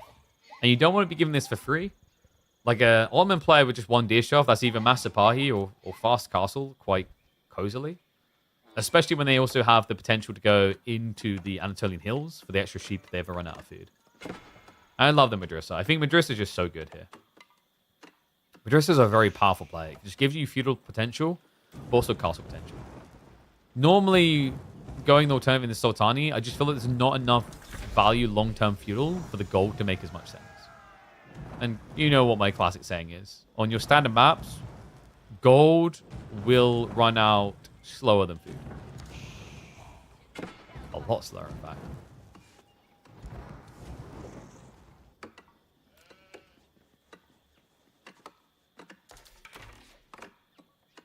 Oh, I just realized we can go forward a minute. So I think there are 5 minutes in. So Predickies, how are we looking? 68% for Myriad. I think I expect that with the Chinese pick here. Ottomans are kind of underexplored in this matchup, and when you think about the organics of it, it does feel like China maybe has more options to a certain extent. Whereas Ottomans have one very powerful one, obviously, in this matchup, which would usually be Sipahi. So Myriad will catch the Deer Shove and begin the lane. Yeah, I guess most of them actually ends up being Scatterbrain who stabs down the main like, screw it. So you could still play for like a mill play out here, but this looks rough, man. The deer got well and truly denied. And that sets up Myriad nicely to do Pro Scouts, but instead, we've got him cooking. I actually like this idea. It's a little bit underrated sometimes. Pro Scouts now cost 450 resources. A Barber can cost 600 while unlocking quicker villager production. It's actually a pretty good deal. So he's going to secure the deer. It looks like Scatterbrain is going to play interference as he looks to shove them away. But archers are already arriving. The archer can actually just one-hit kill the deer, which is probably more value than killing the scout. Okay. I guess Scatterbrain feels this is far enough away. Like, I'd kind of be saying thank you right now. Yeah, it's like, if you kill them here, you can drop a mill. It's still in Barbican range, and it's when you see a spy come, it's quite easy to run and seek shelter. Spearman are going to draw attention, but Barbican's going up. Sapahi, dude, the timing is just a bit rough. Scatterbrain, if you get a bought, maybe a few more seconds, that dive comes in and the hit matters. But Song activated. And Myriad, straight into Chug. Is he expecting Sapahi? Because I feel like you're normally expecting Sapahi here. A curious choice. I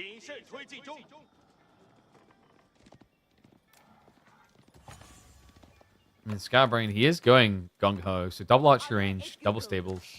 It's a lot of production, and he's not working the deer. Did he go for the Vizier point? No, no Antonian Hills. He went into the Imams. Ooh, against Song? I'm trying to think of the scariest matchups to do Imam play against, and like Song Chuganu is definitely up there. It's also being scaled. Someone that Scatterbrain might want to consider is the meta. The meta is very powerful here. Usually worth rushing, especially against the Chug. Smart, you are going to find a strike in. Nicely done. So denies the outpost going up, does get himself a worker kill. He could even hang around to start burning this to force more to come over. And that's exactly what he's thinking of. Such an annoying cavalry unit in this position.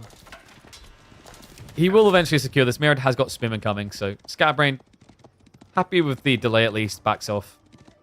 Love the small wall. Really underrated against Sapahi in particular, Knights as well. In fact, there's like other matchups where it's surprisingly effective. Like I used to love this against English longbow rushers because it just cut them from getting in and doing damage.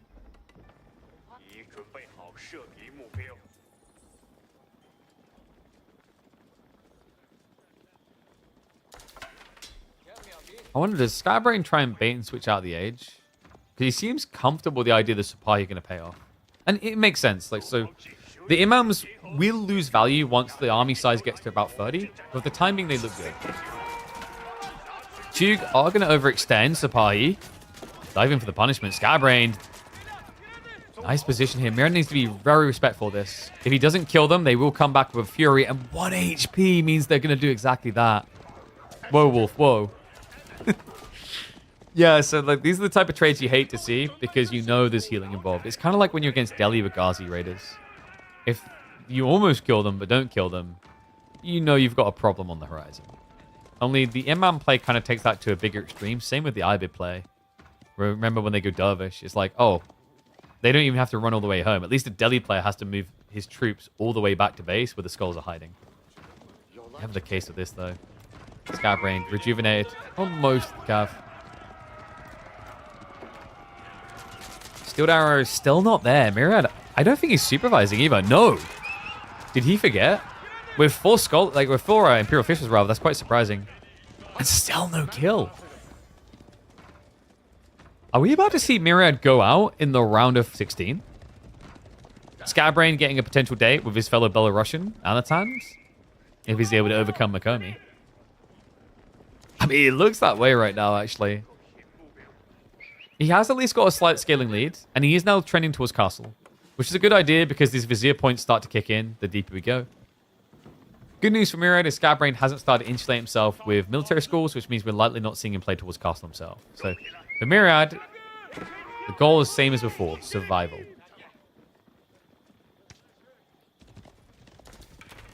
And we know how easy that can become when you keep bulking Chug. Villagers? What? Scatterbrain. He was looking for an outpost rush. Gets denied. Well, let's see if Myriad gets punished for this. He goes in for the snipe. Does get rid of the meta. I might unlock the fight. He could snipe the Imams. Instead, he goes after the archers. So the Sapahi just being ignored right now. Yeah, he's trying to protect the spearmen. Those Imams are such high-value targets. I'm shocked that Myriad just ignored them. But it looks like it's not mattering. No, the Spy count shrinking quite a bit here. Myriad more than content with the outcome of this fight. And remember, there's a Barbican just off screen that always gives him a safety net on this retreat. And now you feel like the game is truly slipping away from you. Scatterbrain Still nowhere near an age up. He hasn't switched more into gold. He's going to double down. Very difficult now from his current position. Losing the metro slowed down his ramp timing. He's lucky he didn't lose an imam. I think, actually, if Mirad had sniped just one imam, you're borderline GGing. Because remember, if one imam is dead, then the other one can't heal at all. As in, he can't heal himself. So you just... At that stage, usually once you lose one imam, you don't bring them into the fight anymore. Because it's too easy to lose the entire value of the play.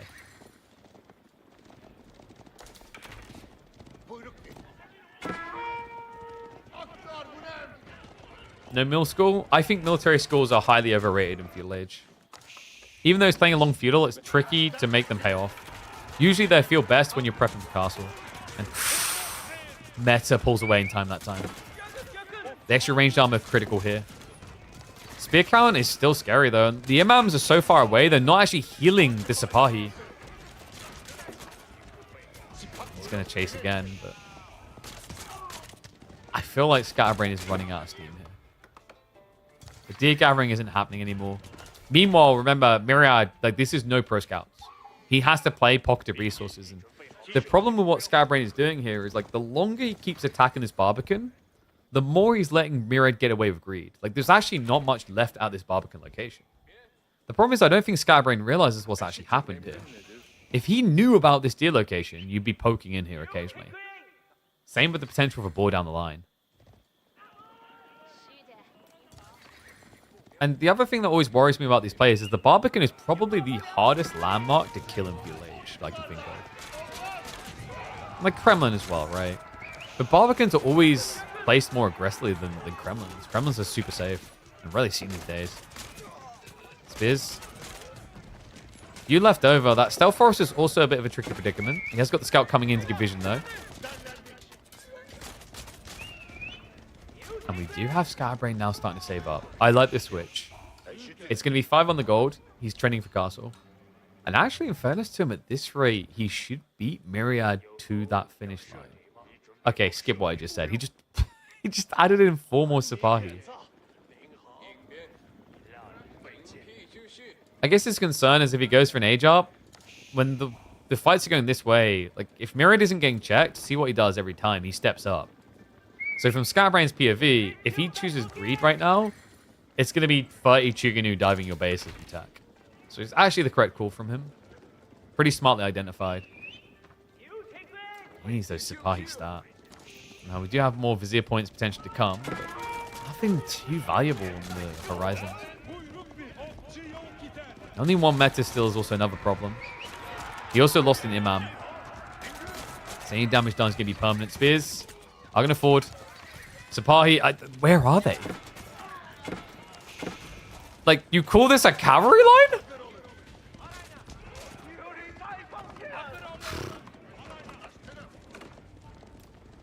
Yeah, that was a disappointing horse noise because he's just not hitting it.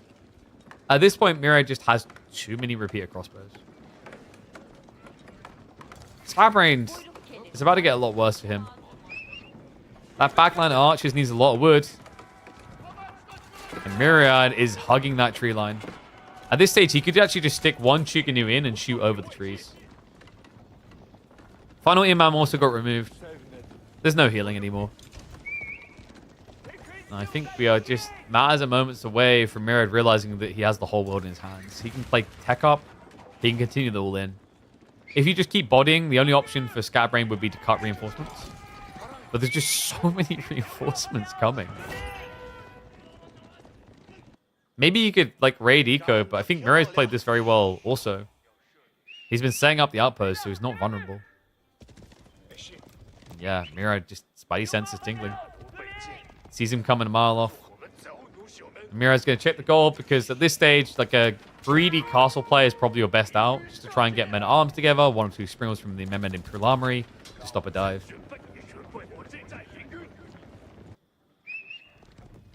Scatterbrain is finally going for the deer, but at this stage, I mean, there's a few excess villages, but there's a village nearby, so everyone's going to be safe.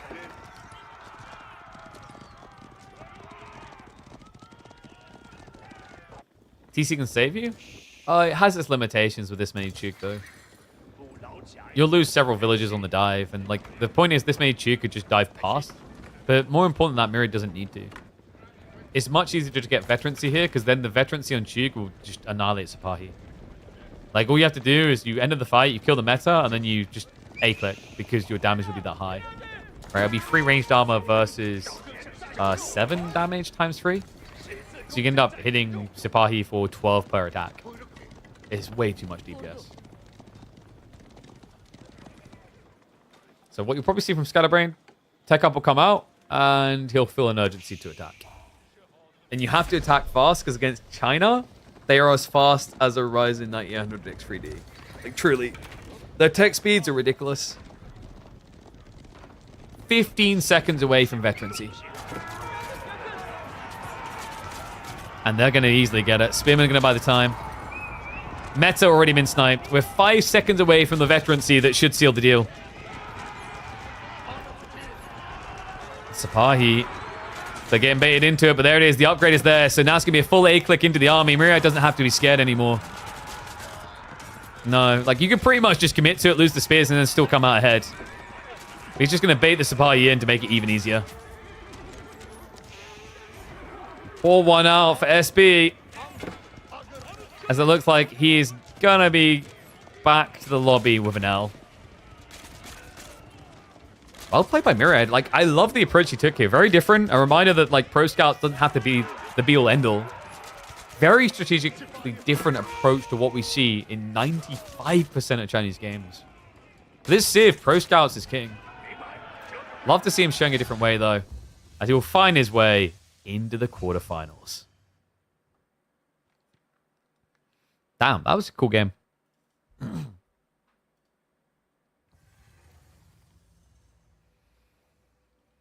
I don't know if I want to call it refreshing to see someone building Chuganu, but like kind of. Like that anyway, with the Barbican and everything, that was very different. I like that.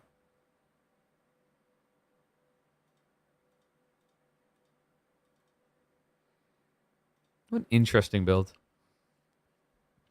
Chuganu holds giving you AoE2 flashbacks. Oh, we have plenty of it ourselves. Like, you don't need to go to AoE2 for Chuganu. We get plenty of it in this game these days.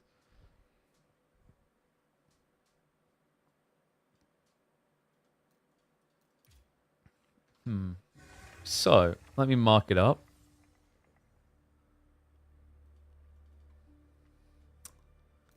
Now, we've got... So, what other series we got coming up? So, we've got Lash versus Numidan at 7. We might hang around for that one. We'll see how long we go. We can have a look at Mio Icon versus MSN.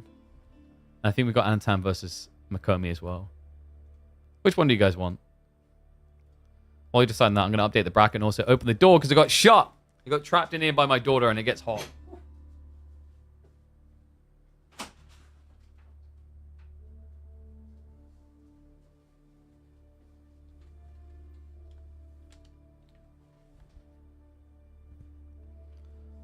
No preferences? Okay, I guess I'll choose for us. So, we will have a look at...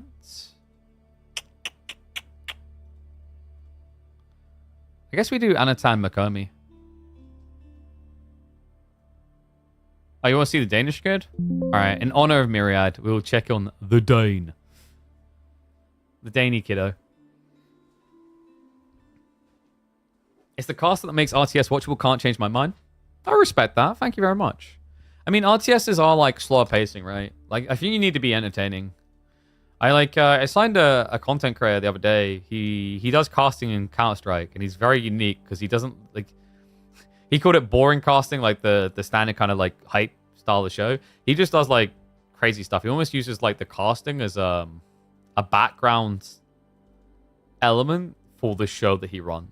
Right? Like he was telling me he does literal stuff like he will physically tackle his chair in like overtime or whatever. Right? It's like very interesting. I think like RTSs you need to be able to like banter, in my opinion. It becomes monotonously repetitive to just talk about the strategy because although there is like small deviations game to game, you are going to have a lot of like overlap strategically in what people are doing in Age of Empires 4 matches. Like, it's good to have that ability to, like, in my case, I talk to the chat a lot. Or, like, when you're in a cast with someone, like, I think the biggest underrated thing I've seen from, like, some, like, casting pair-ups in AoE 4 is an inability to just talk to the person you're on the mic with. Like, have riff, right? Riff with them a bit. Like, I remember, like, Crackety is an example. We do that with Crackety. Like, I think Crackety is at his prime, probably, like, after the first series or two, when he's done with, like, the serious cast, and you just get the almost degeneracy in the downtime. And I remember, like, there was some people like, KP makes Crackety a worse cast. I'm like, disagree. Getting that out of him, like, that, like, finding a way of exuding his personality in the downtime is the good way. And then you get back to the serious casting when important things happen. So let me get the draft for MSN versus Mia Micah. Yeah, we haven't, like, I feel like we've been missing Mia Micah a little bit. So, got to get our dose of crazy, as you do. I think there's no other way to really describe Mia Micah. Oh, sorry. The polite way would be unpredictable. You never know what you're going to get with him. You really don't. He's a wild one.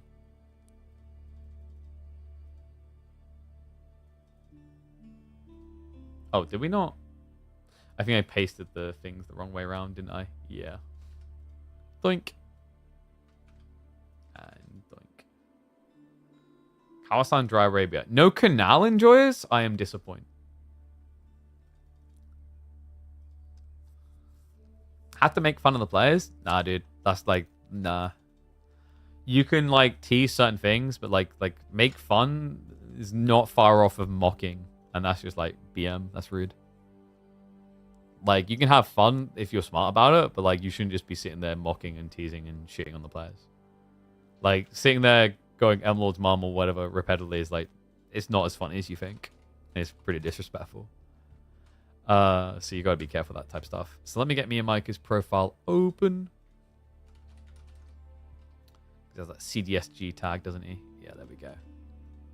Beautiful. Nice PC I got here. Why, thank you, Arinava.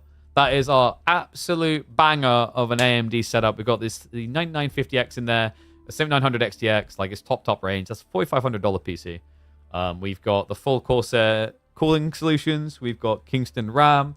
Gigabyte is at the heart of it on the motherboard and the GPU. And then Corsair with the power supply as well. Love the case as well. That's the Haven HS420. Really highly rate that case. Probably like my favorite open front design one, or like they usually get called fishbowl design ones. Don't need big PC for RTS. I mean, that's actually not always true. Age of Empires 4 is quite the hog. You definitely at least want a good CPU like a 9800X3D. Exclamation mark AMD. Click the link. But like, yeah, you definitely like benefit a lot from CPU in particular. Like, team games significantly more than 1v1s, but there's nobody to fill that niche as far as casters go. Well, the problem is that if the niche is smaller than the 1v1, like, niche, then that's, like... Yeah, that's, like, another problem in itself. Like, we're literally, like, the only person for live stream costs, if you think about it. Okay, so I'm just opening Mia Micah stuff now. Game number 1, HRE versus Japanese. Wait, I just realized, what, how, what, but, why is there an HRE pick? Pigmon is more beneficial for RTS compared to FPS? Sometimes, yeah. Depends on the person, like, some people have preferences. Alright, should we get ready to go?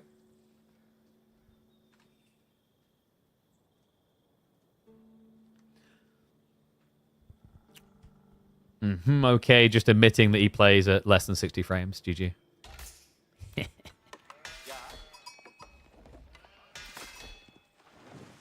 And away we go into game number 1 with a shocker here. You are seeing that correctly. He made it through. And he made it through on the best map possible. We have got the Balding Man on the Balding map. HRE pick on receding. I can't believe this. How did the kid do it? I'll tell you how, folks. He is up against the madman, the wild card, the Joker of our Gotham that is Age of Empires 4. It's Mia Micah. Yeah, this guy is always up to wacky strats. No surprise he prioritized the Japanese. And look at the bans. He prioritized a Mongol ban and a Chinese ban. No HRE. Like, no Rus even. It's just wild to watch. This is something you only really see out of me and Micah. And what impresses me is his ability to, like, be the type of person you could see in the quarterfinals, potentially. Honestly, I'm still looking forward as the bumps go on this year as to how me and Micah evolves as a player. He definitely has a history from StarCraft 2 as well as a bit of a cheesy player. He likes his wacky strategies. And we've seen him get some absurd wins because of them. So, let's see what we can do here because it is going to be a Dark Age beginning and that worries me a bit. MSN has a really good Dark Age rack civ. HRE are incredible. And this is an incredible start. Deer Shove already coming through. And yes, HRE banned regularly is an understatement. You might as well say HRE banned all the time. This is a rarity, like hen's teeth. They just never get allowed through. Me and Micah, he is going to be playing Samurai Spear opening, so that's going to get him secure on the Merchant Camp. I think MSN probably just going to bypass to H2. This feels quite safe here. What's interesting is on receding, remember, we have got these Forgotten Ruins, which usually become a focal point. So usually you see things like Lancaster. You see a lot of Mongol picks because they can use that stone early on. These civs, not so much. Japan has some leverage. The idea being that they can get their hands on Daimyo early, and that's a nice bannerman buff. But outside that, like, there's not too much interaction. Down the line, this map could punish the HRE pick in the way that it functions. Because there's 3 Forgotten Ruins, remember the way these work is you have to gather from them with a villager garrison side for 6 minutes for a relic to appear. They're basically digging up a relic. That means by default on this map, 3 of the 5 relics aren't accessible until you harvest. So for MSN, I don't think the play here is castle. Likely we're looking at feudal pressure, and that makes a lot of sense. Especially when you consider your opponent likes Castle Age, or at least Japanese usually like Castle Age. And I don't really think there's much reason to play feudal for them. Yuumi have been looking really good recently, but you're going to be building Yuumi into better Yuumi. Reminder, Marching Drill Archers move just as quick, but hit harder. Below 60 FPS is unplayable, you say? Yeah, I tried to have this discussion when, like, Sass was trying to co-op me constantly into, like, playing. Like, he's like, you should do 1v1s now. Probably because he wanted to flem me? I don't know. But, like, I pretty much said no. Because at the time, the PC we had, it was like, nah, that's going to be... When we're streaming as well, recording as well, at, like, 2K resolution, it's going to be low frames. With this PC, I could easily do it. My full AMD setup, I could easily, like, stream with over 60 frames playing. But I don't know, like, how people do it. Like, he's like, I do it with less than 60 frames. I was like, the problem there, Sass, is you've never experienced over 60 frames. If you had, you would not want to do under. You can feel it. Especially in a game like this, I think. Wait, is he getting the second dish off? Alright, this is crazy. And he's just kind of been given to him. I mean, Mio did shove in 1 deer pack himself. The second deer pack is just overly ambitious. I don't see that happening. That's crazy. The current price of PC parts, 60 FPS is a privilege. Like I say about AMD, man, at least they give you by far the best bang for buck frames, which is crazy considering they are like the best performers as well. In the CPU department, actually nice and competitive in the GPU as well.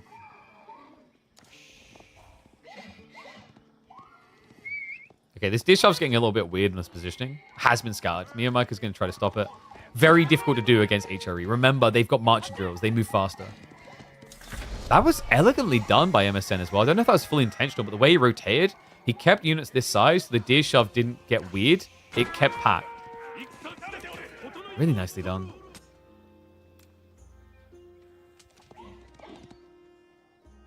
Deer's still got some way to go, so there is an intercept point available. But there's archers now showing up for MSN, so I don't think Mio will be able to contest this unless he just lames the deer. Because a direct brawl is going to end badly, I think. Well, Mio, this is the space he needed. So yeah, if you just club them down now, it's perfect.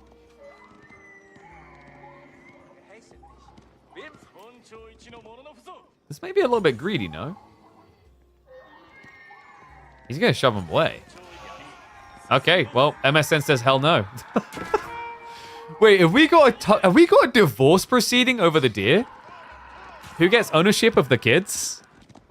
You're like, well, you can have Bambi on weekends. No, I want full custody.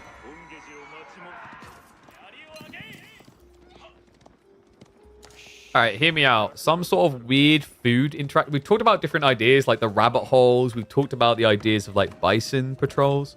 What if there was a food type that you could only kill after it reached like the end on a route between the two players' bases?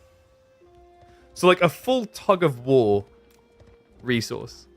Like you had to push it a certain amount of distance away from its starting location to kill it.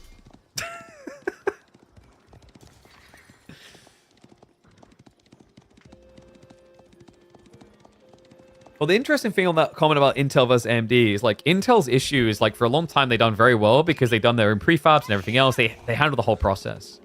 The problem with that idea is like, while it can keep you ahead, if someone does one specific component better and then your competitor picks it up, they can get miles ahead. That's what AMD was very smart with. They leverage someone else doing like the semiconductors to then push them over and ahead of their competitor at a much more cost-efficient point.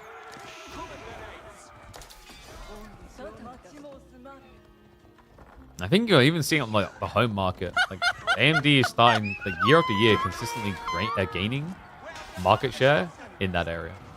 They were very smart with the integration into the new lines of consoles as well. Like consoles was the game changer at the time. But nowadays it's all about those PCs, baby. What if you made AoE into Dota? Hell yeah. Sign me up. If we make AoE into Dota, I'm gonna have to like finally go pro. Like everyone keeps asking.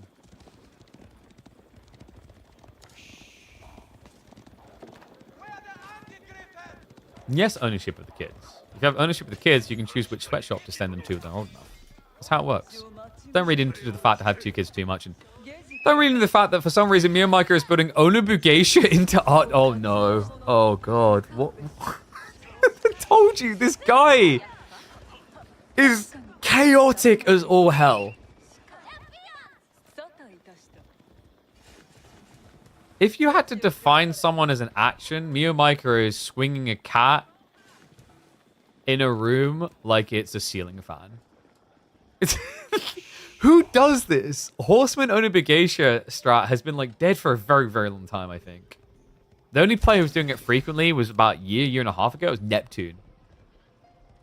And you're doing it against a superior Civ, technically. Like, HRE's eco, I think, just beats this. No matter how cool the composition is, you're fighting into a vastly superior economy. Archer, Spear Count, Orlick, and Spooky. I'm reminded of what we said. Like, the strong arm play for me and Micah should have been trying to find a way into castle. Somehow, some way. For MSN, that should have been a weak point because of the lack of relics. So it feels like this just advantages him a lot. Those deer are still shovelable later on, by the way. Time being, though, is going to be a march in. The horsemen leading the way a bit too ambitiously. There's none of them. There's 3 horsemen in total against 17 archers. And the Begeisha are counted by said archers.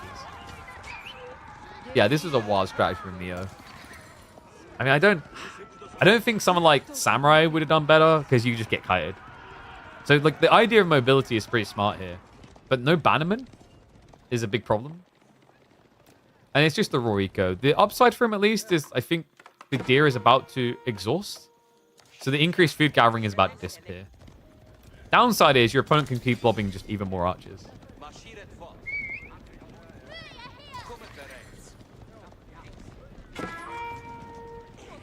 50-60 costs 4 months' salary where you're from? Jeez! Yeah, I bet a Twitch sub don't cost that much, though. Oh, wrap around the back.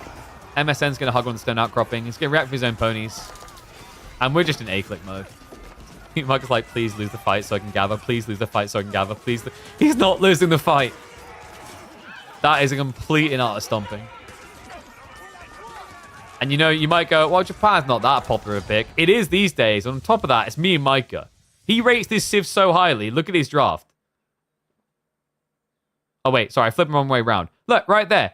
I'm surprised it's not first pick with him, but a rough start to this series and a good start for the kid. Well, the toddler. Sorry, I just realized I put them the wrong way in. Let me flip their names.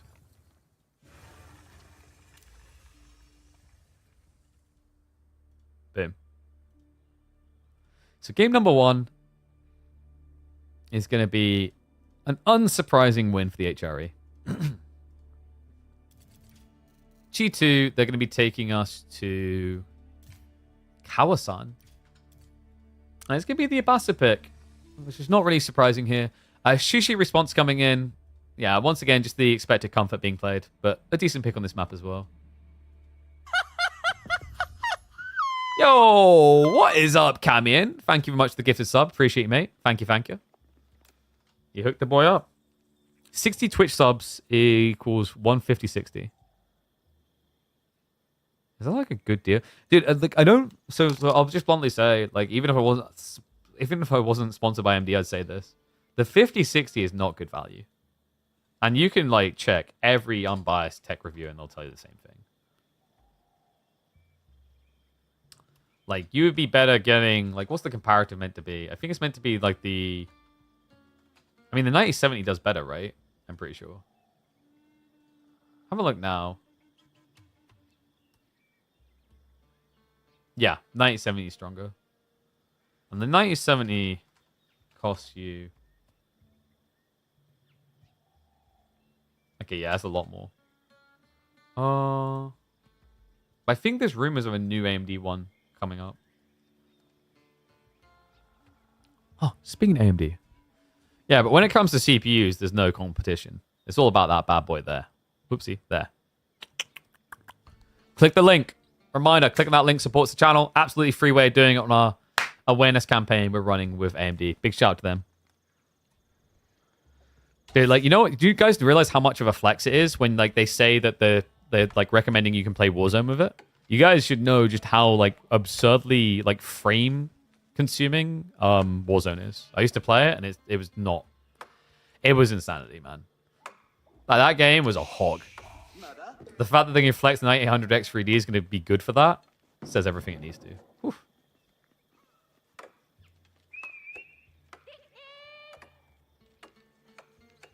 All right, let's get ready to go.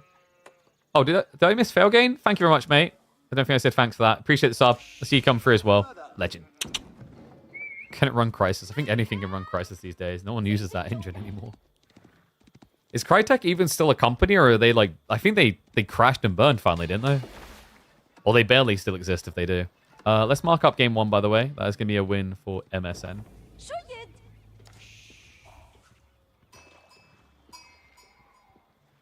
And we need to flip score. Boop.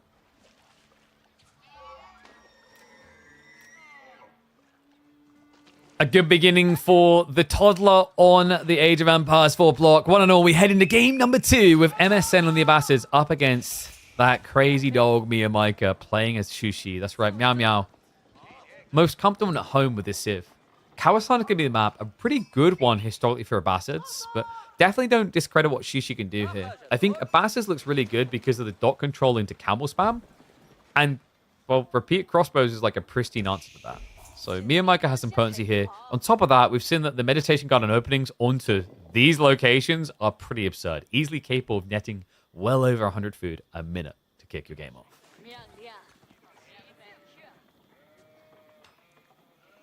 I feel like everyone knows the AMD CPUs are the GOAT these days. They should rather work on marketing their GPUs. Now, that's the surprising thing. You say that, but we just highlight. Like, if you look at the market share, I think on consumer-grade marketing... AMD's something like 30%.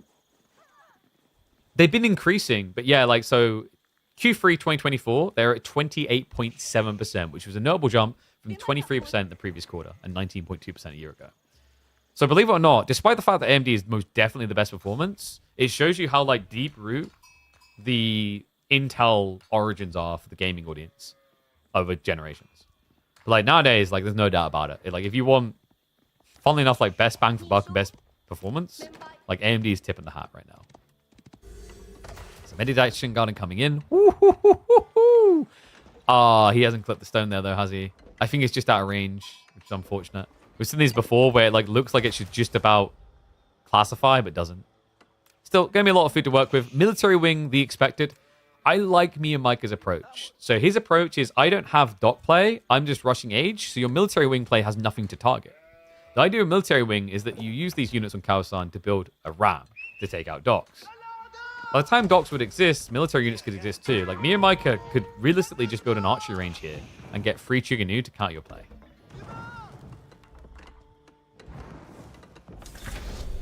Wait, was Crytek Hunt Showdown? I thought that was someone else. Oh, you're right. I forgot that was them. Yeah, I think that's the only thing they have. I don't think you guys are ever going to see a new Crisis game, by the way. Not from Crytek. They were on the verge of bankruptcy for like several years. Like, what was it? 3 or 4 years ago, they had the whole thing where they couldn't pay their employees. Like, there were some employees that weren't paid for 3 or 4 months. The problem is, like, that engine may have some cool things to it, but, like, the issue you have now is, like, why would people use that engine over Unreal Engine? You need to find a very desirable, like, justification. Because, like, graphic fidelity-wise, Unreal Engine 5 meets Crytek standards, in my opinion. Like, if you're not looking for, like, realistic graphical fidelity, there's other engines that give you that uniqueness a bit better.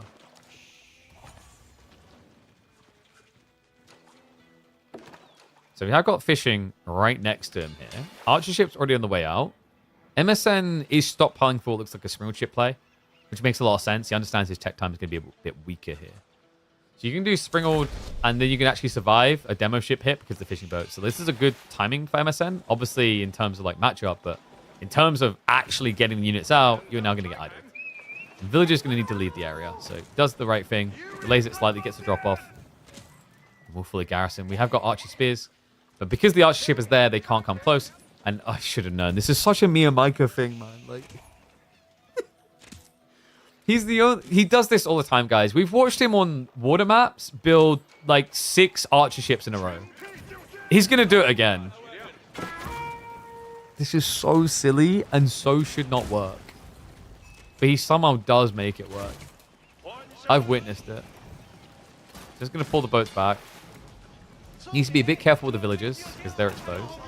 But you can repair here. I'm a little bit surprised he wasn't. It's a bit wasteful that he's waiting this long, but there we go. No shots are coming in on the villagers as well. MSN's making a big mistake here.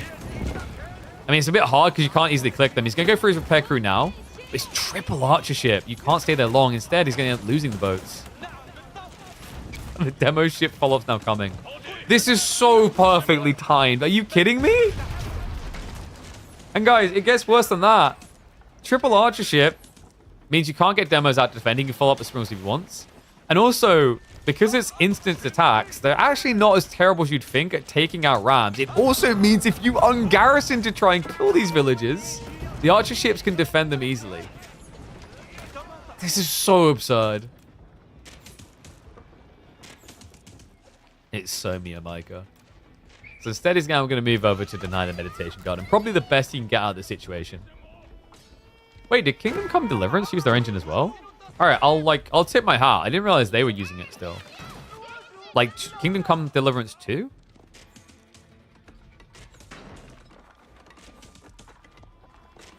That's surprising. That's very interesting.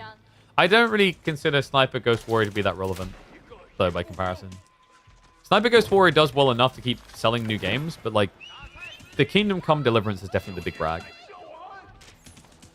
I imagine what it was with Kingdom Come Deliverance is that the first one was in development many years ago, right? And like you've got to remember that like there's also a comfort element. So most people don't realize to this day that Titanfall was made with the Source engine.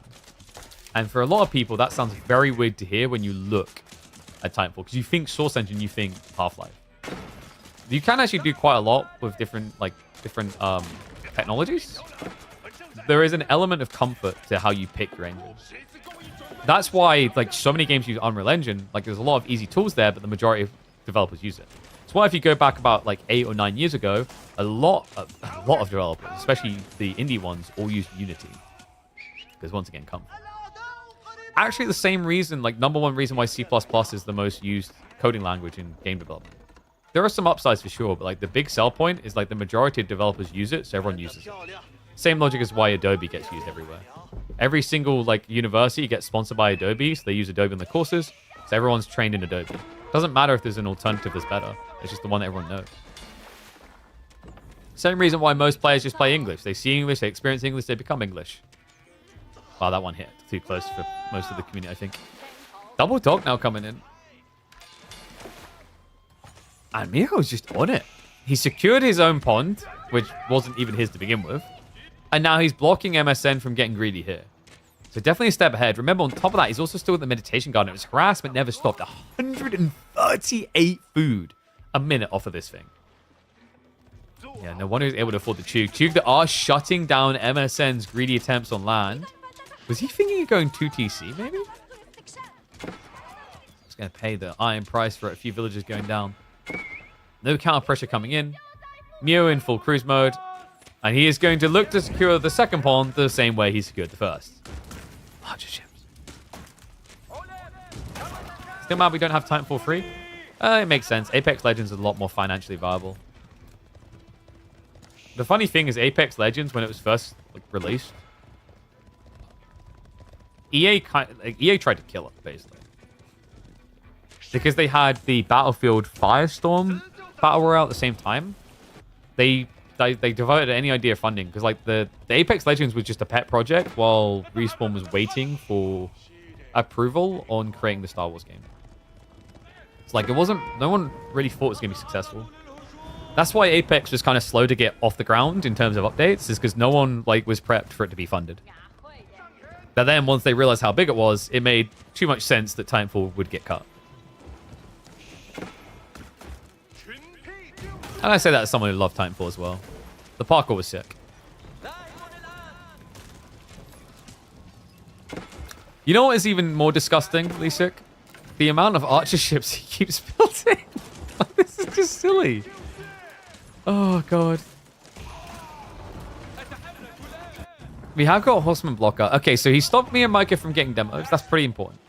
He can still sliver one or two here or there due to taxation. In fact, that's what Mio should be focusing on now. Like, getting taxation out would give him the blocker here. Otherwise, your archer ships are going to lose long term. Horseman spam from MSN is smart. That gives you the ranged armor to try and torch down here. He could just go for a siege choice instead. Like, one ram would achieve the same, though. But I guess this stops Chuganu. The Battlefield build was obviously not great. Yeah, I remember like trying Firestorm. One of the biggest issues, like they had several. One of the biggest ones is you couldn't see the loot on the ground because they didn't make anything pop against the foliage. Weird how very obvious things like that get overlooked in developments.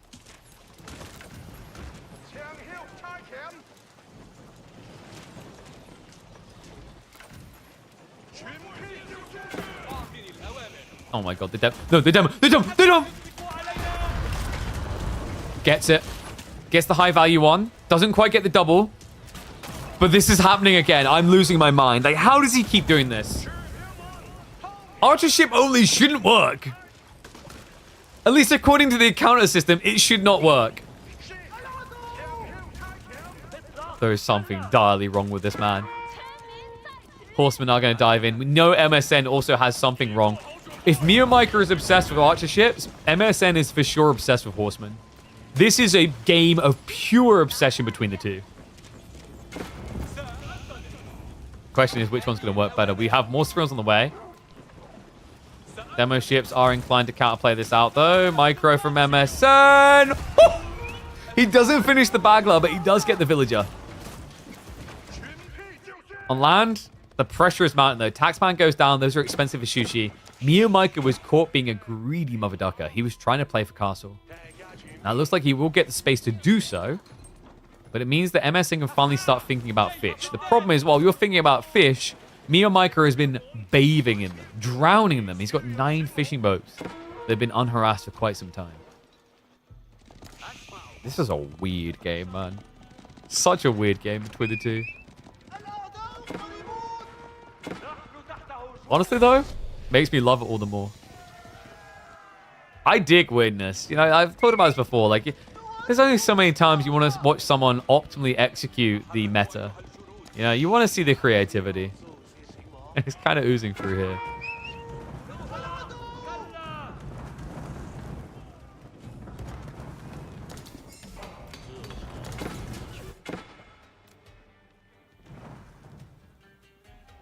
MSN, of course, playing on finite resources with the deer, so the fishing is going to come in at a good time. Absolutely critical time, I'd argue. Nico Wing now on the way. Okay, so MSN's giving himself an insurance policy in case things go really wrong here. Miyamika is going to look to make them go wrong fast. He's got Lancer spam as well as the Shaolin Monk spam. So it's going to be a Relic Rush. And reminder, MSN can't really do anything reliably about that for a minute and a half. Yeah, you don't really want to build cam archers here either. It's too slow to scale. And Mio. Oh, Mio Mayo. He's doing his favorite build. This is something he became infamous for with his sushi builds. Mr. Meow Meow from the ladder, as he referred to. A little bit poke on the villagers on goal, but like obviously the horsemen aren't going to hold this back for long. And the counter raids are going to start coming in. Shalamong's raid. I think he's going for the Northern Relic, but screw it. If they want to fight, you take that.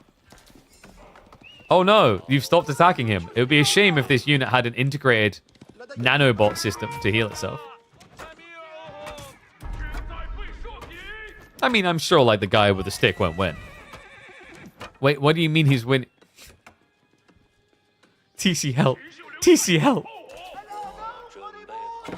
I don't even know where this archer is running. Nowhere safe. Oh my god. Came for the relic, will stay for the Abbasid blood. Alright guys, we're no longer an RTS. This is now an RPG story. Really big prime focus on narrative. We're trying to beat Claire Obscura for Game of the Year. The Bald Monk has returned to the Middle Eastern village that shunned him when he tried to spread the Shaolin love. Well, now that love comes with a 3/4 bow staff to the face. It's a very long stick, actually, to give some love with. We have got Lancers following this up. Camel Rider spam is cool by MSN. I don't think he's expecting mass Shaolin Monks. I mean, who expects mass Shaolin Monks? Can we just be fair to him? His play makes sense against Lancers. Sort of. So like, it does, but it doesn't. So he'll win the fight, but not as cleanly as you'd think. The armor is wide. He's getting the shield now, which gives +3 armor. But the debuff can be offset by Dali horses. We don't have it yet from Miyamika. It's going to be an important tool. Because then you have a 20% increased attack speed to offset the 20% damage loss. Now, it's still going to feel a bit unfair because attack speed doesn't matter as much as damage loss with cavalry. They move too much. But I'm more concerned about how camels are meant to beat Shaolin Monks. Like, yes, you're getting 3 melee armor against their 15 damage. They have 2 melee armor against your 14 damage. Less health, sure. But slightly less cost, and I think more roundly applicable. And funnily enough, if you front line with them, the camels are worthless. Oh my god, they're doing like no damage. Emma says like, no, not this. Of all the ways to do me in, let it be something other than the harmless bald boys. I think there's been a mistranslation. Armless bald boys, as in you will have no arms when they're done clubbing them off. That's right, these guys are so strong, they take a blunt instrument and decapitate you. Whew. It's going to be a sweep through camels. Honestly, feels like they can't get out quick enough in. Upside, at least for MSN, is Miyamika can't just keep spamming Shaolin Monks. There's only one building that can produce them, and it doesn't produce them fast. That's positives. Negatives is about, like, everything else in the game. It's going to be 5 relics, 2 sacred sites. Your opponent also has fishing, remember, and he has a lot more fishing. Yeah, there's a multitude of issues for MSN to overcome here still. A few spin wouldn't hurt for either, actually. Like, Mio instead is getting a crossbows, which is intriguing. So I guess he assumes he can force his opponent off of his current composition, maybe?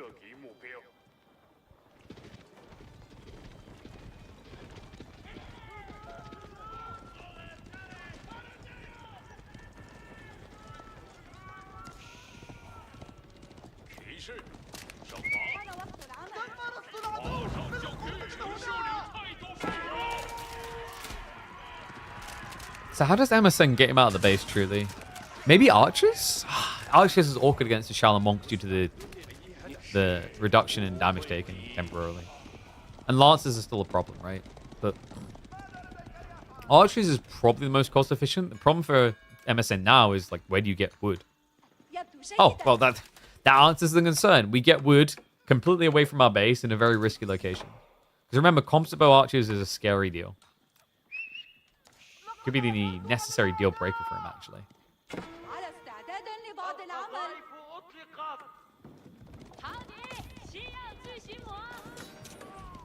And these wholesome rays just aren't hitting. How? What? I just looked up at his food and gold, man. Like, where did this all come from? Has he been over-exploiting the fishing? Yeah, he got the level 1 fishing tech, and he has 13 fishing boats. There's nothing left. And there's nothing left for MSN. He just immediately calls GG. We're getting a game free. Oh my dear God. That was ridiculous. The swarm was real. The eco swarm, that is. So, deciding game. I think we said this game in Dry Arabia, right? You're probably looking at... I like Ibids a lot, actually, for Mio. It's Rus or French. Mongols would be a bit weird. I know it's more of a comfort pick for him, but I think Ibids makes too much sense. Is this the one? Yeah, IAU Rus. So the idea here is you're just meant to go Desert Raiders. In fairness, Rus is a bit better than French in this matchup, I think, because when you go for French, you just want to do Knights, you feel bad about the Archers, whereas Rus feels pretty decent for the Archers. All right, let's find out. Hopping into G3, let me update. Kawasan to Dry Arabia.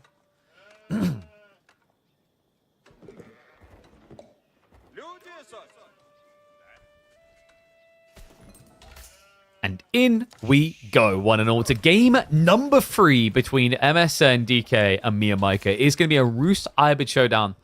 And we were kind of expecting this. Miyamika had the Mongols an alternate choice, but against Rus, terrible. Against French, a little bit hit or miss. So it made a lot of sense to just go IU. And I think MSN was anticipating this because Rus do better into Ibids than French probably ever will. Reason is that this Civ is more comfortable with the idea of having to go Archers compared to the counter component. And also you have like outplays into fast castles, which don't involve you touching gold, which means early aggro play with Dervish Desert Raiders from Miyamika wouldn't be that effective. And guys, the other thing is Miyamika had Ibids on Mongols. Which Civ of those two do you think is more cheesy right now? Like, if you had to think of the strategies they can do, which one is like the roll the eyes are like, of course you done that to me? I think for most people, they're probably going to say Ibids because of the Desert Raider spam builds. I wholly expect that to be what we're getting here. We're probably going to be looking, and we'll go 2x speed just for the opening. Probably going to be looking at a play into Dervish then Desert Raider. I think the Dervish is important. If you go Desert Raider, there's nothing to hit. So that's step 1 for Mio needs to identify. The one Desert Raider doesn't have a target, really. Like, you can talk about pro scouts, but like, is the timing that much worse? Just building the Desert Raiders out. Oh boy. Okay, so he is highly valuing the timing because what will happen here is you'll tech up, you'll get 15 seconds in, your first Desert Raider is going to come out, right? The alternative is you could have spent 30 seconds building a stables or an archery range and then waited another 30 for the first Desert Raider. So he's valuing that 45-second window very highly to try and stop pro scouts, which is the expected play from this. Problem now is, like, if your opponent sees you went Desert Raider wing, can he not just not do pro scouts? I mean, MSN, he's got 17 sheep compared to 9. So he's not under pressure. He's actively gathering gold as well. Okay, this is interesting then. So we're likely going to be seeing what? Fast archery range? Lumbercamp's going to be coming in. He has got the gold to exchange, and there it is. Yeah, he actually buys the wood for the archery range time. This is good. Military wing's now going to be counterplayed. And he's de-shoving. So MSN could do like a very delayed pro scouts play here. He doesn't need to rush it. Because Mio Micah doesn't like, have any big eco upside. And we can see what Mio's real goal is. He's looking to turn this into a bait and switch by fast casting. Now remember, MSN may have built the archer range, but he doesn't necessarily need to use it yet. Problem is, he's probably going to blindly punt some units out because he doesn't have confirmation on whether it's greed or aggro. The moment of truth is coming. There it is. Archers are going to be committed to. Mio has a very hard spawn to aggro. So this could work out quite well for him. Probably looking at, what, Dervish or Growth? Dervish is quite important, usually in the Roost matchup, because your opponent wants relics. Roost is another Civ that can just, on a whim, switch to Castle. Looks like the deer are going to be lame. Demoscene gets them close to base, but not in. We do not have Pro Scouts being queued up. Desert Raider is going to be a nuisance, and he will toggle to get the kill. So one scout down. Archer Spears are here. So Mio Micah, he sees there's been a reaction. He did stop the deer from getting all the way home. There is like a weird world in which you can wall this and then build another hunting cabin to secure it, though. It wouldn't be a great hunting cabin unless you go this deep, because you'd be sharing trees. I think MSN says to hell with it. Yeah, okay, he's just going to accept it. All right, so does MSN send it? It would be ambitious. But he's not gathering gold. Now, that doesn't mean that Roofs are not castling. Because remember, they've got the Golden Gate. But considering he's saved 0 tickets and been buying into wood, I think he's saying to hell with it. There's a go time in mind here. Loggy's going to be on the way for Mio Micah, so it is going to be the Dervishes. Alright, ones if you think MSM wins this, twos if you think Mio Micah does.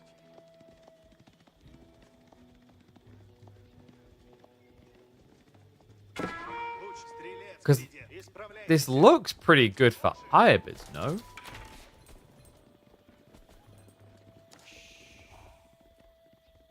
MSN doesn't have much of an army. So diving is very difficult here. Minute and 20 on the current production rates, you could maybe double that force, but are you really going to dive a TC with just 20 archers and like, 6 spearmen? It's difficult. I mean, he's going to be rotating. And I mean, if Mio just sets up an outpost, you should feel quite safe here. Stables is now coming in. Anything but Desert Raiders is okay. Desert Raiders would be a bit weird. The problem is I know Mio Micah, and I unfortunately feel like I know him a bit too well here. It's going to be Desert Raiders, isn't it? I mean, he can afford one, right? And if you can afford one, you click one. Unless... I think he's being a good cookie on this one. Has Mio Micah got over his shenanigans? We've actually got... Oh, for God's sake. It's going to be Desert Raider spam into Archer spam. If you are deep enough in Desert Raider count, this is pretty good. 2 is not what I call deep. That's deep in the hole. Now, you can at least cut reinforcements efficiently. And once the dervishes are there, you can kind of out-heal a small archer blob. But like, there's a risk that MSN now just keeps flooding archers and adds in blacksmith. He's already got it ready, yeah. So Steeled Arrow is big here. Game-changing. But the Camel Lancers are on the way from Mio. So that's going to force MSN to be more of like a 50-50 composition. He can't just mass archers. Mio has got food issues though, right? Yeah, he's down to 4 sheep. And oh my God, we didn't talk about this yet. Look at the food spawn for Mio. Yeah, in some ways it felt like it was going to be a non-factor, but it matters a lot. Like for the time being, it's idle on the berries, but if MSN just goes north, Mio has no food access. There's barely any berries left down here. That's crazy. Dervish is being insanely greedy, by the way. I'll try and actually take the sacred sites. I guess Mio Micah is worried about gold. So yeah, he's been blocked. So he's trying to gain it elsewhere. Warlord is going to be a big fat L. Sacred site on the south side is at least being captured. But that's one of the 3 dervishes now dead already. I like this idea from Mio Micah. Relics would require you to build a mosque and get it home, whereas like the secret sites are immediate gold gen at a better value point. This clash. Spearman. Not able to take the fight into the Camel Lancers. He's going to need more of the stabby boys. And look at the patience here. Look at the timing. Villagers now moving out. He does not know what he's about to get himself into without Wheelbarrow as well. MSN sees all.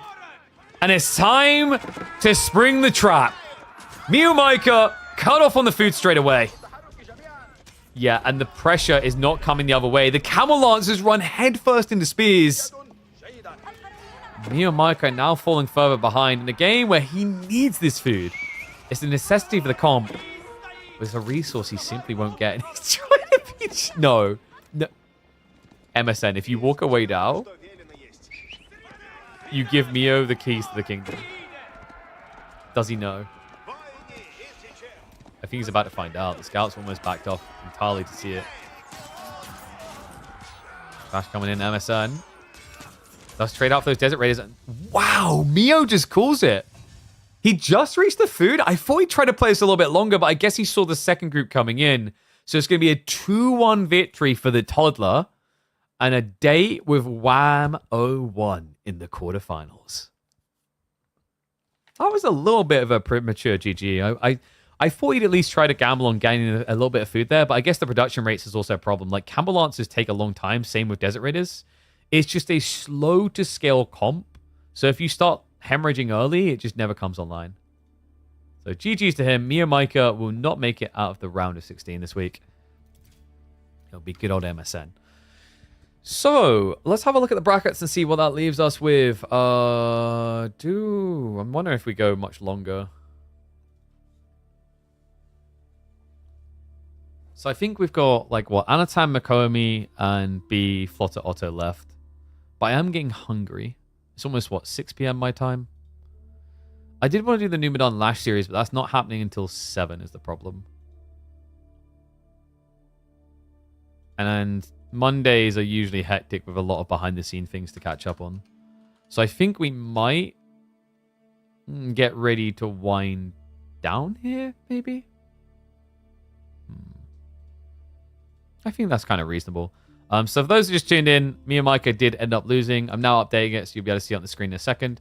This is the outlook after the games we've seen from day number 1. Let me just add that one in. Because I think we talked about that one earlier. So we're already starting to paint the picture of what's going to be happening tomorrow. Because the quarterfinals typically happen that day. So we'll be having B versus Voldemort, Wham versus MSN, and then Dumu up against either Numedan or Lash. And then finally Myriad up against either Anatan and Makomi. I need to check if that one has been done. But I think what we'll do now, like, I'm going to get ready to wind down because I need to go eat. I want to spend a little bit of time with the fam because Freya's going to get put to bed in like an hour. But yeah, interesting like one there. Roos, H3 making it through. Like, me and Micah just drafts crazily different to like everyone else, it feels like. But guys, if you have been enjoying the content, make sure you give it a follow on all the locations down below. It's easy to do. It's free to do. Other things that are free to do. We are working with Opera GX right now. You've been seeing us using their browser. Whenever we bring up the game browser, like, look, if I go like this and we have a look at, wow, my amazing YouTube stream, which is live right now, you are seeing this on Opera GX. We've been using this ourselves for like 2 months now. Love it. Really sleek browser, really handy. Even just like the small trim design, I'm quite a big fan of. A little bit futuristic-y. But if you want to support the channel for free, oh my god, Streamception, get off of that. Opera GX, download it, create an account for free. That supports the channel. It also has a built-in VPN, which is always useful for watching shows you want to without having to pay a subscription price to a VPN service. Ugh. But yeah, love those guys. Also, it's very efficient for CPU and RAM because you can actually limit the amount that it uses of those. If you don't want to have to worry about limitations, reminder that we are working with AMD for the next week or so on our streams. !AMD. Click that link. Is an awareness campaign. So just having a look, checking out the brand helps us immensely. And big shout out to them for coming back again for the 5th time. Let's see if we can make it a 6th. But I'll be back tomorrow. We're looking to go live either probably about the same time as today or possibly like an hour earlier. It depends on when the quarterfinals get scheduled. But make sure you keep an eye out for that. So we will be back tomorrow with quarterfinals. Probably a full day of quarterfinals. What is up, Goldline? Appreciate you, mate. Download now on your PC. Already got it for your on the MacBook. What a legend. Smart lad. Appreciate the Prime sub, mate. Appreciate the support. Remember, guys, the rule we always say as well, go bring a friend. Let's get more people watching Age of Empires 4. You guys love it so much. Got to share it around. Because if we keep growing this channel, the hopes is that KPMM will come back next year bigger and better. And you guys have been integral to success of that. But I'll be back tomorrow. Quarterfinals, as I said. So we'll probably have 4 series, maybe 5. And then semifinals, we'll see if like one gets played on the day or if it will all be happening on Thursday. And reminder, we have got the return of our show matches on Friday. I need to start figuring out which players are going to come in for that one. And I need to test a potential new game mode we're going to be using for that show match. But guys, if you're watching on YouTube, the stream's going to end here. Appreciate the support, and I'll see you all tomorrow. If you're on Twitch, we're going to